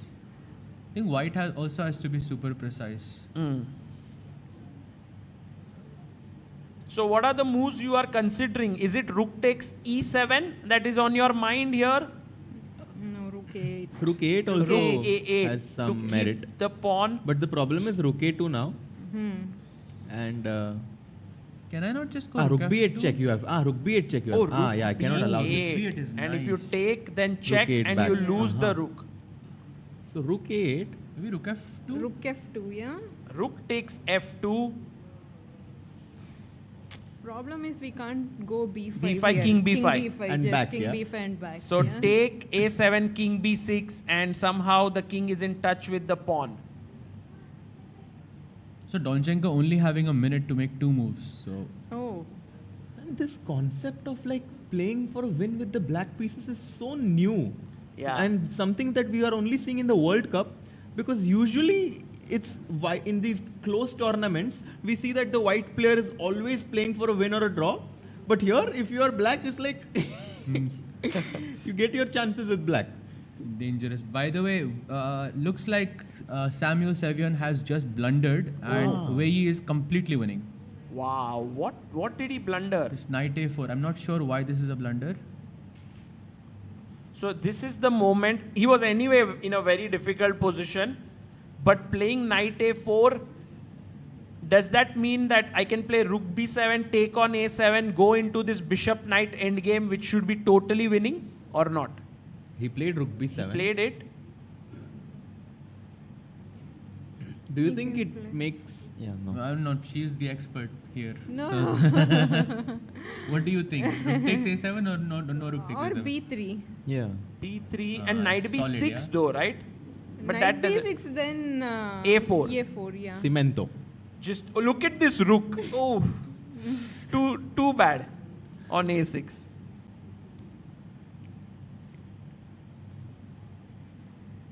So maybe just b3 looks Yeah, nice yeah. here. Also, if there is no threat as such, because this is defended, then we might also fix this structure. Could be an idea. So who's playing the tiebreaks? It's Hari, Yeah. Jospem. Dubo, you have to write his name Dubo. anyway. Yeah, that's a default. And Esipenko as well. Esipenko and Grebnev, yes. So these are the 3 games going to tiebreaks. 2 have been decisive. This will be the 3rd one. Okay. And we will Sindarov have could. Sindarov, Swana is still going on, and this Liam Donchenko. All games very exciting at this point. Anything can happen. And while we are calculating this, and it's becoming very intense, we have someone here who wanted to say a message to Humpy, a very short one. Maybe if we can give him the mic, and Mr. Kenkreji is here all the way from Mumbai. So if we can, he made a special request that he wanted to make a special mention of something to Humpy. Hello. Good evening, everyone on the dais and in the audience. I want to say one incident of Humpy. I think in 2000, when you played last Mayor Cup, can you just recollect? Mostly 2001? 2009, I think. 2009. Yeah. Yes, I was there. Yeah. 2009. Okay. And one of my student, a daughter of Dr. Arthur Taide, his sister wanted to take your signature. And you had just finished the game, and you were just entering outside. You were leaving the hall. Okay, and her father told me, sir, can you please take her signature? So I told, let me try, because I don't know you personally. But as a chess player, I saw your sincerity and your genuineness in grooming the children of India. That immediately after I requested you, you entered the hall and immediately gave the signature and snap with her, which I remember, her father remembers after, say, 16 years. Wow, that that's was amazing. in 2009, and now this is 2025. I don't know exactly the date when the tournament, mostly you might be knowing exactly the date of Mayor's tournament, 2009, but it will be more than 16 years that I recollect that incident. Now my age is 67. And you are also... But I remember that incident, and her father still remembers that thing. Wonderful. And she is now doing MBBS in some Bangalore. Nice. I don't know exactly where she is, but she is in the last year of MBBS. And next time, whenever you are in Mumbai or whenever, I will see that you are meeting her again. Definitely. And it's a great honor to be on the ChessBase India, and the way you are lucky for India, I will never forget. And this is our India. So I want everybody to say, Mera Bharat Mahan. Bolo, bolo, yaar, awaaz karo. Arey, India is mine. India is not behind now. At one time, it was Russia and America. Now India is a mine in chess. I hope there are now 91 chess grandmasters in India out of 140 crores. And in the next 2 years or 3 years, it is going to be more than 150. And I assure you that it is going to be the #1 in India, #1 in the world. And I thank सलाम करता हूँ आपको. नहीं sir, thank you. अरे बाप रे, तुमने जो महान कार्य किया है, और तुम्हारा टीम, मैं सच्ची बोलता हूँ, अभी नमस्कार करूँ तो नहीं नमस्कार सर, करता हूँ. But you have done a great job. Thank you. Okay. Thank you, sir. Thank you so much. Sorry. Sir, but it was wonderful. Thank you. I think, yeah. No, I personally think that what... No. Thank you. Thank you. And Kenkreji, what he mentioned about Humpy, I think this is very true, that she really believes in building the next generation of Indian chess players, and this is a sentiment that is very close to her heart. I think it even till date, you do constantly think about it, that the next generation should also try and, you know, become stronger. So you're always thinking in that direction. Yeah, wonderful. Thank you for sharing. And we are back with a lot of energy here. Rook takes F2 played here by Donchenko. He found some great moves here, by the way, Liam. Rook E7 is the best, yeah? He took, king takes, rook C7, rook F2, and rook takes C3. So rook F3 runs into rook C6 check, I'm guessing, and rook takes G6. Sorry, here, rook, which move? Like rook F3? Yeah, rook F3, rook C6, king and B5. You take the pawn on G6. I would much rather have rook No. G2. No, maybe we'll start with king B5, no? Here. Yes, I think so. King B5. Start with yeah? king B5. Yeah. And then check and... Yeah. Maybe... So your then, king is better. Then I wanted, yeah. In the rook on G2 also is good because you can put something, some pressure on the back rank. Right. Actually, king B5 seems like the move that puts the most pressure. Yeah, that white has to be super accurate here to make a draw. But yeah, rook C5, king B4, rook C6. We have to somehow replay. this is cut. Otherwise, Yeah, you know, that's you would the have loved to problem. get the Yeah. king in. But No, we rook have to go G2, rook G2. here, and then try to King bring the C3. king. But do Ooh, we need that's a this blunder. or just rook D6? Ah, rook D6, cutting the king off. Yeah. And But then rook takes G3, king G3. E2. And then we can go here and take Yeah. this. If rook G4, rook D5. here, take, and take. Check. Oh, check. Check. Check and Check, king D3. check, yeah. Once king reaches D3, it's... Yeah, you give a check and now you take the pawn. Yeah. Intermediate check, very important. Yeah, right. Very cool. So white has to still show some accuracy, but I think it's Liam is within that drawing margin here. But Donchenko, what amazing chess this guy has played here. He beat Anish Giri. He managed to beat in the last round Matthias Bluebaum. So 2 candidates he actually knocked out. And now also putting a lot of pressure on Liam. I do think that this is closer to a draw though. Especially with 40 minutes on the clock. Yeah. Le Quang Liam having so much experience. Yeah. I think this game goes in the tiebreaks. And if it does, Le Quang Liam is going to become a favorite. Because he's, I mean, former world blitz champion. Very good in this quick time controls.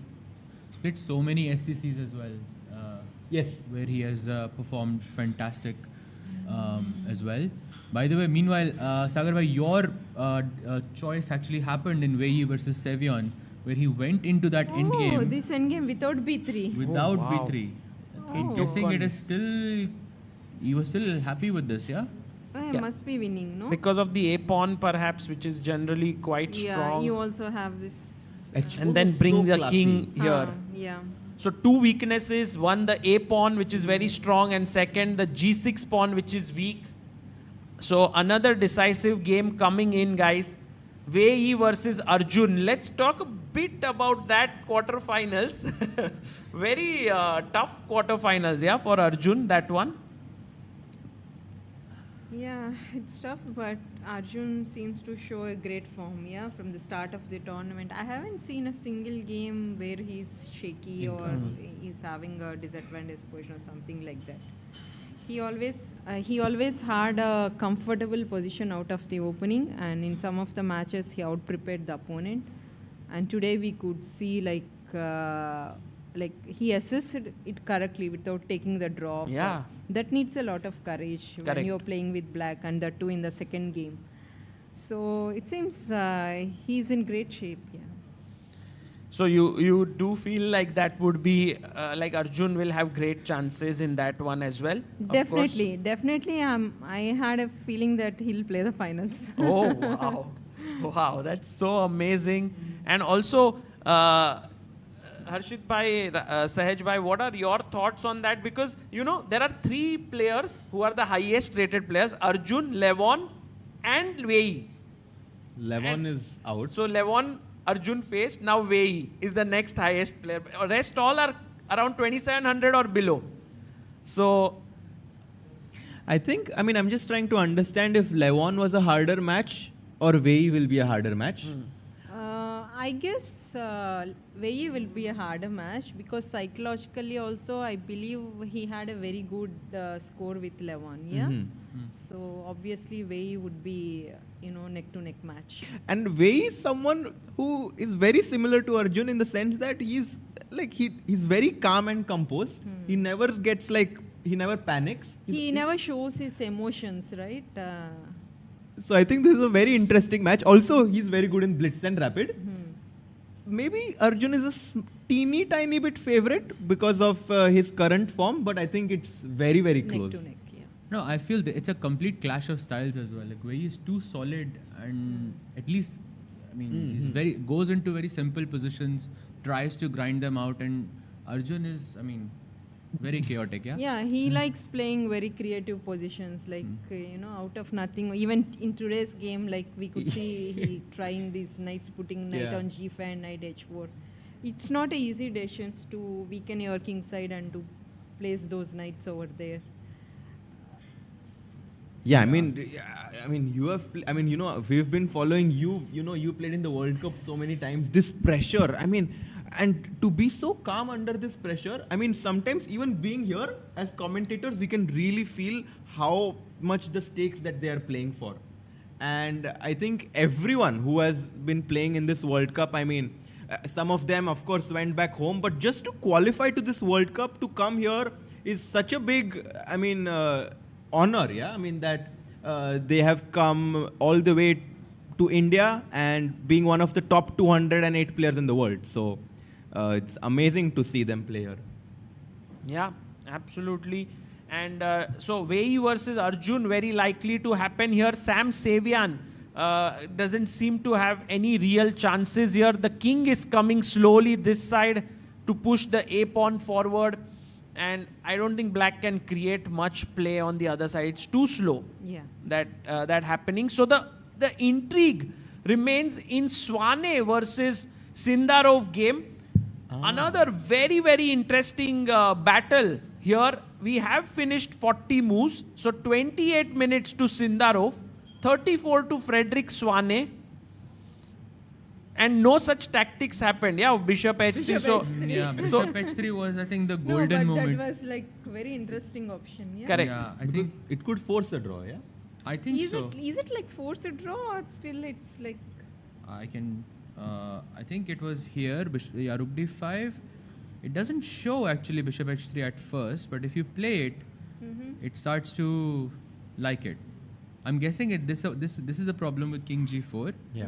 But now Rook C8, this already feels comfortable. But maybe he wasn't happy with the fact that White is getting the G5 pawn, and maybe with Rook A5 you will take the A6 pawn. And I'm guessing Black would have to be a bit more precise here. Yeah, this looks a scary endgame, especially with the king a little bit cut off, on E3. No, but you have to realize that the black king goes to B1, I guess.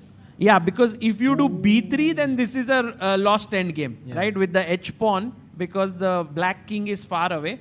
Is this lost, really? Yeah, B3, AB, Rook B3, and the H pawn is very strong. Yeah, I was taught that there was this rule, with 4 files.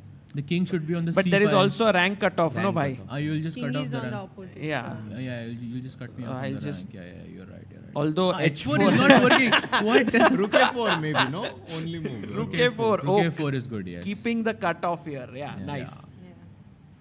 It's not good enough to just say rank cutoff is important, but it's important to rank cutoff. Actually. Wait, so if you played Rook A5, is that a draw? Maybe also win. Oh. That's not. So it has to be the 4th rank. Yeah, interesting. Very- Because I you didn't go know this. king e4 or what? Yeah, I mean, don't for know. sure king e4. No, king e4 loses. It's rook b4 check. Wow, it's some... King g5 and now king f3. Oh, not allowing H4. h4, yeah? Rook g4 check. Okay, this is Check. This is tough for both, I think. That check is very important, yeah. Very cool. And then go back. And you hold. You know, in hindsight, what he played looks better. better practically. Okay, you are worse, but okay, maybe you can find something else, yeah? Right. I understand his decision now. Also, if you make this decision of bishop h3 and you lose, you think that you're so stupid, yeah? Because you could have just played on the game normally. Yeah. And okay, bishop b7 now makes the most Bishop sense. b7 attacking the knight and then also the g2 pawn. Maybe we have rook f5 here. No? Defending and attacking. Yeah.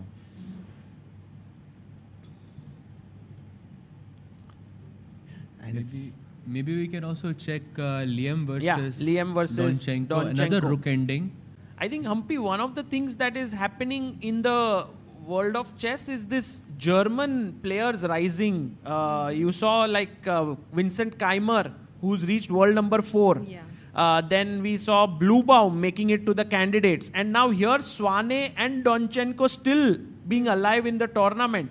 I think German chess is kind of rising up at this point.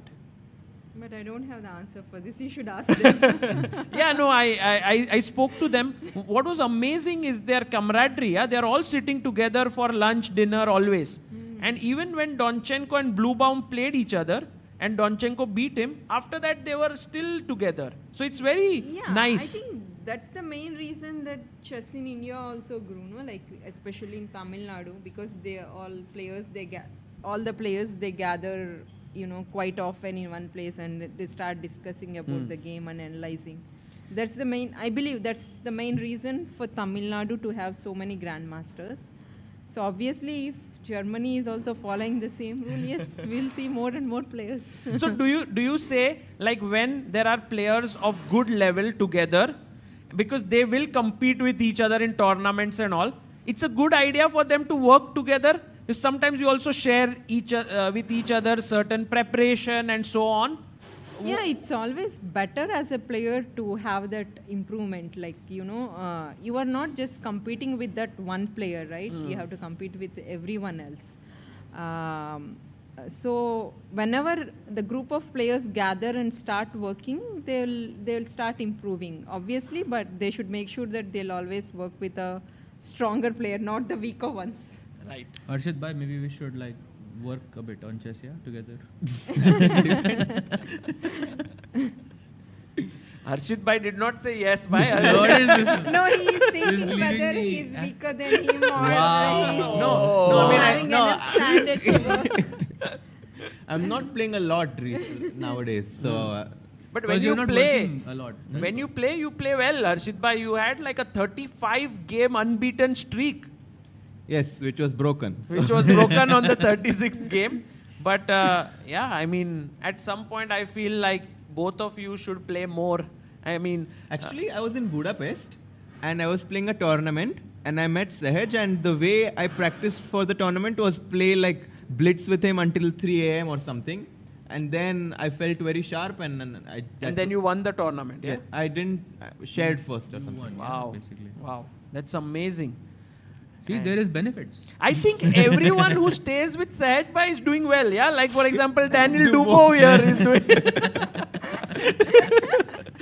He is right now kind of unbeaten and, you know... Yeah, he's doing fantastic. I mean, I really don't understand how he's able to do this consistently and, you know, willingly take a draw with white and then be, like, you know, willingly go into the tiebreak and being so confident. And also that decision, I don't know if you saw this. I think those are the off-board, very brave decisions to make. Like, though it might look simple, it's not easy as a player to take those decisions. Like, for example, against Prague in that Scotch Gambit, when he played d6, it was so... It's quite dubious line, Yes, right? but But he chose willingly. to willingly play. Yeah. Yeah, Daniel Dubov definitely is someone who remains kind of a player whom we don't understand so well yet. Hopefully, as the tournament goes along, we'll get to know him more and more. If Arjun defeats Wei, Yeah. I think, and Dubov defeats whoever he plays, then they play in the semi-finals. Oh. Yes, they are playing in the semi-finals. So Shankland he has to first beat tomorrow in the tie breaks. And by the way, we have moves here. Rook e5, rook g3 has happened. This is a lot different than what we analyzed. Oh, right? by the way, a huge blunder. error by Liam. And that too with 36 minutes on the clock. And can Donchenko take advantage of it? Clearly, I have no idea how to take advantage of it, but the bar has dropped. But King E2 looked very natural, It yeah? looked so Once you natural. gave up the G3 pawn. Yeah, it's the most natural. Do you think King D2 was the move? To me, King D2 feels more because you want to bring the king to it that C3, side yeah? also. And So here- I can always play Rook G2 check and put you back to the back rank. The king could go here and here. Right. And King D2 and King C3, yeah? Because the king could defend and go here, perhaps that was the right move. But King E2 turns out to be a mistake. It's completely losing now after just Rook G2 and Rook G4. And it's not even so difficult actually. It's so easy. Rook G2, king can't go up. So if the king was on D2 here and a check, it would have gone to C3. And now the point is that just to continue, like Rook G2, King C3, if you go Rook G4, yeah, Rook E6. No, why you want to play Rook G2 check? Why No, not direct Rook Rook G4? G4. Yeah, true. Harshit Bhai was just trying to show, like, even helping white there. But Rook G4. And now King C3, I guess, yeah? Or yeah, King C3, Rook H4, Rook check, and King take B5 G6. and if King B5, you give a check back. No. Yeah. Because, no? Ooh. So crazy. Because now King C6, King D5, I guess. huh? Wow. Oh, very tricky. And take this pawn, but black Now this still is wins. So then what's the only move here? Just take the pawn, yeah? Taking the pawn. Rook H3, attacking King here. D4. King D4, King B4 maybe? But there are so many landmines in the position. But I then mean, check. No. Rook G5. Yeah, very right. easy to lose this with And white. then- Okay, now this is. Oh, wait. And he didn't do it? Even King F2. This did not happen? No, actually it seems like Donchenko went wrong as well. Yeah, here King E2, King C6. He didn't give a check and Rook G4. But that's crazy. He didn't push him back and played this. He could have won. Because now Rook E6, King B5, of course. So, what was he? And now again a chance with Rook G4. King F2 Again here. blunder. He had to go again this way. This was tough. He comes here. So now Rook G4, Rook E6 check, just King B5. And Yeah. you win the B4 pawn, So basically. here, But now you have forced black to play Rook G4. Yes. Like now Rook G4. Liam was like, please make the winning move here. But this... Oh, wait. There is King F2, Rook G4. Yeah. B5, King D6, and B6. But can I go to King B6? That's what he missed, I think. What? Because King D6, there is B6, King E5, B7, and it's Queen. You think he missed King B6 move? I mean, maybe Liam, I don't know. And then he... Okay, But wait. It looks tempting, no? That's a nice line though, Sahaj Bhai. Very beautiful. That the B pawn queens. But King B6 Yeah, and black is in control, yes? Rook Here? D5? Okay, you are waiting so that when I take here, you want to take this, right? Even sometimes that could be Take. losing. Here, take here. And this move perhaps. Okay, Rook H3 is very nice. Is that like the only And move? or even is Rook there- H4, H3. RG4, RG5. RG4. Yeah, and Rook G5. Yeah, it's nice. It's nice also. And also if you attack any of the pawns, then Rook G5 somehow saves everything and the white king can't come closer. Yeah, no, it's nice. Nice move, yeah, there, Aditya. King F2. So Liam will be knocked out. It seems so. For sure now, after Rook Seems G4. likely. And Lekwang Liam, of course, has been at the top of like top 20 in the world of chess for so many years, right? Humpy, I think even these Asian championships where you would go, he would be one of the top players, right? Right. And for him, reaching the candidates was also a big hope, especially with the bracket that has panned out the way it is. Liam would have considered himself to be like one of the big contenders here. And Rook G4 played by Donchenko. Forced to play it.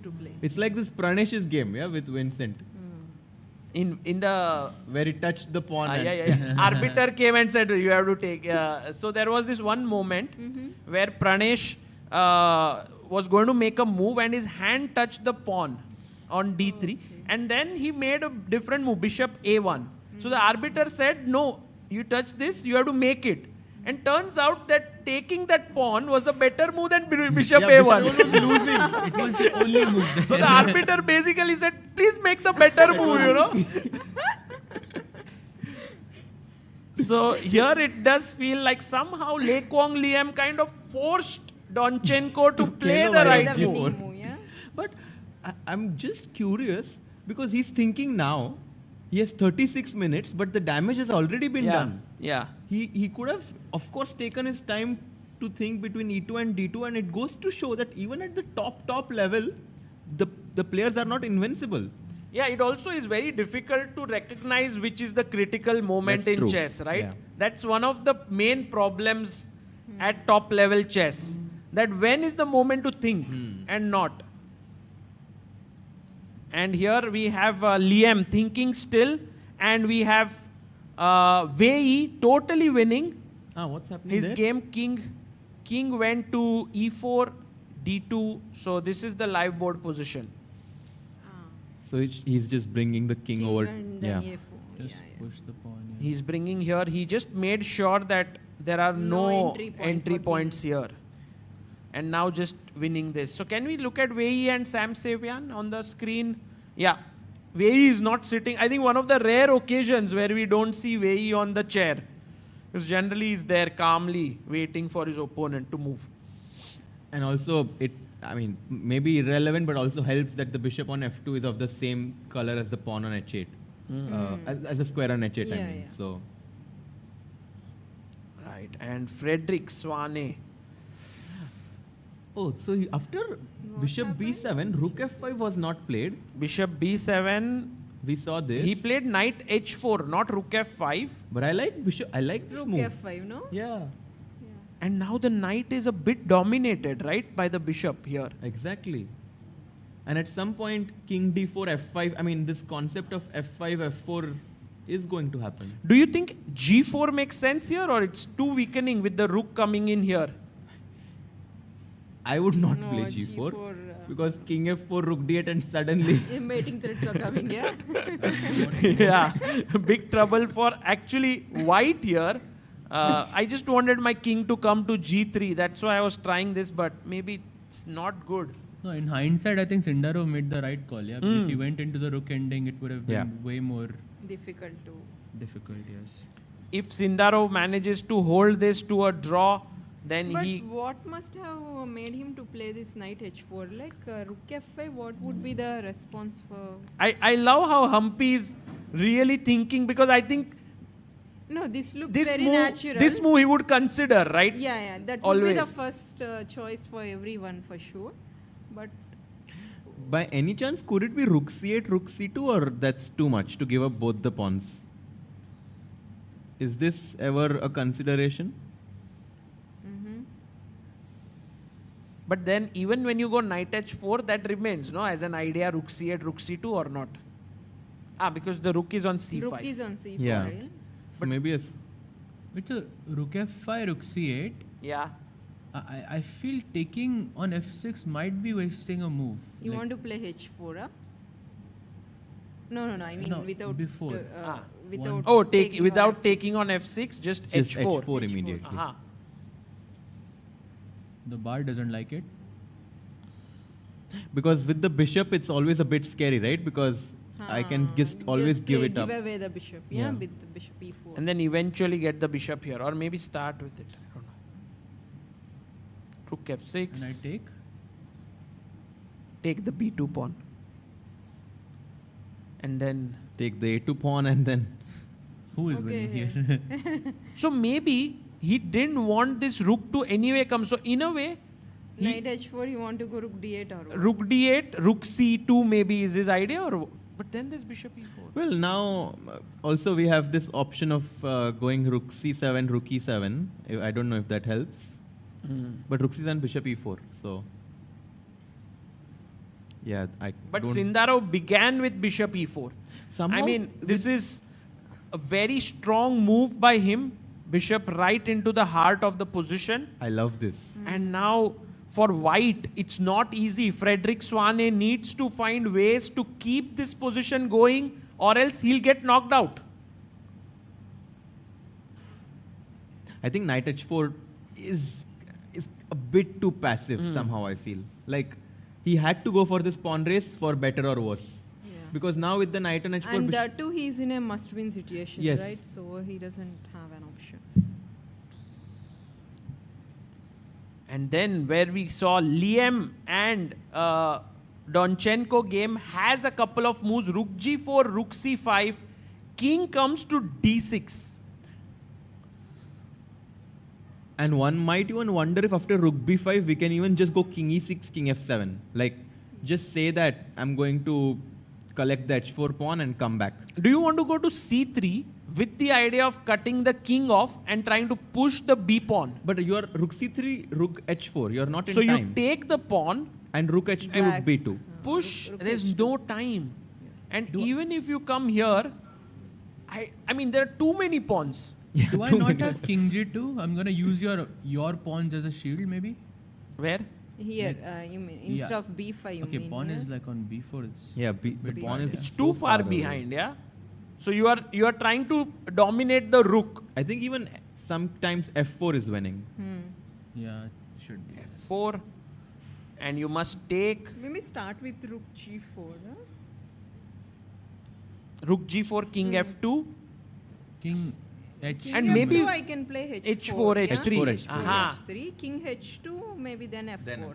Yeah. And then cutting the king, pushing here, bringing the rook in, and then just, I mean, this is, oh no, Even rook f2 check, yeah? And king g3, rook f3, just trade the rooks. Oh yes, that's simple. That's very simple. Yeah. Nice. Nice. So I think he's basically lost. No chance. Any chance for for Sam actually? Why? Or is it just because he's not going to c2? He came back to e2 now. Okay, Wei is just being extra careful there. But it's a zugzwang, no? Kind of. I mean, let's say now, the point is that if you go to the king from c2, I do have knight c4, knight e3. Like with my pawn on f4, do you think white should have played g3 at some point or no? Because now let's say, I'll play king f5. How do you play? King f3. Okay, let's say... you are just staying here. I find it weird, yeah, to stay I here. can I can take the f4 pawn. You can... Like bishop a7 or something. So okay, one move back. I don't want to allow your king to f3. Thing is, if you play knight c4, I go a4. You can play knight a4, I think. Yeah, knight a4. Knight a4 looks good. Yeah, knight a4. Because you cannot play c4. But bishop d4 you can play. Yeah, bishop d4 and... Knight b2 back. And then a3. Oh, that is... Okay, that's fine, yeah. But what's the But point? you guys have to work hard, yeah, for this win. Yeah, I felt sure. it would Not just so win on its easy. own. Yeah. No, actually, I felt like that b3 f4 plan is very simple one. This is kind of I agree. it's still win, but, But white what needs to about work king it out. c2? Knight c4, knight Oh e3. my goodness. Black actually can hold it. Oh, actually, there is also knight d3, knight e1. We completely forgot. Knight Yeah, d3 knight d3, attacking knight the d1. bishop. Right. And bishop maybe goes here. Knight You're here. losing the pawn. And I might lose wait the a game. second. And then g5, h4. Wow. This is getting super intense here. And Wei has to be slightly careful. So he goes king e2. Actually, I'll say this. If Wei does not win this, I would, bank on Sam to qualify. And also with all his experience with Lodici where he went till sudden death. It could come in He handy. was so winning. And if you don't, of course, Wei is very, very calm and composed, but this is I don't know how you can come back from this. Okay, this is very interesting, guys. The games are kind of moving forward, but because 40 moves, 30 minutes have been added, there's still some time. So we're going to take a very short break. And on the other side, we'll continue with the analysis. And we also have an interview with Arjun Erigaisi that will be shown to you. Chess.news Grandmaster Arjun Erigaisi won a beautiful game with the black pieces. Tell us more.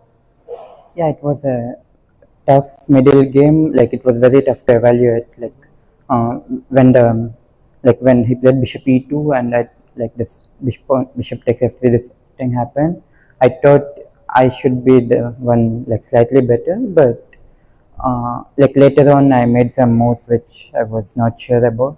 Like queen d7 or c7 I was choosing, and then I regretted playing it on d7, and also h6 I thought was a bit unnecessary.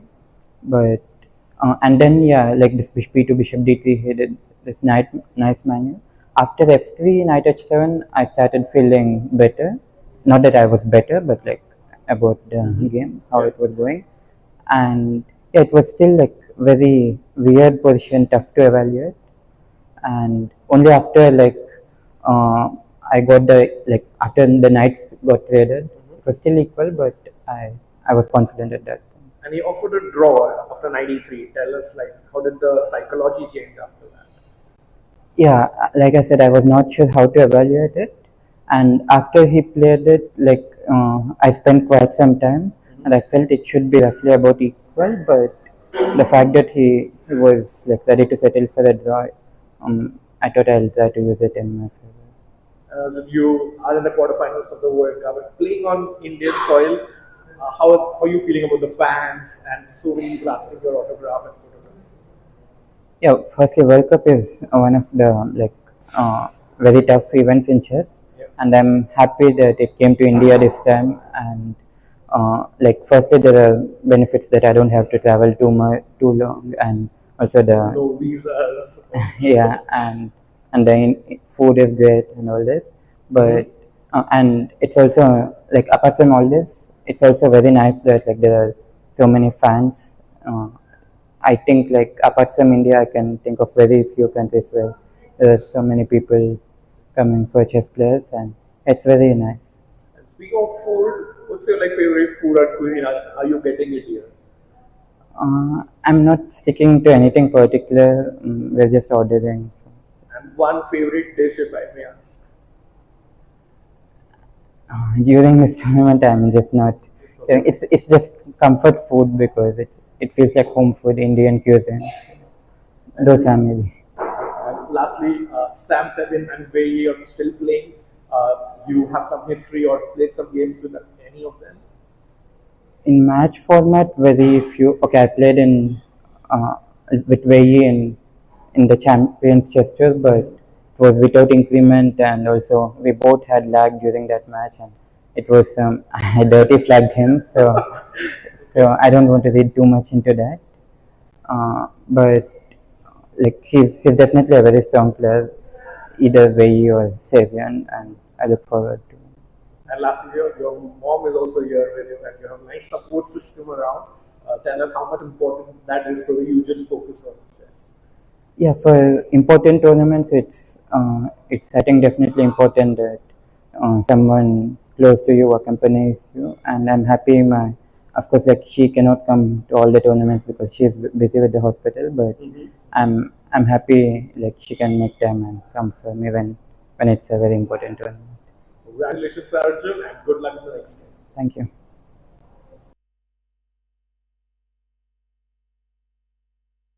And we are back after that interview with Arjun Erigaisi.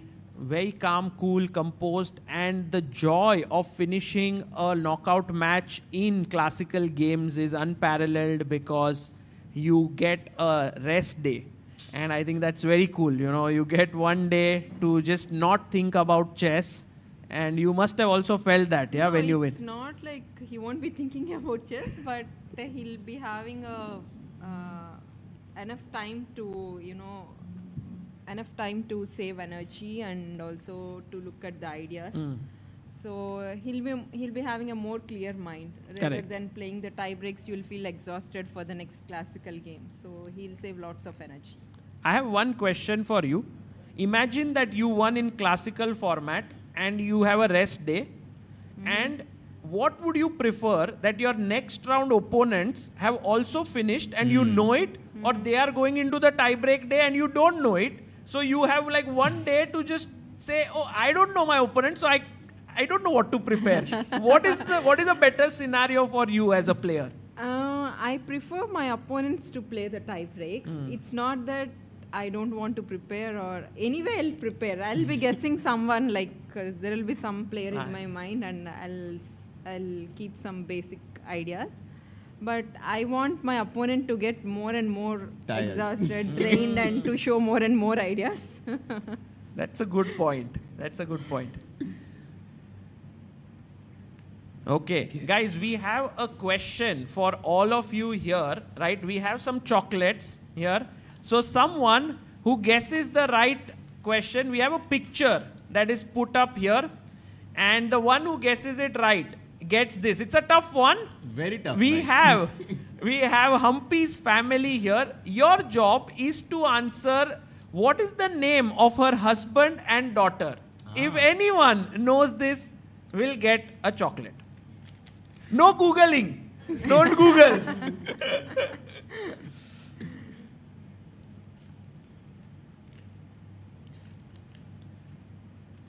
Sagar bhai, do you want the chocolate? Yes, I am going to open it for myself. And the right answer is Anvesh and Ahana. So they are, Anvesh is Humpy's husband, and Ahana is now 8 years old. Wow.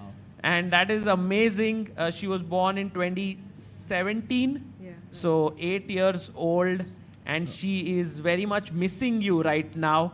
That you are here. I knew Ahana. Can I get half or? Yes, bhai. I'm just kidding.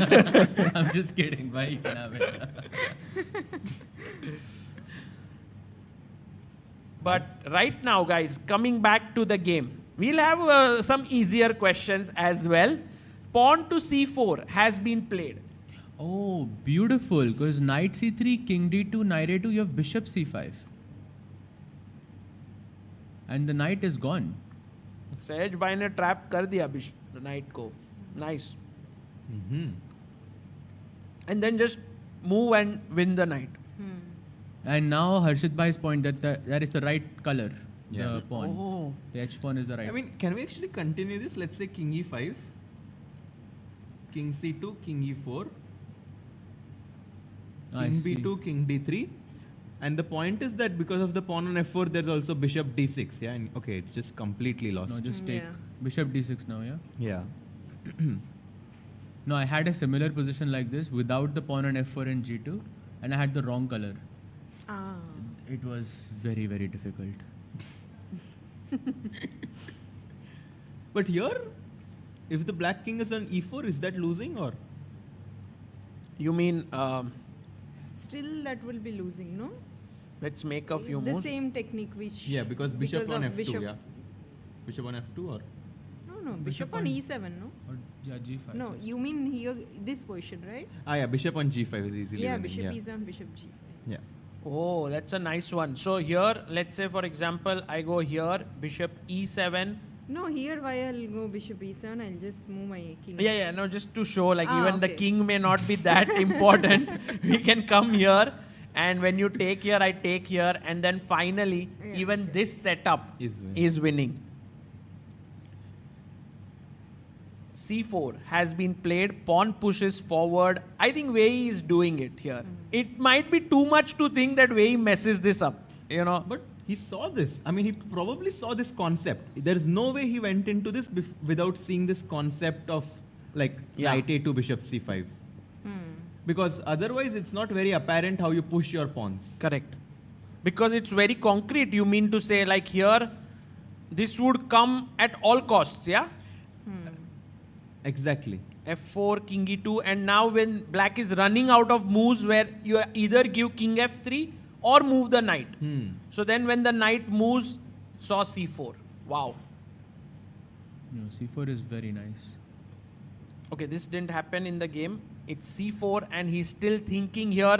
Meanwhile, what about Swana? This game where the move that you were recommending, g4. Swana made the move. Actually, guys, this is the news here that I recommended a move and Swana has made it, which is generally not a very good sign.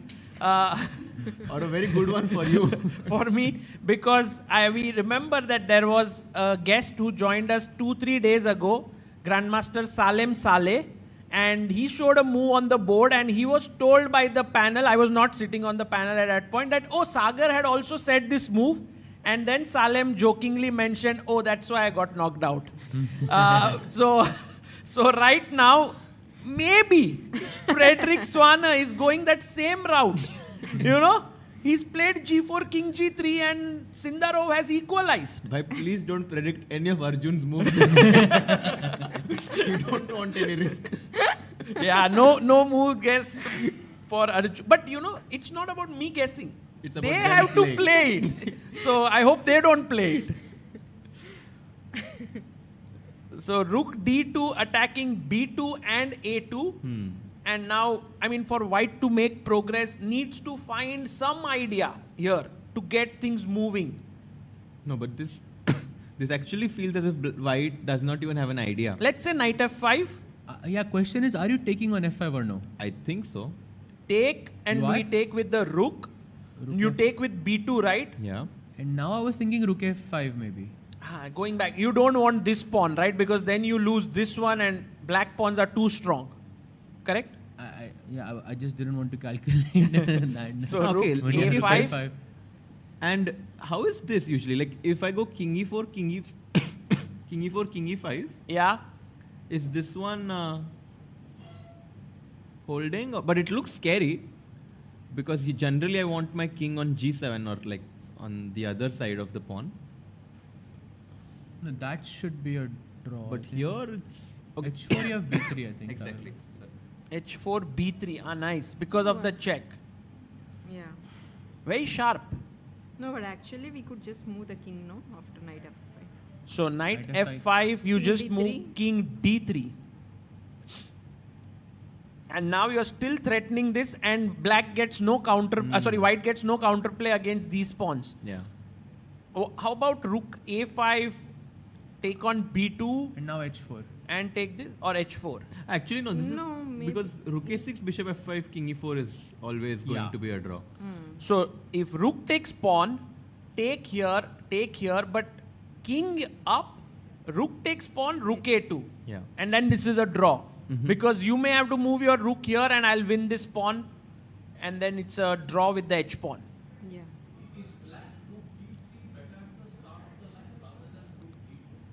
Maybe we can give you a mic so that people online also can hear it. Sir?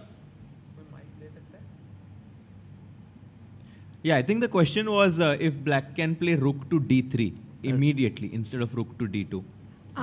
Without rook And d2. I'm pretty sure he has this nasty rook king d4 check. Oh, nice one. Nice one. Have you been like solving tactics on chess.com with 1 month premium membership? No, I am a premium member. But oh, you are puzzle already rat. a premium member. That's so cool. King d4 taking here with a check. Anyways, knight f5 now, yeah? Knight f5. Bishop. But you take with the rook, then yeah? this will be bad version, no? Yeah. It's better to have the rook on d2. Can win And, a pawn. oh, some moves have happened. And now actually. your rook actually should have been taking these pawns, but it's a little bit passive here. But a great suggestion. Guys, if you have any suggestions here, please feel free to suggest here at this point. Or even if you have some questions. Because right now we are going through these games. There is some time. Generally, when the time starts going low, we don't want to we want to analyze a lot more. So in case you have anything, please do. This happened, yeah? Rook d2, knight f5. Yeah, knight f5 is on the board. I think I like Humpy's suggestion, king d3. no? It It's looks very more clean. simple, yeah. Very clean. Also, this bishop is like so good. You want to keep it. But one of the things that many beginners often do is they like to sort of exchange when it's just like tension goes away at that moment. But I see stronger players love to keep the tension when it's in their favor. And this bishop is definitely powerful, more powerful than the knight. So you keep it. Maybe some rook g to check ideas also later on. Yeah, to just cut the king, you mean, yeah? Yeah. So right now, Frederick Swanner's dream of getting to the tie breaks is not happening, it feels like. But we never know, yeah? This pressure in these games is so much that anyone can go wrong. We go to the game of Alexander Donchenko, and what we actually thought has happened. Exactly. Exactly as we thought. We are not so bad, Harshit Bhai. I think we have a better help this time. Yeah, I mean, yeah, Humpy, today I think our variations are much better, thanks to you being here. So, Rook C4, Rook H4, King G2, and King H2 played. I have a very, unnecessary suggestion. Yes. If I can go F4 and F3. I was also thinking Really? somehow, yeah, F4, Rook E4, right? Or not? Sorry?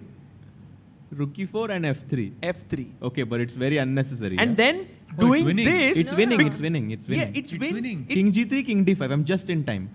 Yeah, floating And square, if yeah? E4, I have King E5, King F4, I guess. Yes, because this pawn, by the way, the rule is it has to reach the end of the board. It is not. So if the pawns were here, then maybe you would have been a draw. So King E5. No, you have to wait again. King D6, yes? And go to that pawn. Wait a second. King G3. King C5. King C5. And you're in that box. And then comes here. Yeah. Yes, exactly. And wins. So F4 is very clean, no? Yeah. F4, F3. F4, F3. Yeah, I guess it could happen, Harshit bhai. It's a beautiful endgame lesson there. I mean, I guess F4, EF4, Rook F4, B5 will be tried. For sure. But do I have to go Rook F4? Rook F4. B5. Yes, this is what white will probably try. And now a threat, here. And now Wait, King D5. Can I not go Rook H4, Rook G4 and E3? Same idea as Harshit? Like this time my Rook is defended and your King cannot go to F2? Or is that... So you want to do this, this, this? Trying to be like as... Because you cannot play King F2. Nice. And now Rook E4, yeah? Yeah, nice one, Sahaj bhai. Also tactically solving the problems instead of fear. I had one question, Humpy. When, let's say, people are talking just like that, even at home or just otherwise, is there ever a time that in your head you are thinking about chess, variations are going on and you are just like nodding, but you are thinking about chess or that? Or did it ever happen in your career? Like, okay, as an youngster, okay, when I'm, if I'm seeing a game, even at someone at home was speaking, it would happen. But now it doesn't happen anymore. If I don't respond when my daughter speaks in between, she'll constantly bowing me. So there is no chance of happening. So there are no variations running when your daughter is speaking. You have to focus. But does she play chess? No. Like she just know the basics of the game, but she's not interested in the sport. Yeah, makes sense there. Already you spend so much time at chess, yeah, anyway, so.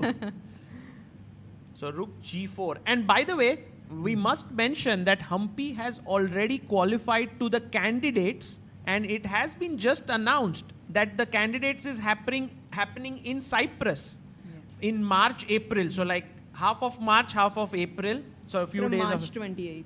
28th, yeah? 28th. Oh, yeah. So it's actually just last 3 days of March and then April. And we have already 3 players from India who have qualified to the candidates. That is Vaishali and Divya and Humpy. So that would be a very, very important event, right? Coming up for you. Yeah. That's the main event, and of course, I have a World Rapid and Blitz Championship in December after the Global Chess League. Right, where you are the defending World Rapid champion, and also World Blitz Championship is something which I think you would love to win. Yeah. Once I got a silver medal in Blitz, so but You were Blitz playing tiebreaks, right? Then. in Blitz? No. Rapid, yeah, I got right, a silver correct. in tiebreaks. Correct. That Yeah, was the I remember. previous year. Oh, that was an insane tiebreak. Yes, I remember that was in Uzbekistan, right? Yeah. That one against. Yeah, that was very, very intense. Yes, sorry, you have a question? We have Ankit here.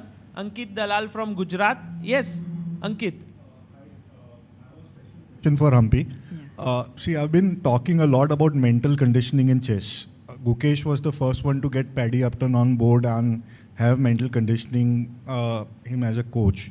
What do you feel like, even when we are seeing the World Cup, the pressure they are going through all the games, how important is mental conditioning for the game of chess, and specifically the women player in chess? I mean, you've been the #1 of India since last 2 decades. There are a lot of youngsters who are coming behind and they are lacking or they are leaving somewhere. So do you think this psychological factor also plays a huge, crucial role into this aspect, and how do you think the future looks like? Very interesting question. Yeah, definitely having a mentor is a key factor for a professional chess players. Because chess is not about a calculation, it's not about just knowing the theory and all. At the end of the day, it's all about the psychology, right? That's what we could see today in Arjun and Levon Aronian's game. When he offered a draw, like when he declined the draw, like his opponent started making mistakes. It could also happen in the other way around. So it's all about psychology as well at the end of the day. And as you said, for either it's a female or a male player, if you have a mentor, like because we all know as a players after the game, we know what mistakes we have done. Definitely, sometimes it will be very silly. But to make us correct, to keep you in a right track, you always need someone who will always, tell you the facts and to guide you in the right way. So mentor is very much crucial for the sports person. The mentor is correct. I said a mental conditioning coach. It's like we know that theoretically or in the game what mistakes we have done. Even the players at your level, you clearly go through it while you are walking out of the hall. But as you correctly said, like Arjun offered a draw and it was, he declined the draw, and what happened, we saw that. So that psychological, or what sometimes the players get attached to the results and they are stopped. So there's a mental conditioning part of the game as well. So that's what is, I think, I've been talking about. And Paddy Upton also, when I met at the World Championship, he said, so that's one factor which I was asking about mental conditioning. Yeah, it's good if we have one such kind of a person with the player, but every player can't afford to have professionals like that. But definitely, if you have a supporter also, it would benefit. Like it could be someone whom you are comfortable with. Either it could be a friend or parents or whoever. That will also give an positive impact on a player. That's a great point. Harshit bhai, who has been your that supporter in your career? Any mental coach or someone that to start with, there have been, it's so important to just even have this friend that who's following your game. Even a friend, or even if someone is following your game and then as soon as you finish, he calls you and he's like, I was following your game. It was so interesting. What did you think? And it's so nice to have someone you can just always talk to after the game, because it kind of not only gives you comfort but also a sense of responsibility, in the sense that people are watching my game, I want to do my best. And for me, sometimes that came in the form of my good friends who are also chess players, like Abhimanyu, SL Narayanan, very close friends of mine that I used to always talk with. But also sometimes even having a mentor, which I've never had, a psychological coach, but I think it would be nicer if the chess community can kind of like embrace and invite more psychological coaches in our community, considering considering chess being such a mental game. And what about you, Sahaj bhai? Have you had any such mental training or someone, or just your family or some? How is it been? I just had an amazing mom who was there for me since I was 4 years old, and she traveled with me everywhere. She made sure I got the right coaching. She made sure I was there when I didn't perform the way that I was supposed to. And she was there to celebrate with me when I did. So for me, it all goes to her. Nice. Yeah, amazing. I guess it would be, as Humpy said, would be very nice if professional help could be found, but at some point, it's a question of resources. If you have it, you are able to afford it. Otherwise, you have your family and all who need to actually get trained in this journey. They cannot just all the time keep thinking, like, if some parents are kind of saying, you need to win, there's a lot of pressure. I think it's also a journey for parents. They also evolve, unless, of course, they are chess players, then they know these things in and out. Yeah, I mean, I don't know if, Humpy, you can relate to this, but sometimes when my dad sometimes follows the games, and he's like, the engine was saying so much better, and why didn't you play this move or something? And I'm like, please, no, let's not. No, this happens to me for every game, but it's not about engine is saying this or that. My dad, he himself would say, this seems very logical, why you haven't played this? It even Dad is very now. strong. That's as a player. Even now it happens when I play a tournament. You know, once this happened to me as well. I mean, my father also used to watch my games, and he would look at the engine, and he would also call me later on. So one day I went home and I uninstalled the engine.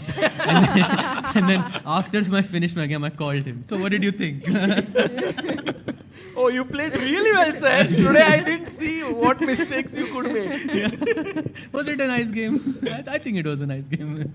No, I'm just joking, but yeah. My husband will see that bar going up and down. Then he'll just say, you were very close to winning. You just played one bad move and you just missed it. But this is how he reacts. But when my dad sees the games, like, how could you mess up that kind of a position? So for sure. Humpy, when you just said the bar goes up and down, and like when you say, look at what happened here. Yeah, definitely. So he did miss it. The bar went up. No, I don't know, my words are so powerful. So Humpy ji, he did miss it. It's B5. B5, B6? Oh my God. It was that line, remember? Yeah. By Donchenko's Who father should be careful, yeah? Who should be careful while speaking? Because, Sahaj, your line also just happened. Now Don's father is going to call him, I guess yeah? check is forced. Oh, in fact, yeah. King G1 No, maybe. King G2, F4 loses. Yeah, F3 check. Oh, we have to go to G1. Tough, very tough. No, but this Liam is completely missing the key moments, right? He's playing quickly. What? He played it? He played No, Rook C5 you're within joking. a second. No. Yeah. Oh my He God. took, you know what? How much time he took Oh for my Rook God. C5? 12 seconds. I mean, I guess if you just don't see the concept, it kind of makes sense, but you have to kind of look for opportunities, right? Okay, King G1 also was, I mean, tough to find, I think, over the board. Yeah? I mean, if you see B5, No, you if see you King see G1. B5, yeah, it's Yeah, I logical. mean- Like, it's a desperate, you don't have a choice, so... And there was no way that he could have come back black from this. After B5, it's a forced draw. And what a big miss this is, because he could have stayed in the tournament, played the tie breaks, and now he's just out. He comes back. Maybe he sees it now. But no, he goes Rook C3. F4, yeah. It's I think, maybe it's time, to get this Rook out from here. I mean, okay, you have to go F4 because B5, B6 is coming. Right. Somehow as if Liam is helping Donchenko to find right moves all the time. He's like, okay, now F4. Play it. Wait, yeah, okay, yeah, f4. The pawn. I would have liked rook c2 more, because at least after f4 you could still play b5. Oh, but I think f3 would still be winning. f3 is nice. f3, rook F3 g2. and rook g2, yeah? Yeah. Mm-hmm. Okay, so just this one is looking really bad for Liam, but chances are coming in, guys. These are big opportunities being missed. Meanwhile, Wei has got his king up to f3. And this is looking very, very bad for Sam Savian here. I think we've predicted so many right moves, because look at the game of Sindarov. Yeah. They've followed this King line. D3, yeah? King D3. King D3, that rook was A5, Humpy's suggestion. Rook A5, Rook Bishop B2. F5, yeah? And after Rook A6, Bishop Bishop F5. F5. We saw this. Oh, Bishop F5, King E4. King E4. Nice. So Frederick now hoping for some final tricks here to just try, because he has lost his chance here. His biggest mistake was to follow your move. Yeah, G4 somehow was a mistake that from there he couldn't come back now. It's done. Once you follow your move, no way back. Yeah, hopefully Frederick never sees this stream. That is there. Wait, in Wei's game, yeah, he has queued up the A2 pawn. There is no bishop c5. But is there some bishop D4 check or what? Yeah, must be. Bishop D4 check, or what's his point? Oh, c6 is just winning. He played just now. He played c6. Okay. C6, King D6, and just take on F4, G6, H5, right? With the king. I mean, yeah. I wonder. Just go here and take this. Yeah, I would love my bishop to be on D2. Like I was trying to see if I could somehow include bishop E1, but I guess. Knight C1 is there. Yeah. Yeah, So this is a very important and draw. point. What? Oh, he agreed a draw? Yes, it's over. Frederick Sindarov Swana has agreed to a draw here after Rook A6, and Javokhir Sindarov makes it to the quarterfinals. Third player to make it through after, and look at him there saying, take King E4, I think he was just saying, Sindarov. And so we have Arjun through, we have had Yakuboev. Oh, by the way, we have 2 Uzbek players into the quarterfinals. Wow. Nodirbek, and not Nodirbek Abdusattorov. It's Nodirbek Yakuboev, and now we have Javokhir Sindarov. That's amazing for Uzbek chess to have 2 players into the quarters. And we have Arjun as the third one. I think Sam is completely going to be losing, knocked yeah? out. So I guess. we'll have Wei in the quarters. And we'll have Donchenko, 1 German. So 2 Uzbeks, 1 Chinese, 1 Indian, 1 German. And maybe Hari, so that could become 2 Indians. And there is Dubov, of course. Dubov. Yes. Dubov? Actually, there could potentially be 2 Russians. No, yeah? for sure 2 Russians, because Grebnev is playing Esipenko. For sure is a little bit too much, by So Dubov, you're sure will. Shankland is not so easy. Oopsie. We're hoping both of the Sams are not watching the stream now.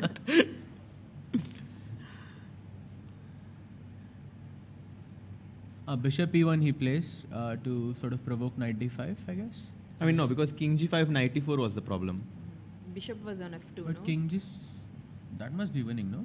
I mean, why would you give up your bishop? But yeah. Really, that's not winning. Which one? King No, G5, without King Bishop G6. E1, King G5. Oh, okay. Oh, I'm surprised that's not winning. No, it's Let's- winning. Oh, it is winning. Yeah. Yes.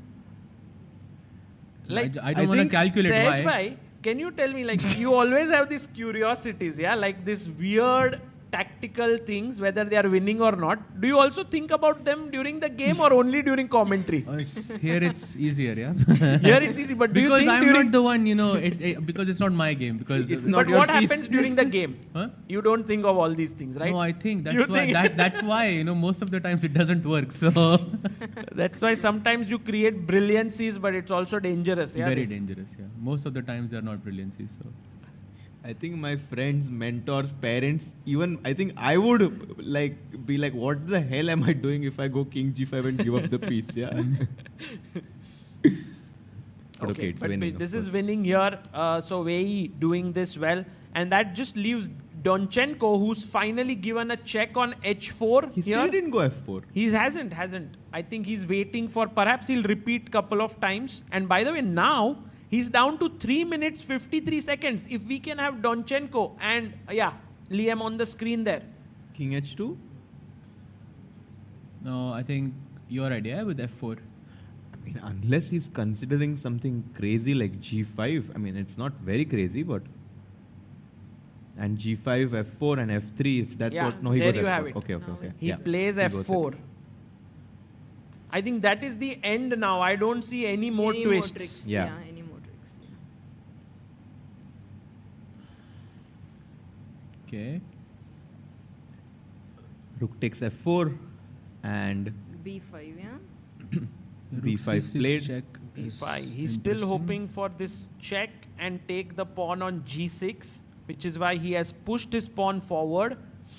Wait, B5? Rook F2 check is interesting. Maybe not, yeah, because King G1. I guess cleanest is King Is- D5. King D5, Rook B3. King C4 even. But okay. Played actually. But Played even- King even- Played D5, King D5, yeah. King And you can D5. even just go back, yeah. King D5 on the board here.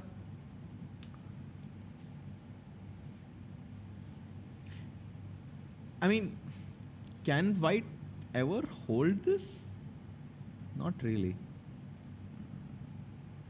Very unlikely. Yeah. I mean, also the next threat, I believe, is just Rook F6 to this, no? Then B6. defend and just... No. No? Now Rook B3, King C4, no? Rook B3, King C4, yeah. But if he doesn't do anything, then I can bring my Rook. I don't know. I just wanted to keep this guarded, but maybe it's not needed, yeah? So, such safety. Instead of king coming up? No, Rook C6, Rook G6, that's the Rook F2 here. Yeah, King G1? King G1. King Rook G1. F3 Here is there. you can just trade the Yeah. rooks. He was waiting. He tricked you, bhai. King G1 was the move. And now Rook B2 was his idea, which is actually also winning. So the winning margin is really high. And then this. King D4, yeah? So that check, you can go here. I mean, actually, even King D4 is easier, no? Just keep the king pinned. King D4. And now here? Yeah, like King D3, just you run, yeah? Yeah. It's not easy though. I mean, we could potentially play it better. Yeah, like we made the craziest moves and it's still winning, so. King D5. And also the game of Wei, look at the confidence with which he has gone into this endgame. I mean, this is incredible. Wow. Wei actually gave up all the pawns that he had. And he was not rushing. He's like, you can defend the pawn on G6. Yeah, G3. G3? No, he can't take on G6. Yeah, knight no? F4. No, do you think he went intentionally or move by move? Like, he was forced to. It was better to give the bishop, no? Maybe you're right. It can seem like Wei is a genius, but it was also like this just happened, yeah? Because, I mean, he had such a big margin and now he's reached here where it's like zugzwang or something he has to do. Like, I think, what's the point? Yeah, King D8, you go something like Bishop D2. No, but Bishop D2, Knight F5. And then Bishop F4. That's the idea. Jig. And then, like, you are somehow... And then you go back, Bishop G5. Bishop Pin. G5. Yeah. Pinning, nice. So he's going to somehow get this. And then, as we famously know that the knight can never triangulate. And the bishop can. So we can just... Incredible guy. Yeah? Wei made it really exciting. As much as he could. And just to finish it, King D7, Bishop F4 is the cleanest way to finish the game. And then played. Yeah, played. There's no move here. If you go here, you get pinned. If you move the knight, you lose these 2 pawns. Yeah. Yeah, on the board. This will, I think, evoke resignation here from Sam Savian. There's no move left. Humpy, how closely do you follow these events when you are back home? Do you look at the games at some point or? I don't follow the live entirely. Like I'll switch it on and off in between. Usually during the nights when my daughter goes to sleep, that's when I'll see the games. You will go through the games. Yeah. And are the games interesting for you from an opening perspective or like the entire game, just how they panned out? It depends. Sometimes if that opening is what I also play, then it would be like, you know, it would be more interesting to look after the new moves and all. But or else I'll just see the entire thing in general. Wow. And knight to d5 played here, attacking the bishop, but now it's time to snatch the pawns.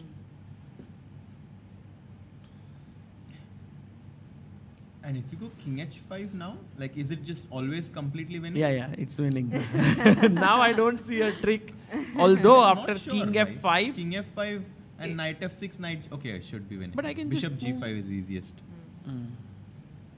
And then G4 But next. anyway, King H5 is not required. Yeah, King no? H5. Like you could play Bishop G5 directly. Yeah. He takes the pawn.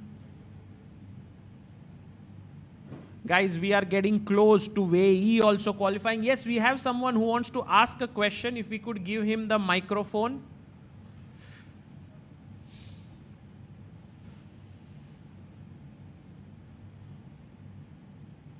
So you can tell your name and then ask the question. हाँ, उनको चाहिए. Rohit. Yeah, Rohit. Your voice is maybe mic थोड़ा pass रख. हाँ, now. Can you hear me? Yes. Yeah, questions for Humpy, ma'am. Yeah. This year, like there are 3 Indians in women's candidate. Even last year, I think there were 3 men, like in the open section, 2 on the women's side. And then right after there's Olympiad where you're playing together. How easy or difficult is it when your top competitor become like your teammates in the next tournament? How challenging do you find it to like discuss opening prep strategies with the people that you're competing for, the world championship? Yeah. Well, last time I haven't played the Olympiad. I'm not part of the team. But yes, it generally happens with all of us. And since we all are smart enough that we don't reveal our ideas, though we discuss about the general strategies, everybody will be having their own preparations and all. So when it comes to individual tournaments, the kind of preparation we make is different, and for the team event, the kind of strategy we put on is entirely different. Very interesting. And I think it helps that the Olympiad is after the candidates, right? Because And David Metzger in the chat has mentioned something very important. He says one shouldn't underestimate Javokhir Sindarov in this tournament. He's now rated 2729, having gained 47 ELO over the past 12 months. Wow. So, yeah, I think Sindarov definitely after this qualifying to the quarterfinals becomes a heavy favorite. If we look at the bracket, there is, if we can just show the bracket again, Director Ji, then we have like upper half and bottom half. And the bottom half has Arjun and Wei Yi coming in. And we will also have perhaps Daniel Dubois / Shankland and I mean there. But if you look at the top, I believe Javokhir Sindarov definitely remains the highest rated player now in that. So even by rating, even if Hari qualifies, Sindarov's rating is higher in that group. to reach semis and finals even. Like till the finals from the top bracket, it's Sindarov now who is the highest rated, while Arjun is definitely the highest rated from the bottom of the table. Yeah, you were saying, Harshit Bhai, anything? I think Sindarov is actually a quite, I mean, he has huge chances to make it to the semi-finals, because also it's quite clear that very likely one of the Uzbeki players will be in the semi-finals, right? Because there are two players playing in the quarters, both of them having a small edge over their opponents. So I think Sindarov versus Arjun or Dubov could potentially be a matchup. Interesting. Although Hari is... like Hari is having a huge experience, right? Yeah. Like if he doesn't fall in those opening preparations or something, then definitely he's in the line to win, give it a tough fight. Yeah. And just to show how much it means to these players, you can see Sam Savian is not resigning here. It's like, a resignation means definite knockout. Just want to play till the end. I guess in many other events, he could have maybe even thought that, okay, no need to continue. But World Cup... I guess you would also do the same thing, no? Without resigning, you would also play. I would play. I am... No, but... I would even play with some hope, yeah? But I know that Sam Savian knows that it's done. I think the difference is not if we play, the difference is whom we play. Yeah? Like no, the difference is like they are starting to think like you. That's the reason to eliminate. Getting eliminated. I'm just worried. Like, should I be worried or should I be happy? Like, I've started thinking like them, or they have started thinking like me. Okay, and jokes apart, like I think like World Cup is a very stressful tournament.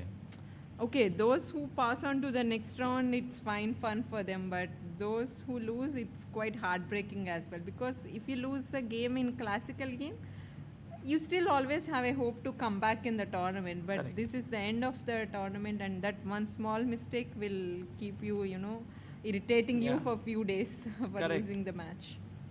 Yeah, and also the thing is, in other tournaments, you've planned your itinerary like in advance. You have your tickets and all booked. But here it's like you don't even have that. So once you lose, you also have to start planning that. Oh, tomorrow, what about my room? Do I extend my room now? When should I book my ticket? It feels really like a challenge, yeah? I don't know about the players, Humpy, but we really want you to extend your stay here.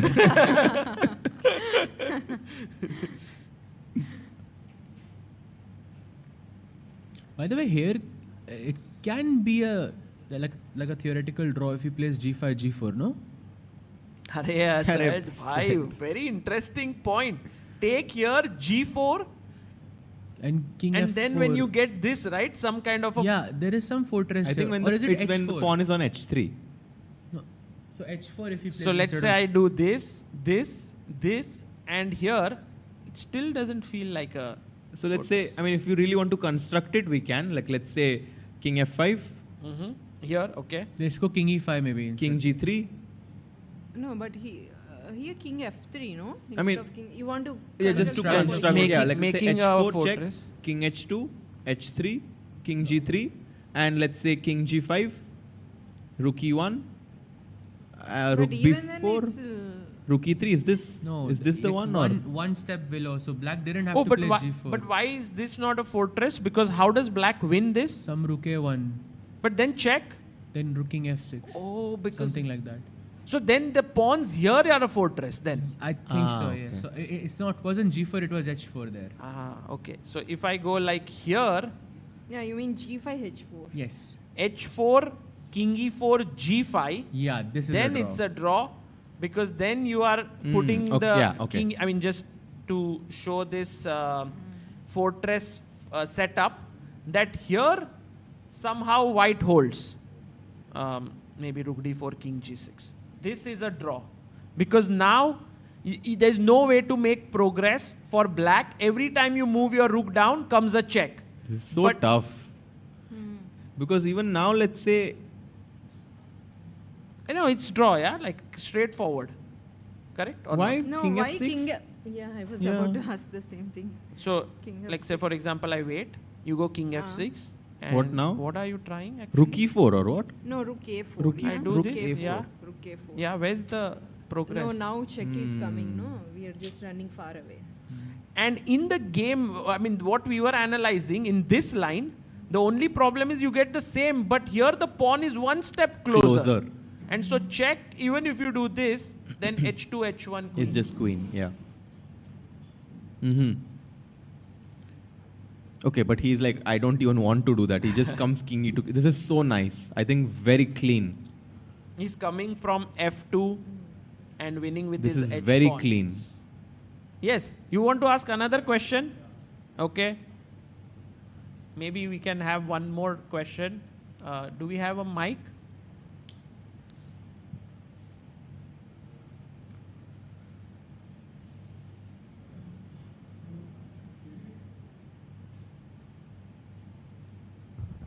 Mic Yes. check. 1, 2. So this question is to the entire panel. I mean, the answer would be different, I'm sure.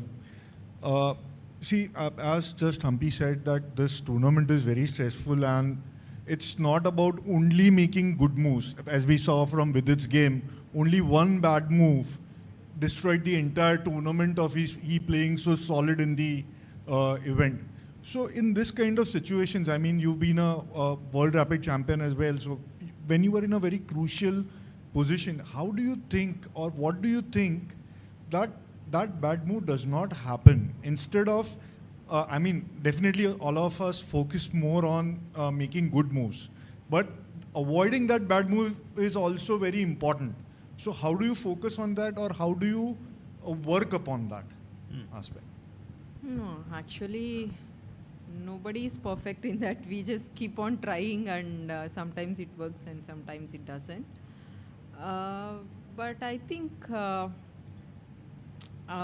these tournaments, like not taking up pressure is very important. Like if you undergo into too much pressure, it's very obvious that we make more mistakes.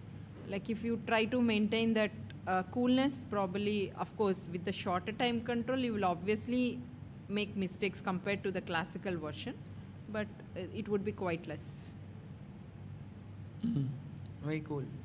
Maybe if he had asked to others as well, would you like to answer? I think in general, I mean, it has happened with me once, like in the last few years, that I was thinking about like some deep variation, and I literally like the bishop, let's say the bishop controls the square, and I placed my knight there, and my opponent took it.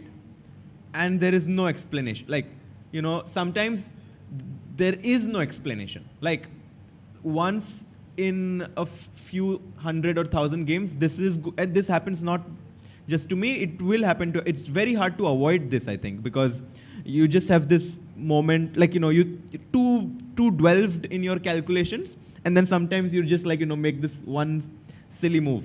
I have no idea how one can stop it, but I guess if you're looking for good moves, inherently it kind of eliminates the bad moves.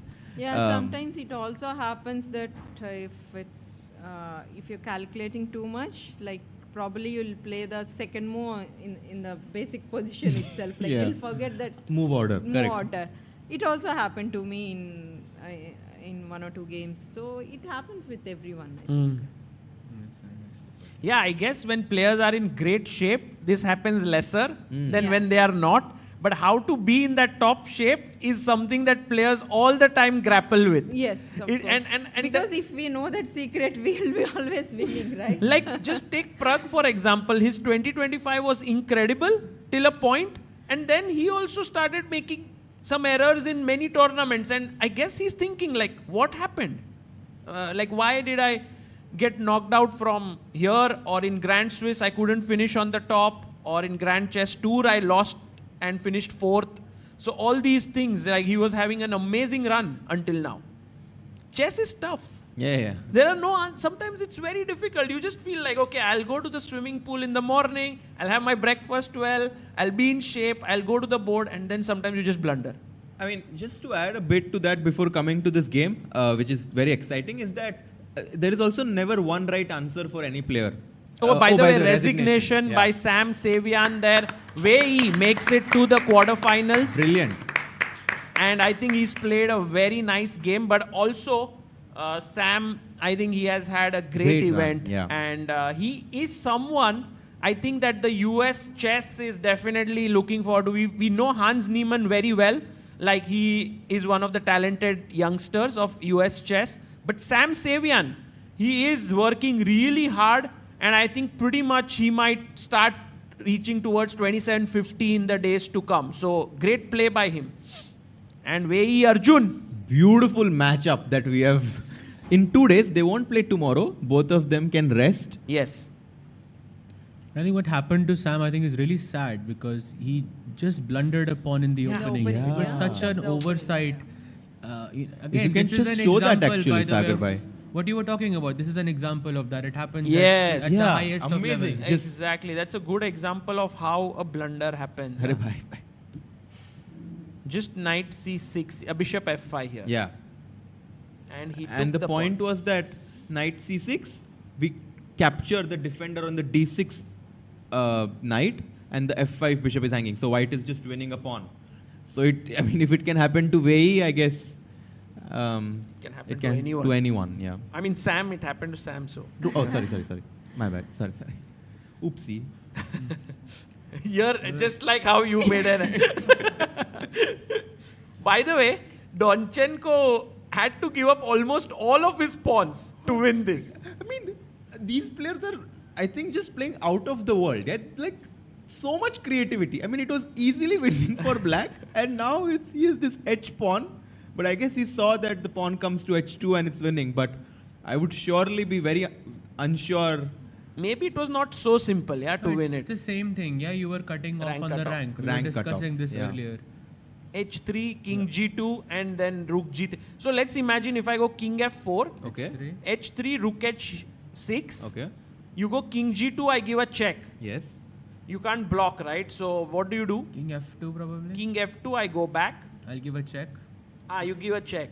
Okay. To cut you off further, and then I go here. No, and if you go there, have to then go opposite side. No? This You side? want- Should I You go? mean you wanted to give a check on g6, right? True. If I go here, then king g2 and just queen, right? Checks, So yes. that's correct. So I have to go to e5. Probably f5, yeah, because after king g3, rook g6, I don't have rook g4. Yes. So like if I go here, then king g3 check, then rook g4 blocks. So that's the reason why I'll go to f5. And now king g3, same thing. Mali, again you will cut. Yeah. Yeah, king g2, rook g. Ooh. King Check. f3. King f3, and this time if Check. you go rook h6. Oh, this is like that famous Lasker study, yeah? Yes. It's happening this way, and check. Oh my goodness. Is this the only way to win? I mean, then it's very like study-like. Very nice, actually. Also, he just played his last move in like 20 seconds or something, Donchenko. So he doesn't have much time. Oh, he has 1 minute, now, 18 seconds, and perhaps can we go full screen on this game, Director Saab? We have like quite a tense moment here. Rook f6, and I think this variation might happen. Yeah, king g2. Would be a nice way to sum up the day, yeah. King g2. Sagar bhai, do you have any predictions? No, I don't want to make any blunders now. Please, let the deserving player win.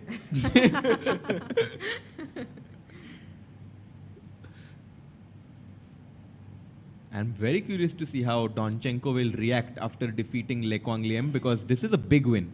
With the black pieces, I'm sure his attitude was like, draw is a great result, but he got a chance and he's made full use of it. Yeah, the rook endgame was, I think, one of the most complex endgames of the day. So we have had like, 4 decisive games today? 5 even. I mean, 4 decisive Yeah, games, one- but 5 decisive matches. Right. So 3 tiebreaks tomorrow. Second day is really an intense one in this World Cup. He's deciding between king e2 and king g2, I'm guessing. For sure g2, right? Why not e2? With king f4, you have rook f3. Oh, he plays What? king e2. Crazy. By the way, here... Sometimes, like, you know... What? Wait, What? that's a draw. I'm telling you, how? What? How? No. Would you go to e2? It's unbelievable. Wait. Will Lei Kwang Liam blunder again? Completely unbelievable. And he found it. My goodness. How can you go to E2 is like, guys. Like. Okay, this one's not on Sagar bhai. By this, I didn't, this one's not on. I didn't say anything. I was saying let the deserving player win. Bhai bol dete yaar. So then it's up to who's deserving. I don't know who decides it. Oh man, I'm never speechless, but this is unreal. How is it? I still don't understand how this is a draw. Well, it's maybe the long side checks that keep coming, yeah? No, but also you want your king closer to the pawn. It's like... So tell me one thing. My question was, he repeated, I thought he'll bring his rook in. Exactly. But maybe he felt like there would be checks from the side, correct? Yeah. And now it was very only move King to H2. win. No, it's not winning, really? Harshit Bhai. There's So only rook one d4 check, move. I guess, is One move to win here. Okay, I guess it's not. It's very difficult. Really? Yeah, I think Donchenko made it very tough. Rook f3 is the only winning. Yeah. To block this check. Why can't I give a check again though? Rook g6 now. And now king f2 and h3. F2. Oh. And now if you go here, H3. h3, king g3. H3 check, King G3. King G3. I mean, Donchenko is not going to be able to sleep tonight. Wait, Harshit bhai, there might be a twist in the tale here. Arre bhai. Kuch bhi ho sakta hai. If Sagar bhai is saying this, then I guess. Oh la la. These rook endgames are super tricky. Yeah. Very tough. I think we all kind of say, how can they do it? But every time someone plays it, it happens to the best. Wait, isn't rook h6 just taking the pawn? Rook h6? Yeah. Oh, what? Yeah. No, rook. Yeah, rook h6. What? Oh. Rook with king He even g4. lost the pawn. Yeah. He lost the pawn. Donchenko there. Look at his expression. If we can go full screen there. He knows it. He has just botched it up totally here. He was... And look at Lei Kwang Liam. He's like, oh, thank you. Thank you. This seems like my World Cup. Everyone's thinking this is my World Cup. Oh. Okay, he should make a move, yeah? This is not a draw yet. Losing on time would be a disaster. Yeah. Yeah, I mean, there was a great question, a great point that you made, Harshit bhai, that it will be very tough for Donchenko to come back tomorrow for the tie breaks after such a result. And especially if he looks through the engine. Maybe he can convince himself that Lei Kwang Liam missed many draws and anyway it was a draw. Like just say that to yourself and sleep. You know what else? I would not want to be close to Donchenko today. Wow, rook takes pawn now. And guys, the final game of the day ends in a poetic fashion. Draw here. Bare kings on the board left. Oof. Oof is accurate. And these people are definitely calculation beasts, but perhaps, this qualification is putting too much pressure. But maybe, Humpy, you can say what you feel like. How can I explain this? Only. It's the pressure, right? It's the pressure which makes the... And that's why I think the question was right. This kind of mental training and all, perhaps it's a very important part of chess. How to feel less pressure and so on. Maybe more research will be done on that part to become a better player. Not just opening, middle game, end game prep. Because here I don't think Donchenko lacked anything apart from just withering under pressure. Yeah. So, after today, 4 players have qualified to the quarterfinals. 4, yes. Can we just name them Yes. to be sure? Exactly. There Here we we have have it. 4. Javokhir Sindarov, Nohatirbek Yakubov, Uzbek. Chess fans must be right now super happy. 2 players in the quarters. Wei, 1 Chinese player, 1 Indian, like all Asians, into the quarterfinals yet. And then we have Hari and Jose Martinez, who will fight tomorrow in the tie breaks. We will have Liam and Donchenko. I'm now very, very excited for that tie break. I know Liam. Okay. Liam goes through, you think? Yes. Okay. And Daniel Dubo versus Sam Shankland is the other one. Very exciting that as well. Alexei Grebnev versus Andrei Esipenko. Also a very exciting one. Yeah, these are the pairings, and then we will see tomorrow will be the tie breaks. Humpy, just like, if you were, let's say at this point, just to talk to Donchenko, and of course that's not going to happen, what would be your advice to him for tomorrow's tie breaks? Like, what should he do from now to at that point? Okay, advice is very easy to give. So yeah, I can. Just to forget the previous games and to start thinking as if he's playing the first game. Is it possible to do that? But like, have you ever been able to do this? Like, you have been? When was it? Like, could you share how that panned out? I think, okay, it's not just about the knockouts. I remember playing the Grand Prix in Doha. That was 2010. So that was my final Grand Prix, and I had a very bad score in the first half of the tournament. I had a rest day, and Armenian woman player was leading the tournament with almost like 10% or just leaving half a point or something. I was in terribly bad shape, and it's a must-win Grand Prix for me to play the world title match. So after the rest day, I left everything behind, and I started thinking I just had the last 6 rounds, and I won all the games. Wow. And I won the tournament and got qualified. That's so amazing. It's possible, guys, but it requires great mental fortitude. Will Donchenko have that for tomorrow? We have a question here. Final question for the day, yeah? To end today's stream. Maybe we can go on. Yeah, sir, Abhishek this side. Sir, as ma'am said that every player, they have their secrets, like they have weaknesses and successes. Also, I was watching an interview of Liam Lee. He said that he's working with Avonda Liang. Oh, really? During these preparations. Also, we have seen 4 Germans, they are preparing together. So basically, my question, also, in your last feed, I have just came to know that there are instances where many candidates who have been knocked out, they stay to help other players. Yes. And it has been funded by those players. These kind of things also happen. So my question is, I believe, I don't know if the stream would be going on. Lights out. Why? First time, yeah, it was like as if a sign that I was done for the day. It's over, because this never happened. We had electricity cutoffs in the last few days, but this would always be running on generator. But today, I think they were like, oh, we can't handle this anymore. Let's end it. Stream is going on, yeah? Oh, stream is going on, okay.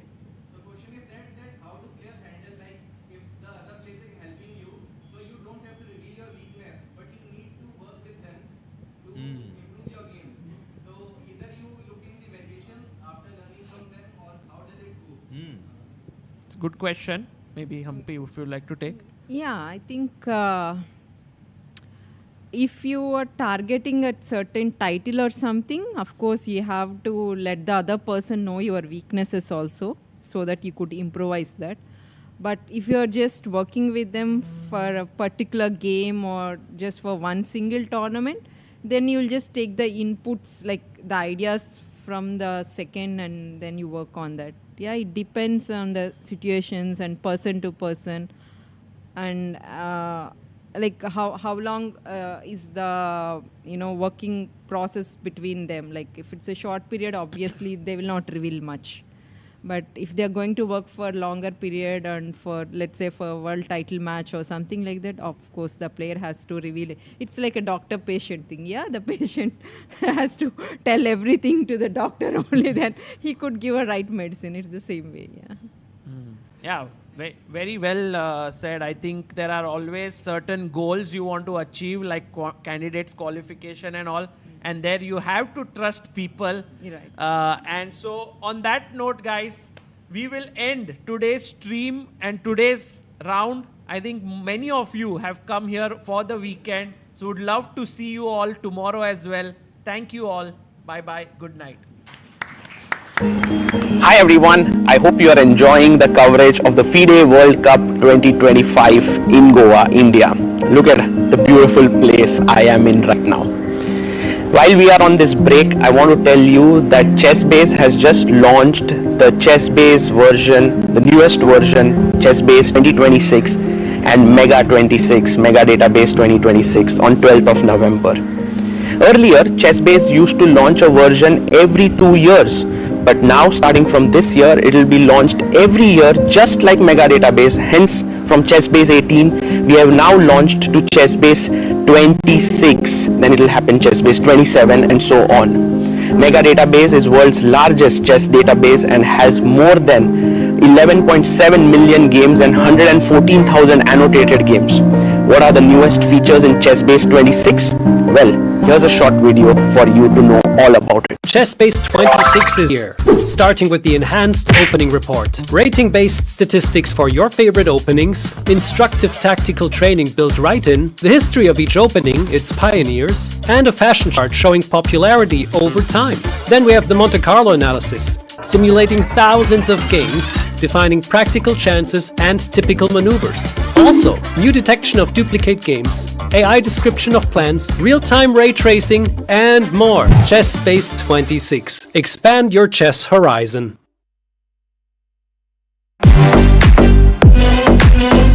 In December, the world turns to Doha, Qatar for chess at its fastest and fiercest. The 2025 FIDE World Rapid and Blitz Championships reloads elite to battle under lightning time controls. December 26th to December 30th, Rapid and Blitz formats designed to reward precision, courage, and creativity. In the heart of the Middle East, Doha offers more than a board, a world-class venue, a cultural backdrop, and a stage worthy of Lens. With a €1 million prize fund on the line and the title of world champion at stake. The 2025 FIDE World Rapid and Blitz Championships, the ultimate test of fast chess. Want to play chess but don't know how to get started? Try chess.com. Play for free against someone at your level or challenge one of our friendly computer bots. Trying to improve your chess? Learn the Queen's Gambit and other openings with guided interactive lessons. Like chess but don't want the pressure of playing games? Chess.com has hundreds of thousands of fun puzzles to help you relax and sharpen your mind. Play your friends, make new ones around the world, follow the latest games, and more. Sign up and play for free at chess.com today. A premium membership at chess.com